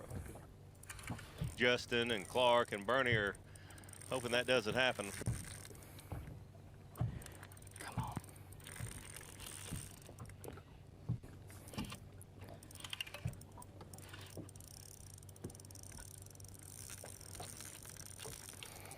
There's anglers calculating right now that missed this cut, that mere ounces from making the cut, and then if you make the cut, having a chance to gain some points today,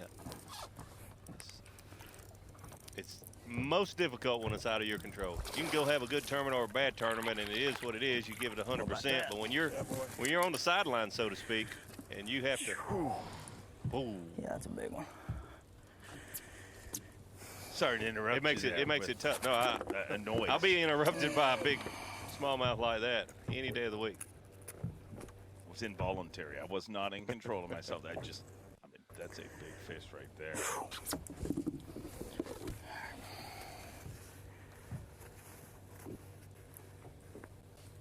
Can he continue to burn through this many numbers when you see Cory and Chris and guys like that are really, I mean, I know they're fishing different areas and stuff, but is this spot replenishing? You know, I felt like no for Bernie Schulz because it was 250 yards, and I know the area that Bernie's at. I'm not exactly sure where Justin is, but he did say 500 yards. Obviously, that's a big area. Over to Caleb Summerall. And what a northern swing he's had. What a year he's had in the top 10 for Angler of the Year. And hooked up just like that. Dragging the Carolina rig there.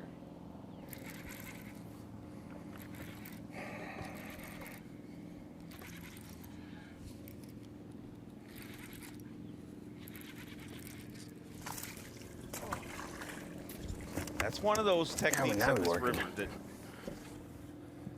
it puts a lot of weight on the scales that it doesn't get talked about. It seems like it's faded away as a largemouth technique. But, man, I think you got to keep it honest anywhere you go for smallmouth.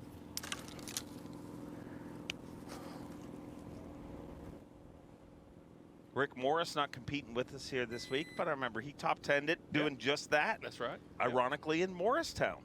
That's right. Good memory. That's exactly right.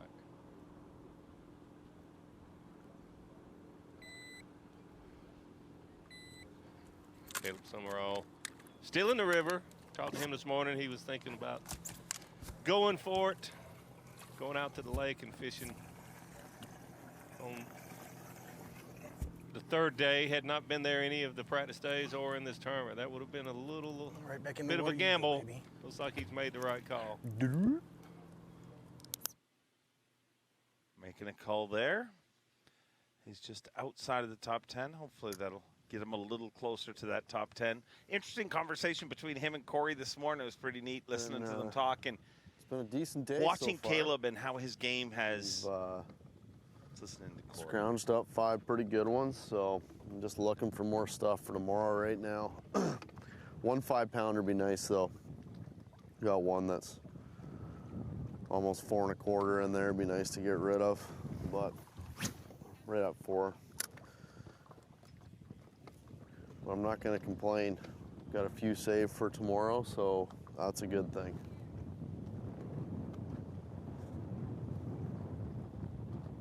Hopefully we get some sun tomorrow. That would definitely help.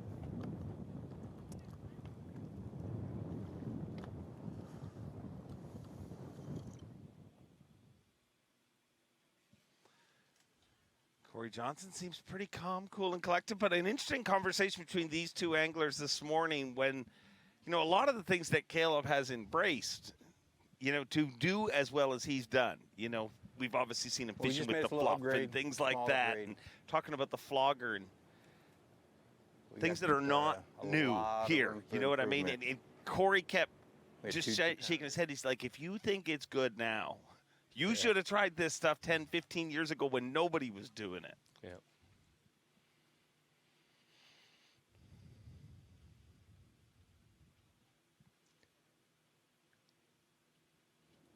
You should have given it to her. Hooked up again. Feels like a good one, Jake. Ah. Little guy.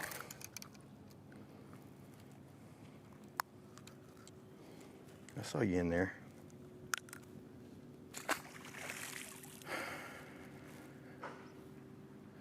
They're keeping me here because there's fish here.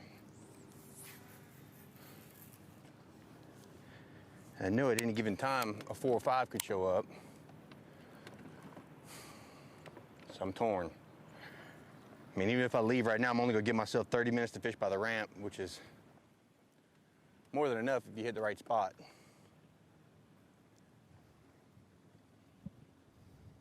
I do have one, huh? You talk about how you sort of transition into a largemouth technique. Oh, the Carolina rig. So yesterday, you know, I needed a way. I just kept seeing how the fish would just swim out from under the boat. I was drifting with the drop shot. And even in 20, 25 foot, the fish would move on before the boat would get to them. So I made a swap to a Carolina rig, casted it a good ways out in front of the boat, and just started drifting backwards with it. And that gets that, the fish knows there's not a boat above his head. So made that adjustment yesterday, filled my limit, and, you know, got a really good bag going, or a decent bag going. I have not caught any big fish doing this yet.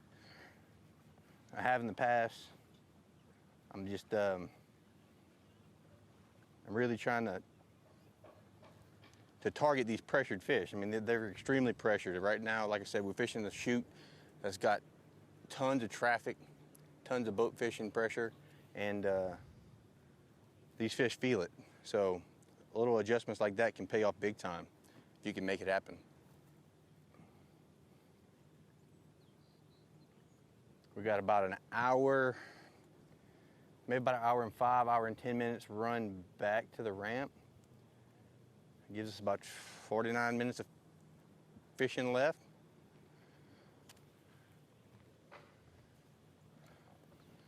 I've seen greater comebacks. We can catch a couple biggies real quick. We do have one giant, jumped off another giant over there in that area we were fishing. I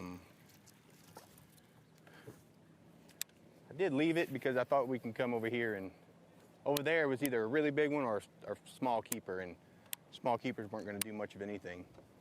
And we really need to get those small ones out.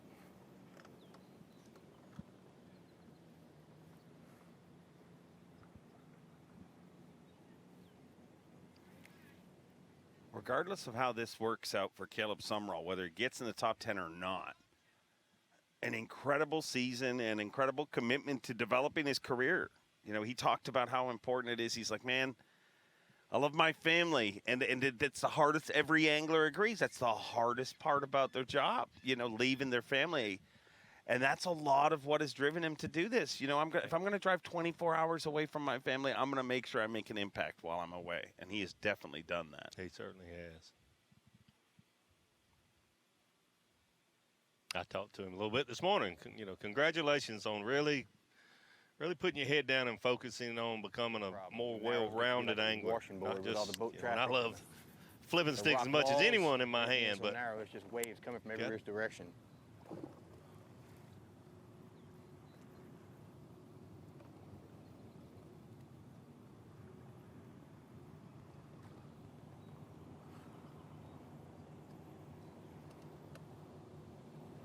but to consistently compete out here on the Elite Series, you've got to know We need one more big one. how to do a little bit of everything.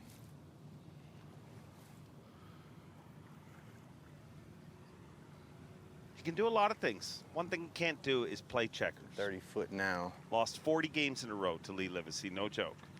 40 games in a row. Broke out in a fist fight, no joke. It's 100% true. Remember last year Lee had that little cut? I shouldn't bring that up, but Lee won 40 games in a row, and somehow he speared him over a couch. There was a end table involved. I don't know, but they're still friends. They just don't play.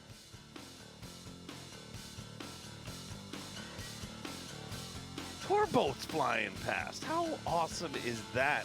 Looking at Caleb Summerall, and let's have a look at what he has done here this week. That on day 2.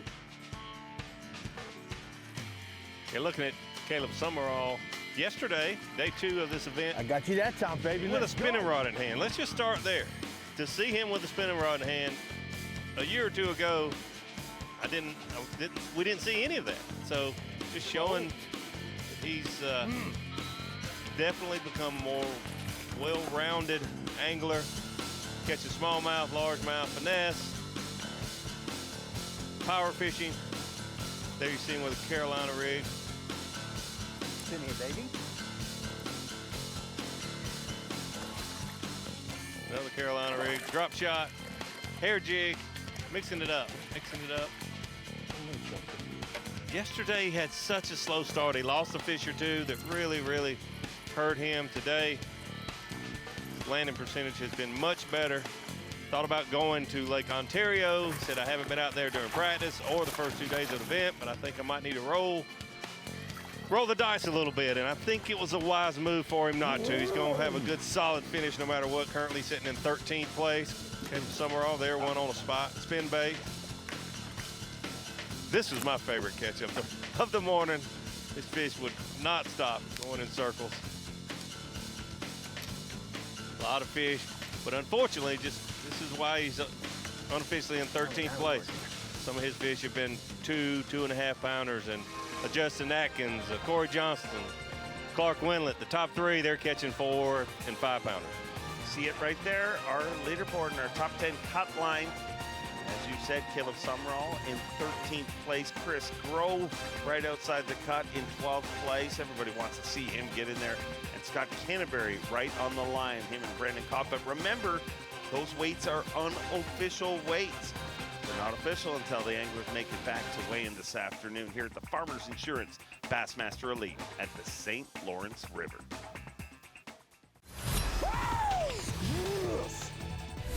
Live coverage of the Farmers Insurance Elite at St. Lawrence River is sponsored by Skeeter Boats. Just a few hours left in competition. Everybody's searching down one thing and one thing only, and that is a game changer. The only guy that doesn't want the game to change is our tournament leader, Cory Johnston, with 68 pounds and 3 ounces. But you can see, Brandon Polnick's starting to sneak up there in 3rd place all of a sudden. And he did say I was going to try some risky things today to get as big a bag as possible. But he's moved into 3rd place. And another great season by him, unofficially in 3rd place, I believe, for Angler of the Year as well. A great aerial shot there of our playing field. But speaking of our playing field, let's get right to it right now. Chris Johnston, and we had wondered if he was going to just lay up and let his brother get it done. Let's see how his day is going here today. Currently in 5th place, so I don't think he's going home. No, he's not. Definitely not going home.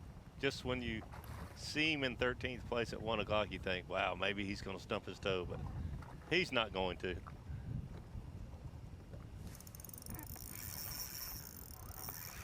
Little guy. Uh-oh. That could be the game changer he was searching for.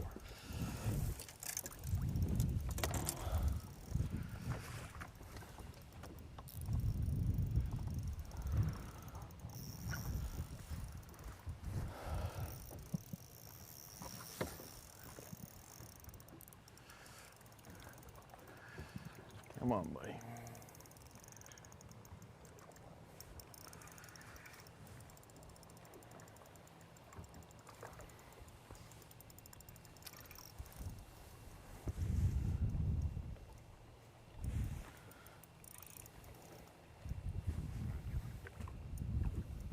Looks like a good one. Yes, this will definitely help him. Holy, not done.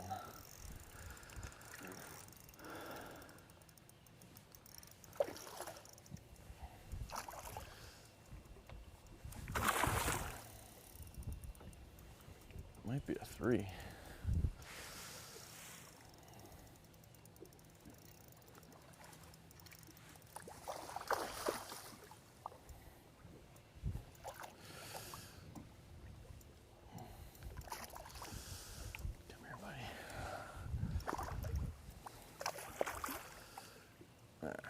Get you this time. I apologize if you've been watching all the last 2 weeks and you've heard me say this 50 times. It's incredible how strong these smallmouth bass are. How long it takes to get them in the boat.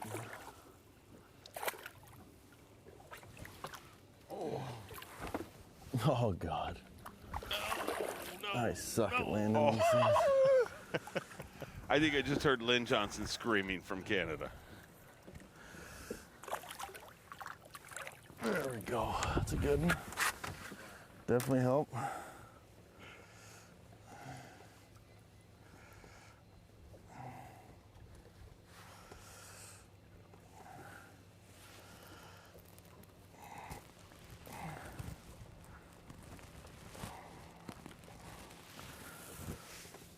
It's a solid one. Keep in mind, with him in 5th place,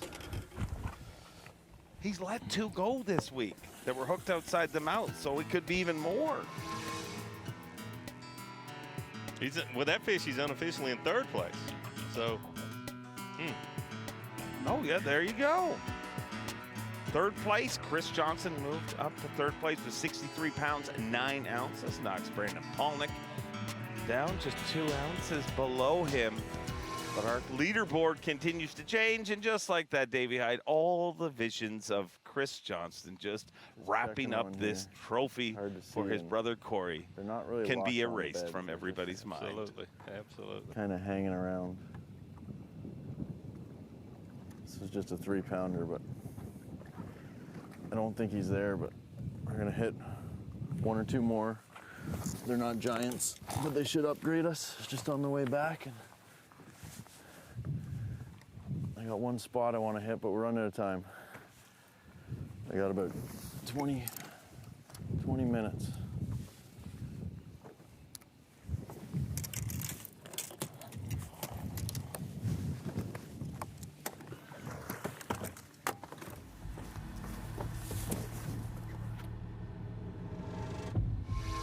See the flogger a lot more here in the tail end of the week, and I think that's pretty stereotypical. You know, guys are starting to, fish are getting a little more pressured. You know, it's more important to see how they're reacting to the bait, making sure it's the right fish.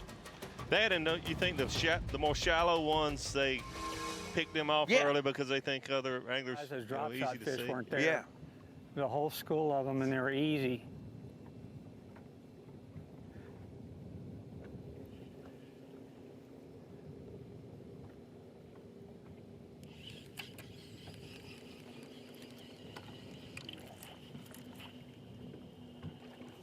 Schulz led since day number 1 and has slipped to 6th place here on keep day moving. number 3.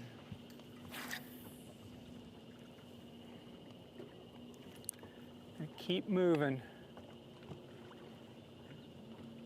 Keep moving. I like that.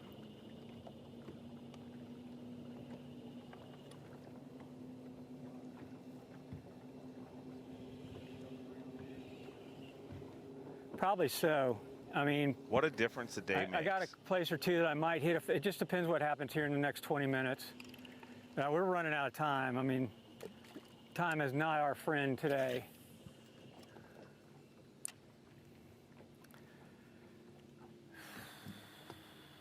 This is where I started, and this is where the biggest fish I know of live, or at least visit. And I lost 2 this morning right here that are gonna haunt me probably. I didn't lose them battling them, I just couldn't get a hook in them. They bit good. I thought I had them, you know, I thought my timing was good, but they never got stuck. So now we're playing catch up.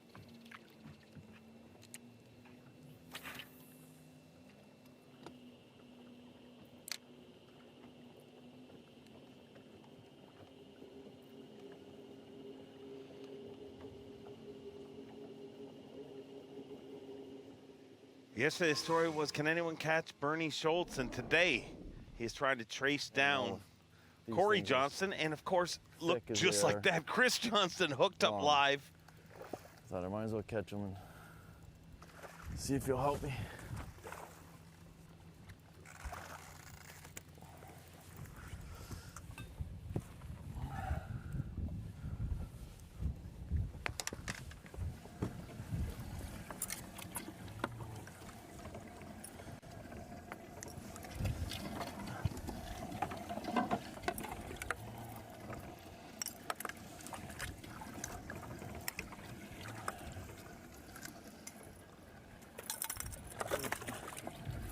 Johnston continues to charge. No, I didn't think that fish would happen.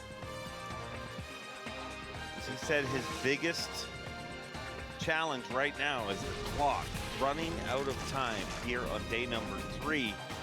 But we always have time for this. Striker Daily Trivia. About time. I have been waiting for this.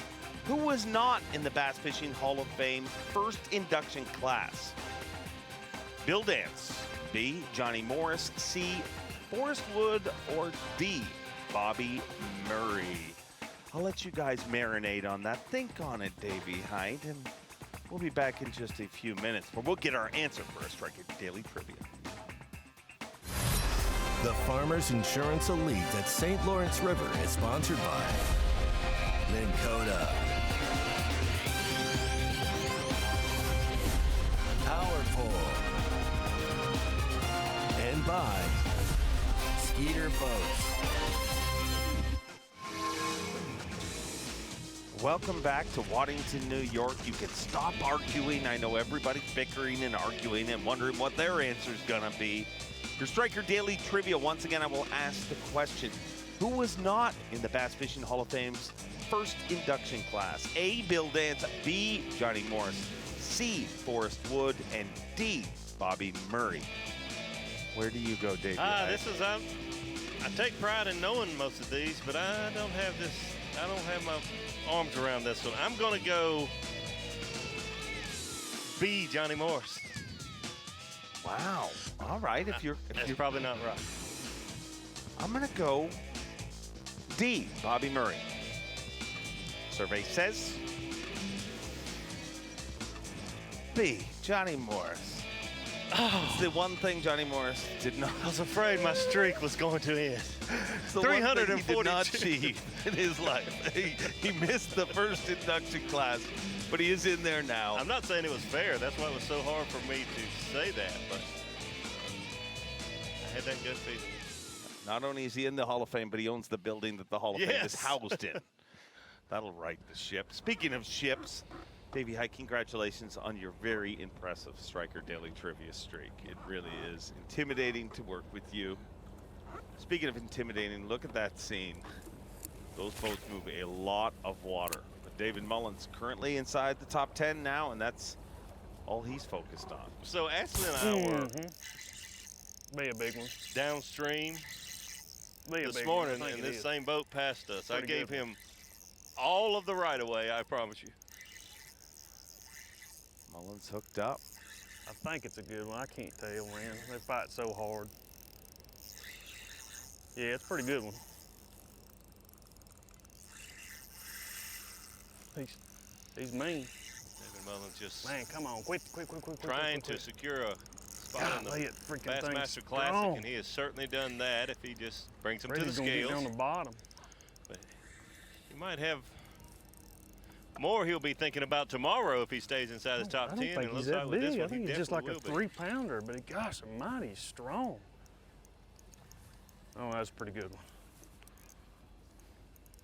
He ain't no 4, but he's a good one. All that fighting, you should be about done. There we go.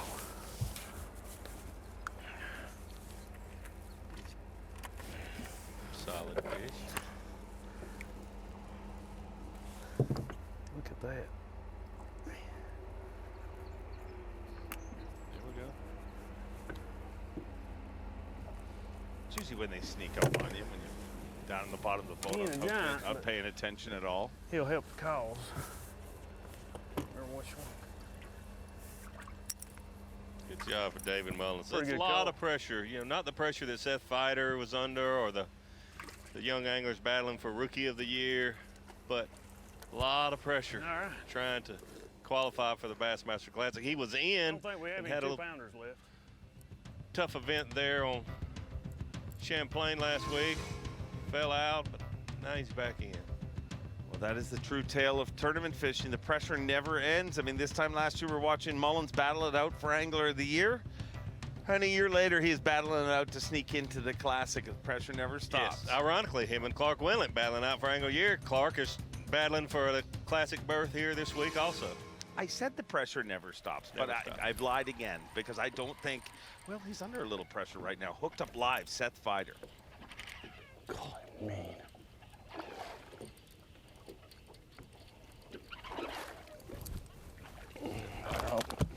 He's got this fish on the chatterbait. He's starting to like the chatterbait for the smallmouth. Whoop! Fell off in the boat. Like they're starting to go up shallow. But we're probably gonna run out of time. 284.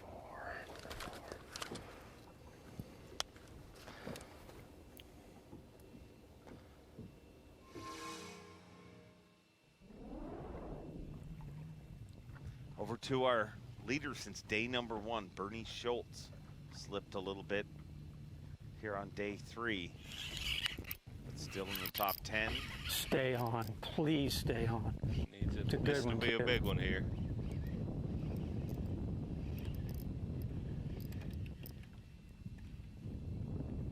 Oh, please stay on.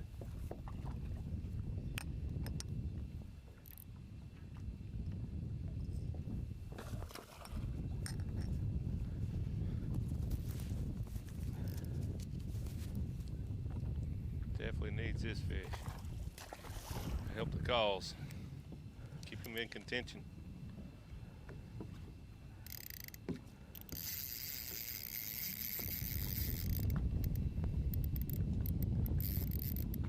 Talk about momentum and fishing. You heard it right there. I mean, yesterday he'd set the hook and you'd never hear him say, please stay on. A few lost fish and all of a sudden,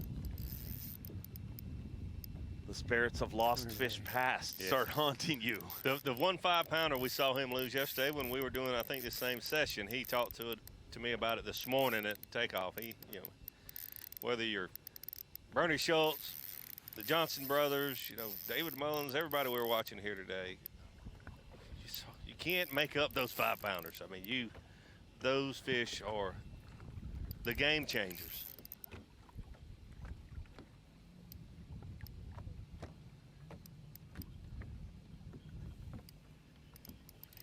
Smallest fish, 1 pound, 12 ounces. So this clearly seems bigger than that. Yes, absolutely is. He knows he's got to get rid of that 112 to have a chance. You just know you can't weigh one of those in and win.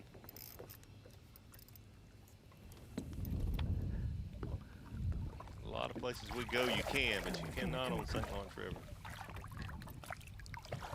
All right. That would help. Oh, guys, barely hooked. Oh, yeah. It's hooked. I guess that's all that matters.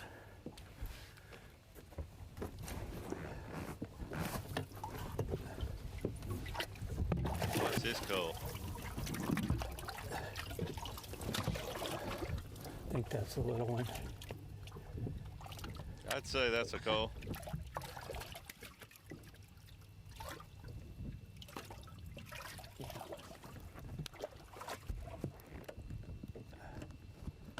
Bernie Schulz making calls and Chris Johnston making moves here in just the tail end of day number 3.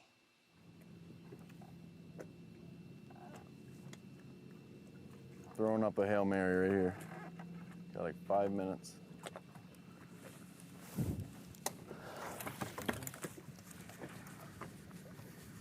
How many giants you think have been caught off those markers? Like every single one of them has. I know, yeah, I'm sure you do. I know the exact one he's fishing in this.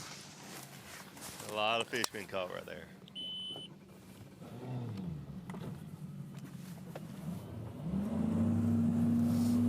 Probably gonna pop over to a red one right now.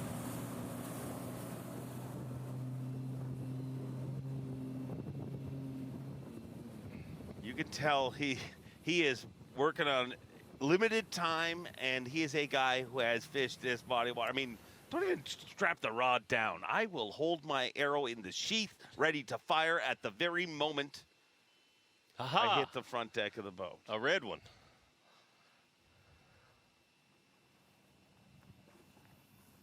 That's just, if we've got some viewers that don't tournament fish, that just shows you right there how every second is so valuable to these anglers. He did not want to take the time to strap his rod down, which literally takes 10 seconds.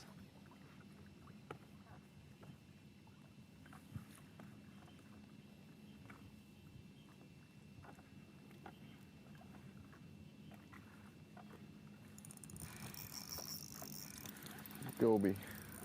Still doesn't really hooked up. That's a bass. Goby. Just the wrong size.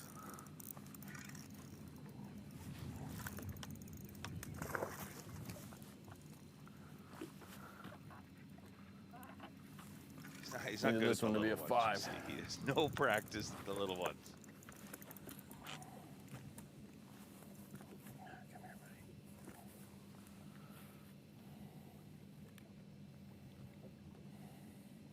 Well, we're gonna start our run back here. Probably have time to hit one shallow spot up by Ogdensburg. But we did what we could. Had a couple missed opportunities that are gonna really hurt. 4.5, and had another one bite it and miss it. It was 4. Those 2 we would have had a good day, so nothing I can do about it. We're gonna go 70 miles an hour here, put this Ranger and Mercury to the test, and we're gonna cruise for a bit.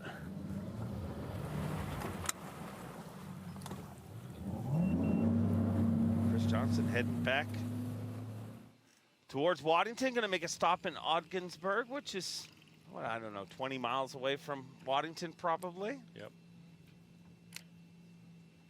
Don't give up on that kid yet. I'll tell you. No. I mean, he's unofficially way down in a disappointing, what, 3rd or 4th for Chris? Showing Bernie in 3rd, so Chris is in 4th unofficially. Yeah, he's not out of it. No. and I mean, even today, I don't mean the tournament. I mean, like, the stop in his Ogdensburg. last 2 stops could change. Yeah. All of a sudden, what? They're not going to be random stops. No.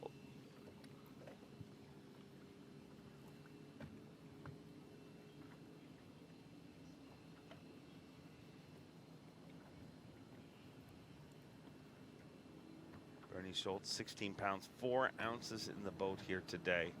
Boy, one more 4-pounder would really put him right back in the middle of things. He's not in a bad place right now, but he's still got one more small fish that if he catch a 3.5 or 4, he could really upgrade from the 16 pounds he's got. We talk about due, and there is nobody more due than Bernie Schulz.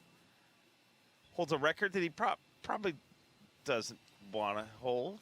Has the most Bassmaster events without a victory. I believe 346th event that he's competing in here.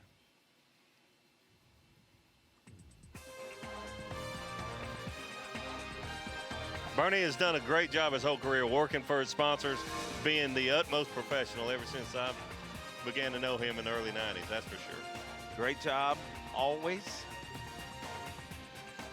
You thought he was out of it, but look at that. Bernie Schulz moves into 3rd place right now. They keep trading spots, and just a few pounds separates them. And as we have learned hour after hour here, a few minutes is a few casts, and a few casts make a big difference here on the St. Lawrence River.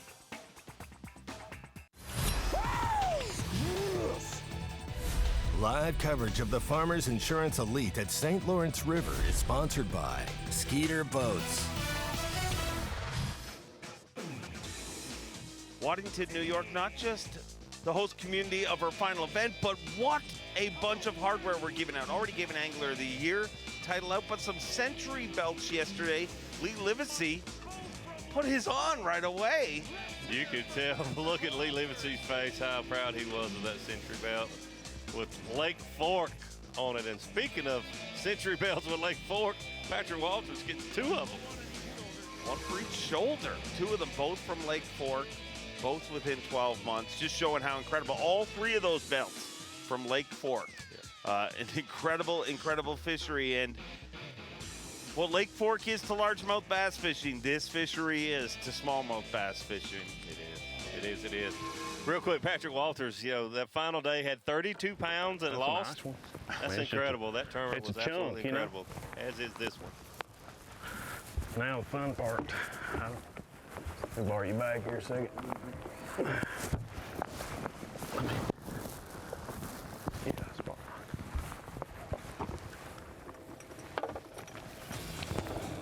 Stay there last. David Mullins has had a great day, currently in 7th place in this tournament. And as you said, Dave, you need to have a big day, a big performance this week to solidify a Bassmaster Classic berth, and that's the way you want to start day number 3 right there. Exactly right. A lot of pressure on David Mullins here this week. Had been in the Classic solidly and had a difficult tournament last week at Lake Champlain. Unusual for David Mullins. He's had a good season. To be quite honest with you, I was surprised that he had dropped out even after having a tough tournament last week, but he had, so there's a lot of pressure on him. If you've ever made a Bassmaster Classic, you appreciate it even more and you want to get back there even more than ever, and David Mullins had to catch him. He basically had his back against the wall. He had to catch good, solid limits each and every day here this week to get back in the Classic. He did the first day, he did the second day. He still had to catch him today with 45 anglers out. He could drop 35 points. But David Mullins, about the middle of the afternoon, made a couple good calls, and he knew that he was solidly in the Bassmaster Classic. If he gets them to the scales and weighs them in, it's not official till then. It's been raining fish for David Mullins, but as you see right there, it is raining. It's an unofficial TH Marine weather watch.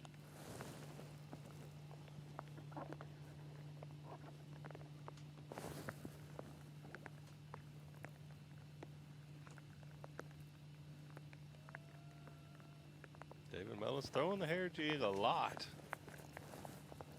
You see he's obviously way offshore, but fishing these shallow bars and humps. Be throwing that hair jig. It can't be at 30 to 40 feet of water that some of these anglers are fishing out on the river ledge. Now,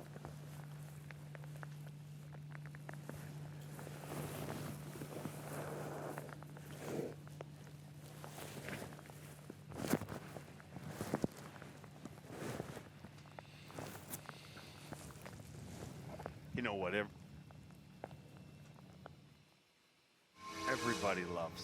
Everybody loves this guy, and smallmouth love this guy. So let's find him. Everybody wants to know what's going on with our buddy Takumi Ito. Made all 3 top 10s in the North last year. Came close to making last week.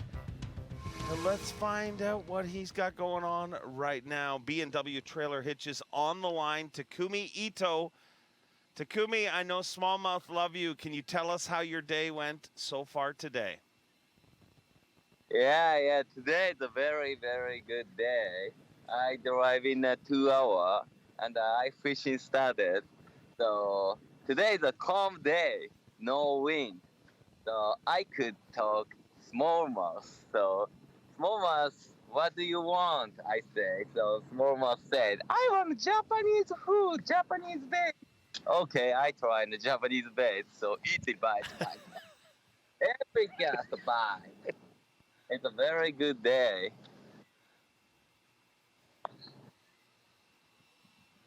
So Taku, you say it's a good day. Have you just caught big ones, or have you caught many smallmouth bass today? I got many smallmouth, and I got a good one too.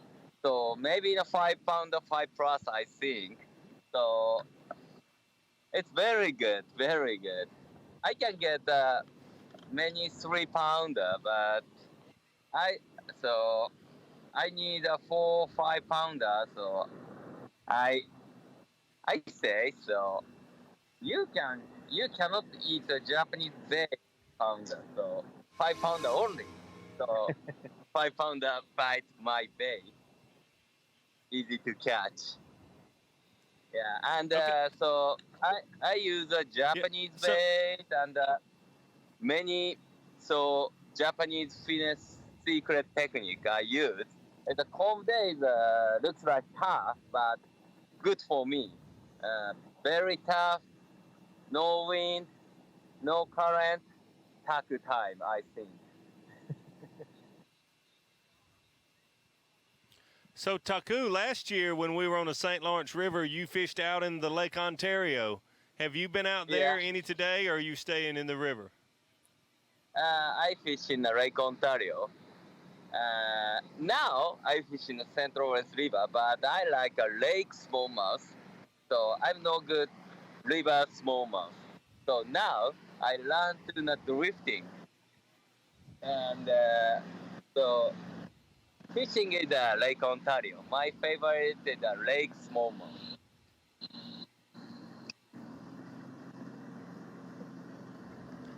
We'll let you get back to fishing, Takumi. We'll see you on the stage. Thank you very much. I sure hope he brings some of those top secret Japanese techniques up on stage so we can figure out exactly what he's doing. But Takumi Ito, I mean, smallmouth and him go together very, very well. But it's not just smallmouth. Had a big event earlier this year in Orange, Texas, and fished for those largemouth in a very smallmouth way. He certainly did. Finesse fishing, light line, and this is stained water, but pressured water. Taku did very well there at the Sabine River. One of the bright young stars of our sport, no doubt about it. He's not just a smallmouth specialist, but also largemouth. An incredible angler and quickly becoming one of the fan favorites no matter where we go across the country because of one thing, his infectious excitement for the sport of fishing. Got it. Yep. Yep. Yep. Come on. Come on. Come on. Come on. Come on. Yes. Okay.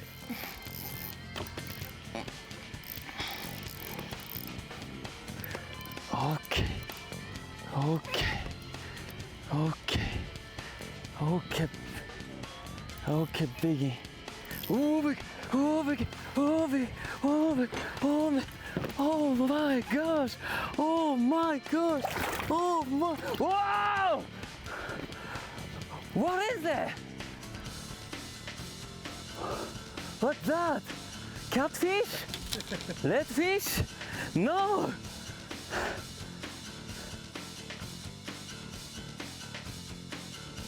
Did he say, what is that, catfish, redfish? No, that's a huge fish for the Sabine River. Taku finished third there this year. That was his very first ever official giant bass. Yeah, He was very excited about it. Got some big ones in Fork, had a great season, but a guy having a great tournament. Bernie Schulz, let's check in with him. Moved up to third place right now and may have struggled a little bit today, but at the end of the day, he's gonna be in the mix and shooting it out on the final day. Exactly right. And he didn't go as far as the other anglers in the top 5 that we've been watching, so he'll have a little more time this afternoon when a lot of those anglers are making their runs back from the Clayton and out in like Lake Ontario, around Fox Island, Grenadier Island. So hopefully he can take advantage of the extra fishing time here. And I would love to see him hammer a 4-pounder on a spinnerbait. We've not seen a spinnerbait used yet this week. I just want to see him throw it, but it'd be bonus coverage if he catches a 4-pounder. I would argue there is no better smallmouth bite than a spinnerbait bite. Oh, if you've never caught a smallmouth on a spinnerbait, it literally, I mean, sometimes people will be like, well, what is it? You don't need to worry about what it feels like. You're going to feel it. Know. It feels like if you've ever stuck your finger in a outlet, a 110 outlet, the jolt to your arm is about what it feels like when a smallmouth hits a spinnerbait when it's coming across the surface of the water. Meanwhile, he goes back to the Ned rig. He was just getting ready maybe for the next stop. Done most of his damage with that rig this week. Yes, he has. It's a BMC Ned rig head, a 4-inch Yamamoto Cinco that he's cutting about an inch off using that size because he likes the bulk of that 4-inch bait instead of just using a 3-inch. Starting to rain here where he's at also.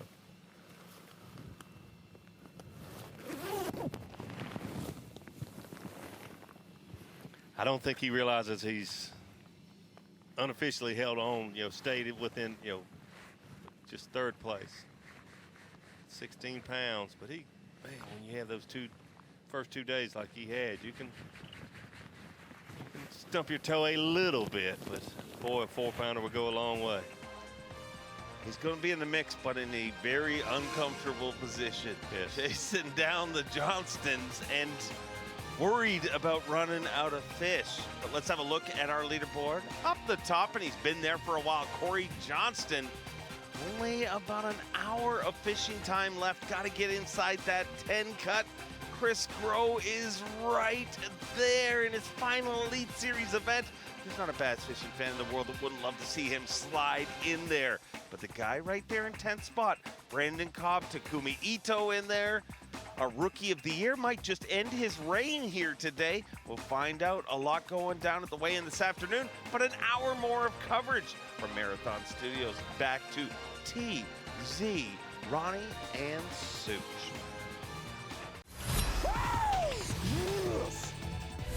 Live coverage of the Farmers Insurance Elite at St. Lawrence River is sponsored by Skeeter Boats. Here we go into the final hour of our presentation of live bass fishing from the St. Lawrence River, Lake Ontario. Cory Johnston here on the semifinal Saturday, the one with the lead, a slim lead over Justin Atkins. Both those guys have caught up good, really good during the course of this day. Ernie Schulz, your leader to start the day. As we take a look down the leaderboard there, only the top 10, and Chris Grow, first man out. Up to Chris Grow. Yeah, and he's putting on a stampede at the end of this. I mean, Chris Grow with, just absolute final knockout. He is one of the anglers fighting for his Elite Series career. By far, it's obvious. It was online all week. Big, big hats off to Chris Grow. Turning things around. Brian Schmidt, last week's winner, making it into the top 25 as it stands right now. Tommy, the key, 29th Stetson Blaylock. He needs to be in the top 28 to no doubt make the Classic. He's been going in the wrong direction. It's going to be a point or two. Oh, man. It's going to be iffy. One of the shockers. One of the shockers. Ask you a question. Going back to that first page, Tom. Is this a two-horse race pretty much from what we have witnessed here on Bassmaster Live semifinal Well, Saturday? I mean, those two have got more separation from the rest of the bunch than anyone by 100% more. Here's something I watched real quick. Going to get back out on the water live. Here's something I watched, though, that I did not know about young Justin Atkins. What's that? Looking at the top of that leaderboard, Justin Atkins, we have unofficially with 23 pounds, 6 ounces. Ronnie and I agree that he has more, but here's what he has more of, Ron. I thought he only had one area, the area he stopped right around Fox and Grenadier. He left there and went to another major player for bigger fish on Lake Ontario during our midday break and made two calls. So here's what I can tell you. Justin Atkins has another big-time area on this. Not just one bullet in his gun for the final day. Just all catches, guys. Yeah. All catches right here. Look at that. Fox, Grenadier, Point Ifnit. That's right. What? No. Kate Vincent all the way down. I'll tell you one big player in this tournament so far, the Clayton area, the St. Lawrence River. Slide on through Lake of the Isles at the right-hand side of your screen. Outside, really in the mouth of Lake of the Isles, a big player this time around. But taking a look at Chippewa Bay up towards Morristown. As you get up near our takeoff here in Waddington, all the way to the dam by Messina. As you can see, a lot of anglers playing it safe today. A lot of fish catches within 5 miles of our takeoff. Right there in Waddington, New York. And Cory Johnston, I know what that music means. Oh, yeah. Yep, Cory Johnston had 4 big ones that he found yesterday right around the Clayton area. And here's what I can tell you, friend. They were big.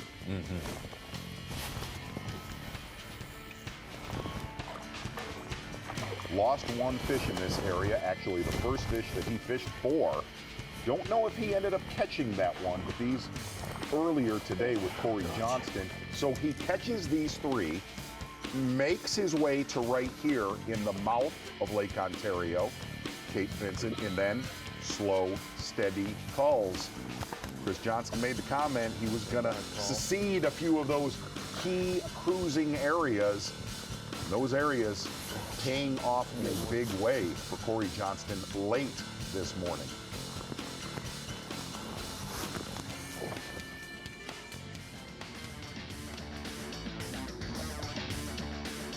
You were doing. Oh, okay. It's a two-headed sort of. It's a two-headed beast. Got it. Yeah. That's right. Okay, I got it's it. A serpent. Okay. And it's a rainbow. Earlier today with Cory Johnston. Slow day, slow morning. Actually, his morning kind of eerily similar to Cory's yesterday. Cory Johnston said, hey, my brother's got a couple big spawners left, so I'm gonna pass on a little bit of love, is what he told us yesterday afternoon. Isn't that right, Tom? He did indeed, and these two work together like this. We got a lot of people who are roommates, work together, share information. That's normal. Yeah, absolutely. Operating procedure. These two just really make it work. They have it figured out. I think is what we can all agree on here after what we've seen the last couple of days. It will be interesting to see how they manage their day tomorrow, because by all means, Cory Johnston does not have a bad stringer. Gonna head back out on Lake Ontario right here. Talking about a dadgum Lake Ontario stud from Texas. Clark Wendlandt, heard Davey Height say, Clark really started his career here. I fished many tournaments against Clark Wendlandt in this part of the lake, but Clark really throughout the 90s and 2000s, a shallow water angler out in the lake, and he has added this bullet to his gun. Truly understands the deeper water smallmouth, actually spends a lot of his time vacationing. Not quite as big a quality as we saw. That's what I was going to ask you. They're just a second tier down from what the Johnstons are catching, yet, the same sort of general type setup. Obviously not going to be a bad day. I've got him probably around 18 or 19 pounds, but lost a couple big fish early today, Clark Wendlandt. After each of the first 2 days, the leader by 2 pounds was this man, Bernie Schulz. Extremely slow start. He's had a fast start each and every day. Day number 1, 25 pounds. A 5 and a 6 coming in the first, an hour and 15 minutes of fishing. Nothing like that today. Yeah, it was a scramble from the first hour to right now for Bernie Schulz. And again, not that he has had a bad day, but it just seems like that key area, that 25-pound first day spot, does not look like that is going to play again for Bernie, at least for a stringer that size, which is what he will need on Championship Sunday. Yep. Absolutely true.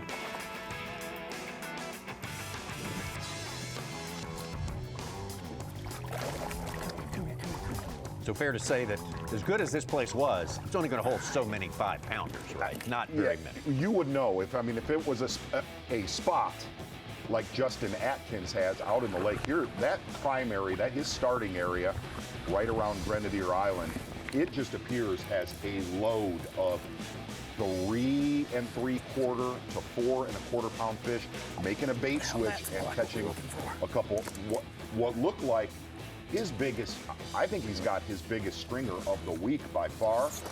Catches these right here and then makes a move probably about another 4 or 5 miles into the lake and starts to upgrade. I did not know he had that in his back pocket. No, not. Had a great day too. Absolutely caught him early and big yesterday.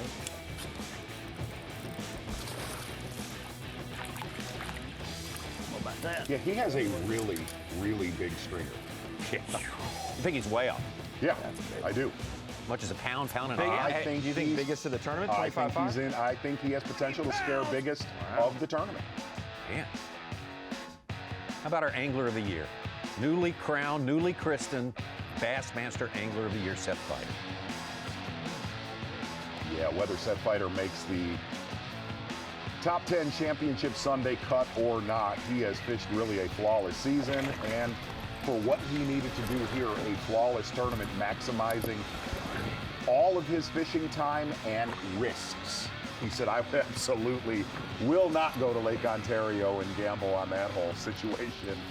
Yes. Seth Fighter with a soft plastic jerkbait siren color. I'm gonna get out with Seth Fighter live right now. That's the Yamaha Midday Report.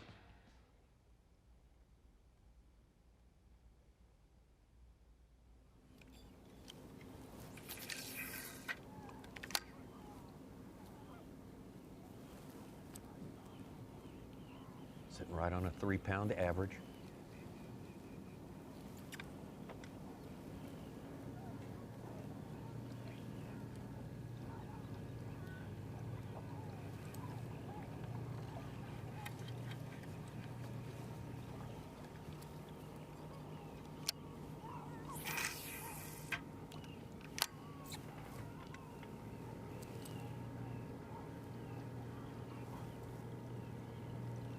Boy, he has won the shallow water tournament from Waddington to Messina this He's the event. poster. It's about 2 pounds Individual from for the that. cut. Is he? Right now? Is he? 14th. You think 60 pounds is going to take 60 to make 10th? I do. Yep. I really do. Which is staggering. For the absolute tail end of the spawn, that is scary Too good. much commotion going on the docks. This guy's about to walk out on his. They're swimming. They're on the next one. Yeah, that's true.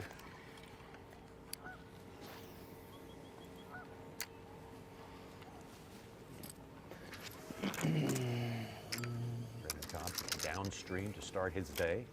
Downstream of Waddington with a good fast start.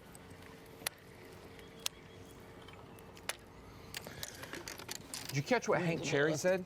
No. Weigh-in yesterday? No. He said yesterday was the first day since the Classic ended when he's been able to be by himself, not doing phone calls for interviews, for Classic winning, not having a marshal in his boat, any of those things. He got to fish day 1 of the event without a marshal, and it's the first time he got to really reflect and reminisce on the Classic alone, and it kind of took him aback a little bit. We caught him early, and now went shallow. I've seen 18 pounds shallow and 20 pounds shallow and can't get them to bite. They had a couple nip at it, not eat, and deep fish. I'm seeing them on the graph, can't get them to bite. I think it's just kind of, for me anyway, it's a weird day. They're getting tough to catch. Came up here shallow. I saw a few cruising around in here and caught a couple. This little bay here, but hadn't seen nothing yet. I got a 3-pounder and a 3-2, which would help a lot if I get rid of those, but it's kind of been tough afternoon. Good morning and tough afternoon.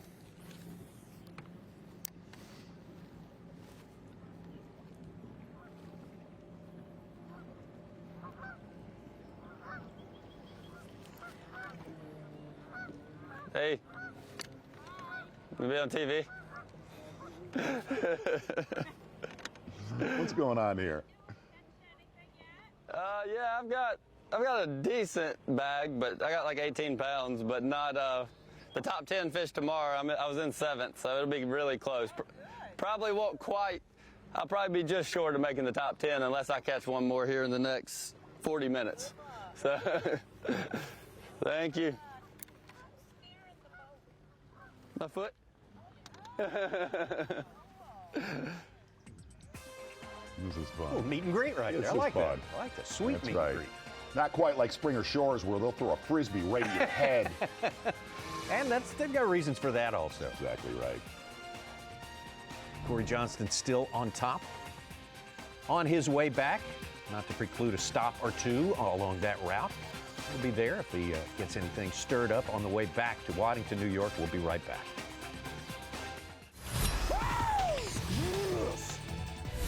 Live coverage of the Farmers Insurance Elite at St. Lawrence River is sponsored by Skeeter Boats.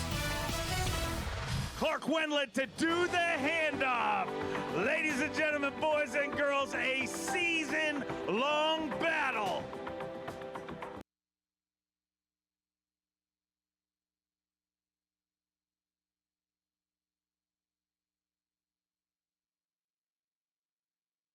I was probably around 10 years old when I saw my first Bassmaster episode. At that point, it was like, well, people are doing this for a living. That's really cool. But, you know, from that moment, I've done everything I possibly can to get to where I'm at now. I mean, it's just a lifelong childhood dream come true. And it's what I've dreamt about my whole life since I was 9, 10 years old, was being here, doing this, competing against these guys. And first couple of years was a bit of a struggle for me, adjusting to the big leagues, and the last few years has been a lot of fun. I've been fishing really good. Everything in life's going really good right now. Amazing wife, 2 beautiful little girls. My first one was real young. It wasn't too bad, but now she's kind of she's 3 now. She's at the age where she doesn't want me to leave and tells me not to go, so it makes it a little harder, but I've been going back home between each tournament, and even if it's only for a few days, and turning around and driving back, but it's worth it. The 2021 Bassmaster Elite Series Angler of the Year. One of the most incredible seasons of all time. We'll never forget it. It started out at the St. Johns River, one of the places he wasn't supposed to do well, Mark Zona. Take the time, my friend. Yeah. Let's soak it all in. Well, let's breathe. Year of Let's Seth. enjoy it. Let's exactly. And really the Achilles heel for Seth Fighter. Not just the last year or two, really throughout his career. Yes, sir. Seth Fighter's the first one to admit, whenever we went down south, whether it was kind of that Texas-ish, Tennessee-ish, Tennessee River was tough. Florida, Seth Fighter made the comment that I expected myself to throw up at least one bomb, and really starting off the year, I heard Davey Height say this yesterday, and I agree totally. It's obvious. Seth Fighter won this Angler of the Year early. Sure. This season. Yeah, faced his toughest challenges early. Got through it like that. 25th place at a very, very tough Pickwick Lake. And then he goes to Texas. Yeah, two Texas stops where he really had no great expectations. Where pretty much everybody will tell you their practice sucked, which is what he told us. And watching kind of how he managed that tournament, making a couple runs days 1 and 2, then doing a little bit of retreadish right around Orange, Texas. Oh, God. Now, this was not a very big surprise. If you watch his performance on Lake Fork the last couple years, it's been good. Very, very Won a solid. truck. Won a truck. Won a truck, been in the top 15 a couple times. In the mouth. But back-to-back 6th places in Texas. I mean, come on. Kid. And one thing that's big for his career is he was always kind of negative and down on the outlook of an event for a tough grinder, like the Sabine, like Neely Henry was going to be. And at this point in his career, it seems like he's been okay with maybe it's going to be a little tougher. Here's how I need to navigate. Not this is a letdown. I'm only going to catch 2 pounders today. Those twos are important. Looking at all the footage that we have seen so far, Yes, sir. this included, Boom, baby. you've not seen one bass caught deeper than 10 feet of water. No. In any of this highlight package. Yes, sir. That's unbelievable. Before the season started, you said it's going to be one fishing shallow this year. Right, and I thought, I still talked to the guy about it. I thought Greg Hackney, I thought this, Lined up for him. the way our schedule set up, I thought it was going to be a 10 foot of water and less season. And then, with all the flooding that we had, it solidified that thought. Just wasn't Greg Hackney, it was Seth Fighter that executed on that. What a year. Seth Fighter. Hey, now. Great to celebrate him now. Some bonus coverage for you. Let's celebrate this man right here. Absolutely. Always worth celebrating the great career of the great two-time Bassmaster Angler of the Year, Gerald Swindle. Gerald, would you fill us in on your day so far? You know, it hadn't been what I expected, Tommy. It was a lot like my junior high dance when I carried Timmy Smith to it. It wasn't what I expected. It's been a little slower. Been a little slow. I mean, I've caught some fish, but I cannot get the little fluffing, the little fly deal to go today with no sunshine.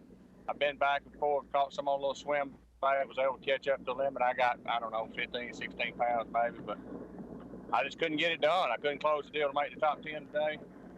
I've tried to make adjustments. I've drifted some and caught some. I caught a bunch doing it. I just didn't feel like it was a way to catch a big one, and then I just messed around and caught one almost 4 doing it, so I don't know. Kind of confusing for me.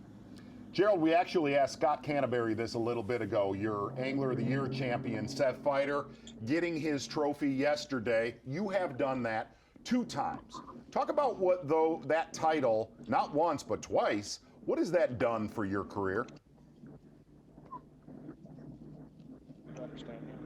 Yes, about Angler of the Year twice, I think. What about Angler of the Year twice? I mean, I'm proud for Seth. It changes everything. It really does. And it was the hugest, you know, I never dreamed what came with it. I never dreamed that how satisfying it would be, but how it wanted me, you know, the weird part is you want to do it again and again. But I'm really proud for Seth Fighter. He owned this season. Can't nobody take that from him. That's one of the strongest performances I've seen in a long time. Hats off to him, man. He's going to represent the sport good. Here's what I like, guys. You really want to know what I like? Yeah, go ahead. I like drifting 30 foot deep, wiggling your bait, and it just breaks off because some type of quiggle muscle or something down there breaks the line. That's what I like. Yeah. G, we were talking about Angler of the Year. Your most recent Angler of the Year win, you didn't miss a cut during the whole season. Your worst finish was 40th. Talk about how crazy it is that Seth Fighter's worst finish of the season would be 29th. How hard is that to do to not miss a cut all year? I was appreciating it, man. I'm looking at that going, this guy don't miss. You know, he hasn't missed all year, and he built momentum. But just to say you made a cut all year is a huge accomplishment. That's not done a lot. But as high as he finished in every tournament, super impressive, dude. That guy laid out a performance, hands down, is what Bassmaster AOI is supposed to be about, is when you dominate. He left no question to B.A.S. that he's the #1 angler in the world this year. Gerald, thank you so much for your time. Great season to you. We congratulate you on that. It's been fun every chance we've had to spend some time with you out on the water during 2021. Huge rebound season for him. Yes. Missing the Classic, finishing in the Absolutely. 50s last year, and then this year to turn around and be in the top 15 in points. A lot of our anglers starting to make their way back towards Waddington.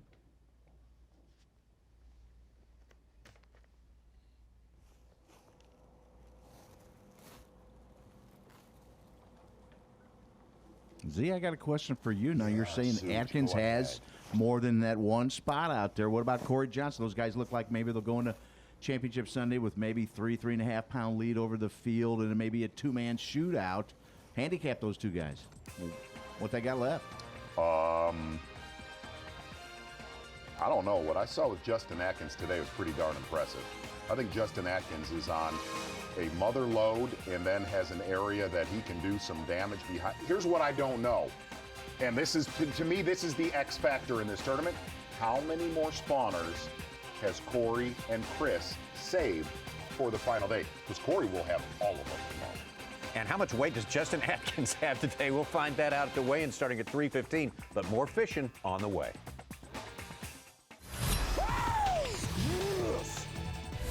Live coverage of the Farmers Insurance Elite at St. Lawrence River is sponsored by Skeeter Boats.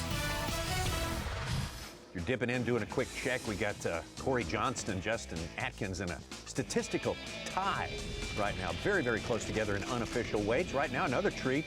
Instant gratification, Striker Daily Trivia. How far back in weight was Micah Frazier? He rallied from 10th to win the 2019 St. Lawrence Elite. We had So this some is great question rallies and there. answer right This now, is- right? Yeah. Ooh, trying to neutralize me, I see. Not really, not really. You don't need it. You don't require time. I'm gonna go. It's in the 4s. I'm gonna go 4 pounds 7 ounces. I'll buy that. I'll go with C as well. I think it's 410. I thought it was something 10. It is. Wow. Good I love it. stuff. I love it. I love the trivia. All right. Well, because, Z, Tommy, that I got the trivia right, I'm going to just go ahead and commandeer the rest of this deal. You were and take already it to the there. screen of Whoa. knowledge. I don't know. I wasn't fed the answer either, I promise. But no, I wanted to touch base real quick on the last couple things you need to watch for the Day 3 weigh. And not only are we going to be watching Justin Atkins, Cory Johnston, Bernie Schulz, all the contenders in this event that have a shot to win, but we're also going to be watching the Rookie of the Year battle. That'll be decided today. Josh Straisner came into the event, or into Day 3 in 17th place in the event. Justin Hamner, 31st place in the event. That's 14 spots separating them. Meanwhile, there are only 2 spots, 2 points separated in Rookie of the Year. So Straisner's fallen to 20th, just a few spots dropped. We will not know about Hamner until weigh-in, so we'll see if Hamner brought enough to win Rookie of the Year or if Straisner will take it. And my mood tomorrow will be determined if my guy wins. But last thing about the Classic cut line, Stetson Blaylock sitting there in the 15th spot coming into the day. He's 15th, 12 points ahead of the Classic. He needed to be above 28th to make the Classic. He has fallen to 29th or 30th, may end up dropping out of the Classic cut line if his bass track is accurate. Wanted to take it over to Mercury Drain the Lake and Rapala Bassmaster Fantasy Fishing real quick. I told you this is the game that I plan to excel at this year, Z. Which evidently you have. I have, and this week I had all guys made the cut except for a few right here, Clifford Perch, Bill Lowen, and Chris Zaldane. I have Cory and Chris Johnston. Seth Fighter was in the top 10 all week as well. May not make it. I'm sorry, it fell out. There we go. Yeah. And so that's my team, but my nearest competitor, Chris Mitchell with Bassmaster, he is we're right here neck and neck at the top of our leaderboard for the Bassmaster group, and this is who he has. He has Bernie Schulz, who's winning, obviously has Cory Johnston as well. A couple other people that missed the cut. So the door's open, and if Cory Johnston wins tomorrow, it's mine. That Paul if Cory Mueller Johnston pick wins ju- tomorrow, punished him. Yes, it punished him for Wow. sure. I wanted to give some love. We'll give some love tomorrow of the overall Rapala Bassmaster Fantasy Fishing winner for the season. We will give kudos to that as well. Big prizes. Hey, and someone's going to earn a fishing trip with you, Z, soon. I'm stoked. I Okay, got one this. This quick thing question. fell out of my Yeah. ear. I'm sorry. I got put it back in. Sorry. Ronnie, the rumor goes around that you created Drain the Lake to be your own personal playground. Yes, it is. It's the only. Hey, when you're winning, you go with the game. When you start losing the game, you make up the rules. And so we made up Mercury Drain the Lake for those who are love the strategy. game. Well, Yes. that's how you win. are. I guess And then that's they how you said- win in this day and age. And isn't then it? they said Z would offer a fishing trip, and I said, oh, that's He even is better. The game. Such, going back to something you said, kind of looking into tomorrow, kind of the Cory Johnston, Justin Atkins battle that we have going on. Here's what we got to see for sure today. Justin Atkins is going to catch 20 pounds. There are so many heavy threes, light fours in his first starting area right around Grenadier Island, and he's not looking at him. He's looking at him on his front-facing sonar. Again, I think the entire story going into tomorrow, how much more spawning do the Johnstons have that it looks like Cory's going to benefit from? The other thing to watch, if that sun pops, that area out on the main lake where Cory Johnston was yesterday, where Cory was today, it's a big fish area, man. If that sun pops, they can get crawling around shallow. Let's get a look at Cory right here and talk about a hot mess. He's just ready to go. There he is. He's going. What have we got? Not gonna help.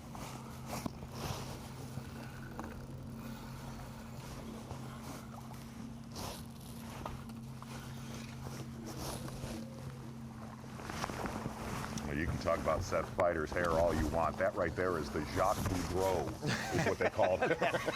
What NFL QB did you say he resembled? It's got a little bit of a Ben Roethlisberger I like look that. right there. I like that. I like that. Strong.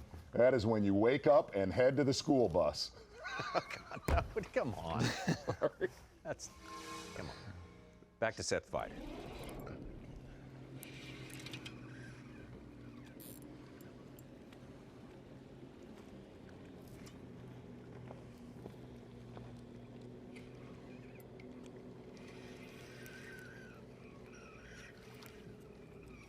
Oh no. What does he need to put him in the contest? About a 5-pounder. Okay.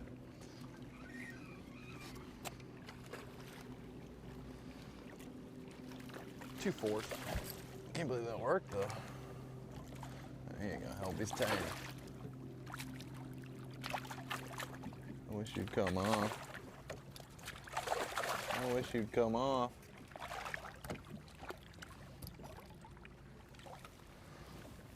Just tangled me all to shreds. What's the number? Such, obviously top 10. Who'll have the best average finish for an AOY champion? Is it 11th, 12th still gets it done? 12.6, 11, I think ties it. Oh my God. Oh yeah, most definitely. Everybody's driving. No. Oh. We've had a good day. How is this possible? Had a good tournament. Had a good northern swing. No matter how this. You ever get a last bite and weekend just wish you goes. wouldn't have?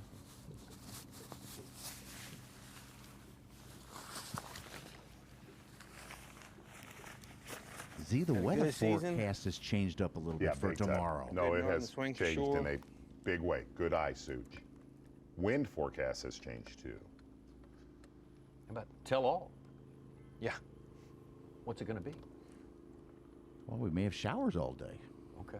Which Light was not going to be showers. the case. Tomorrow was supposed to be, when we started this tournament, Right. what feels like 37 years ago, it was supposed to be sunny, light winds. Today it had rain or showers all day and really never hit a couple minutes here or there. Kind of backed off maybe till tomorrow. All right, that's more better.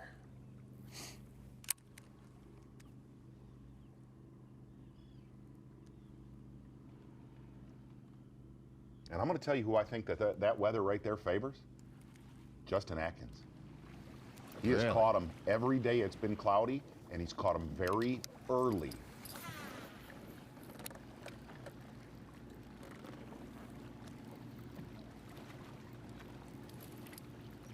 Where's all the boys at? Maybe they all came back when I was untangling my drop shot, but I haven't seen Chris and Cory yet. Atkins is back. They might have snuck in there when I was untangling the 30 knots in my drop shot line.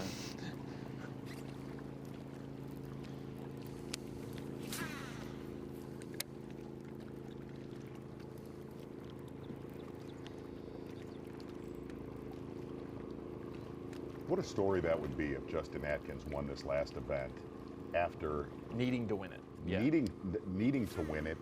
But more than that, really talking to him after the weigh-in yesterday, he said, look, man, the only reason I'm here is to make a Bassmaster Classic. That is why he came to Bass.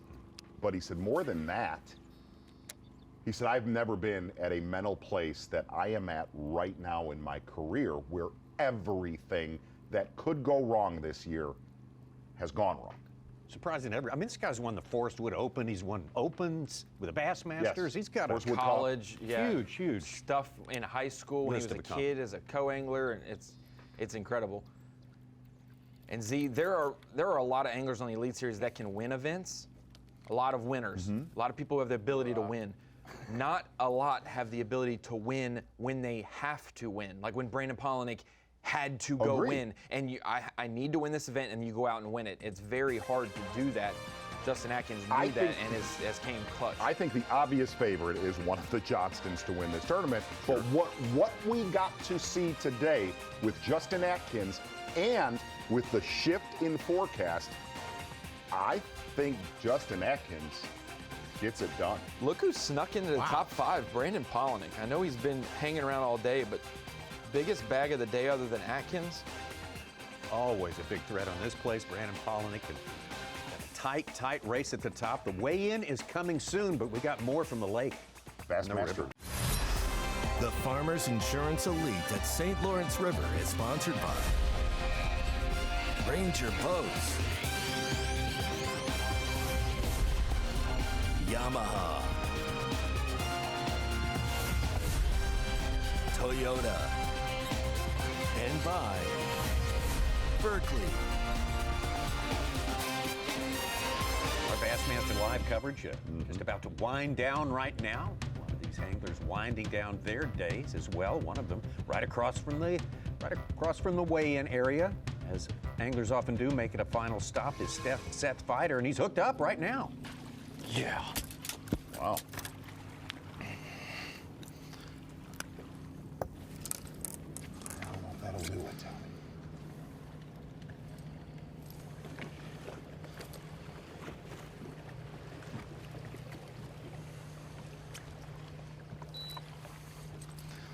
What's the call? Probably just went up and down this bank all day and beat what we had.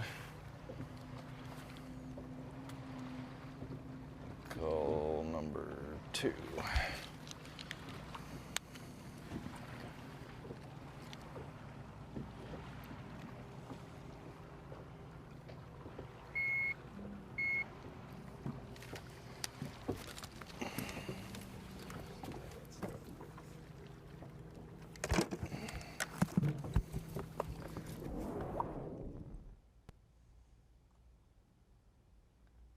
Small call right there for Seth Fighter. He's gonna be close. Yeah. Don't know if That'll it'll get him do a it. little closer. Like last week at Champlain, these last-minute stops. Yes. Unlike most places, they don't mean a whole lot here. They do mean here. A lot. They can mean a whole lot. We saw them mean a lot at Champlain, and he catches one more. Been guys that have spent entire events on that stretch Seth is on right there. Oh, shit. No doubt. Yep.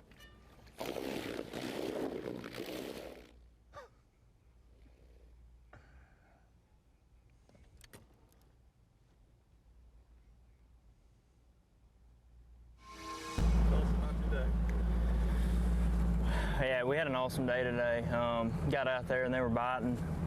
And first couple I caught were little, which always concerns me. That, you know, maybe those larger fish in the school have left, and then we messed around and, you know, put the hair jig on, caught a couple big ones. I felt like the big ones were just getting maybe a little bit wise. You need perfect conditions to catch them on that drop shot. And so finally got a good slick day where I could throw the hair jig and managed to catch a few big ones. Made a little last minute move and, you know, made like a pound coil. So it was a good day. I can't complain. I just wanted to get in that 23-pound range every day to potentially have a shot. If I could average out, you know, 22 and a half, 23 pounds a day and I get beat, I just get beat. Like, you know, there's nothing I can do about that. So we've got the weight we need. Just gonna see if we can make it out there and back one more day tomorrow. We've done our job. We've weighed over 22 every day, and I left a few out there that hopefully we can catch tomorrow. We'll see how it goes, but you know, all in all, I'm happy. We're just going to roll in tomorrow with a shot at winning, and that's all you can ask for going into day 4. So we'll see what happens. We're going to lay her all out in the line tomorrow and let the chips fall where they may. My day kind of not great. Definitely not going to make the 10 cut. Had an amazing season. I'm just going to try to catch one more 4-pounder. We got like 3 minutes left to catch one. We're going to give her hell, see what happens. Still bringing it. Oh, yeah, absolutely. He called it quits earlier in the tournament now than he is now. Still bringing it. Now, a lot of people, the winning you're in, the Justin Atkins, you know, guy who didn't get a break all season. What a great story. As our friend Davey pointed out a little earlier, there's also some anglers who are saying, you know, another neat thing would be for somebody who's already qualified to win this thing, that me in 42nd place can jump in there. So absolutely. There's probably a lot of anglers rooting against Justin Atkins right now. That's the way it goes. That's the way it goes. We'll be watching that one, though. It's interesting, no matter how it breaks. Great day. Delighted to have Justin out here on the Elite Series. Yeah. Hey, shouldn't happen to anyone what happened to him this year. Phenomenal day of fish catches, and I don't know, as strange as this whole season and last season have been, kind of tells you exactly what tomorrow's going to be. Bassmaster Live. You know, tomorrow, FS1, Fox Sports 1, and the Fox Sports there's some bonus coverage on FS1. Coverage. I think we get some extra time to share what the great things are that go on the St. Lawrence River, Waddington, New York, all of that. Championship Sunday on FS1 for supplementary coverage on Bassmaster.com. Ooh. Little wind tomorrow. Yes. The boys at the mouth. North-northeast wind. Tonight it's going to blow 25 to, get this, get ready, 40 to 45 miles an hour. Going to be a little chippy getting out to the mouth tomorrow. But, got to say it, when you are on that northeast side of Lake Ontario, you will still have a little bit of protection. It will just suck getting there. How many of the 10 go to the lake tomorrow? 7. 7 of the 10. Or within 1 to 2 miles of the lake. Can't wait to get it started again. 8 a.m. Eastern Time, FS1 and the Fox Sports app. We'll see you then. Vessel to harbor.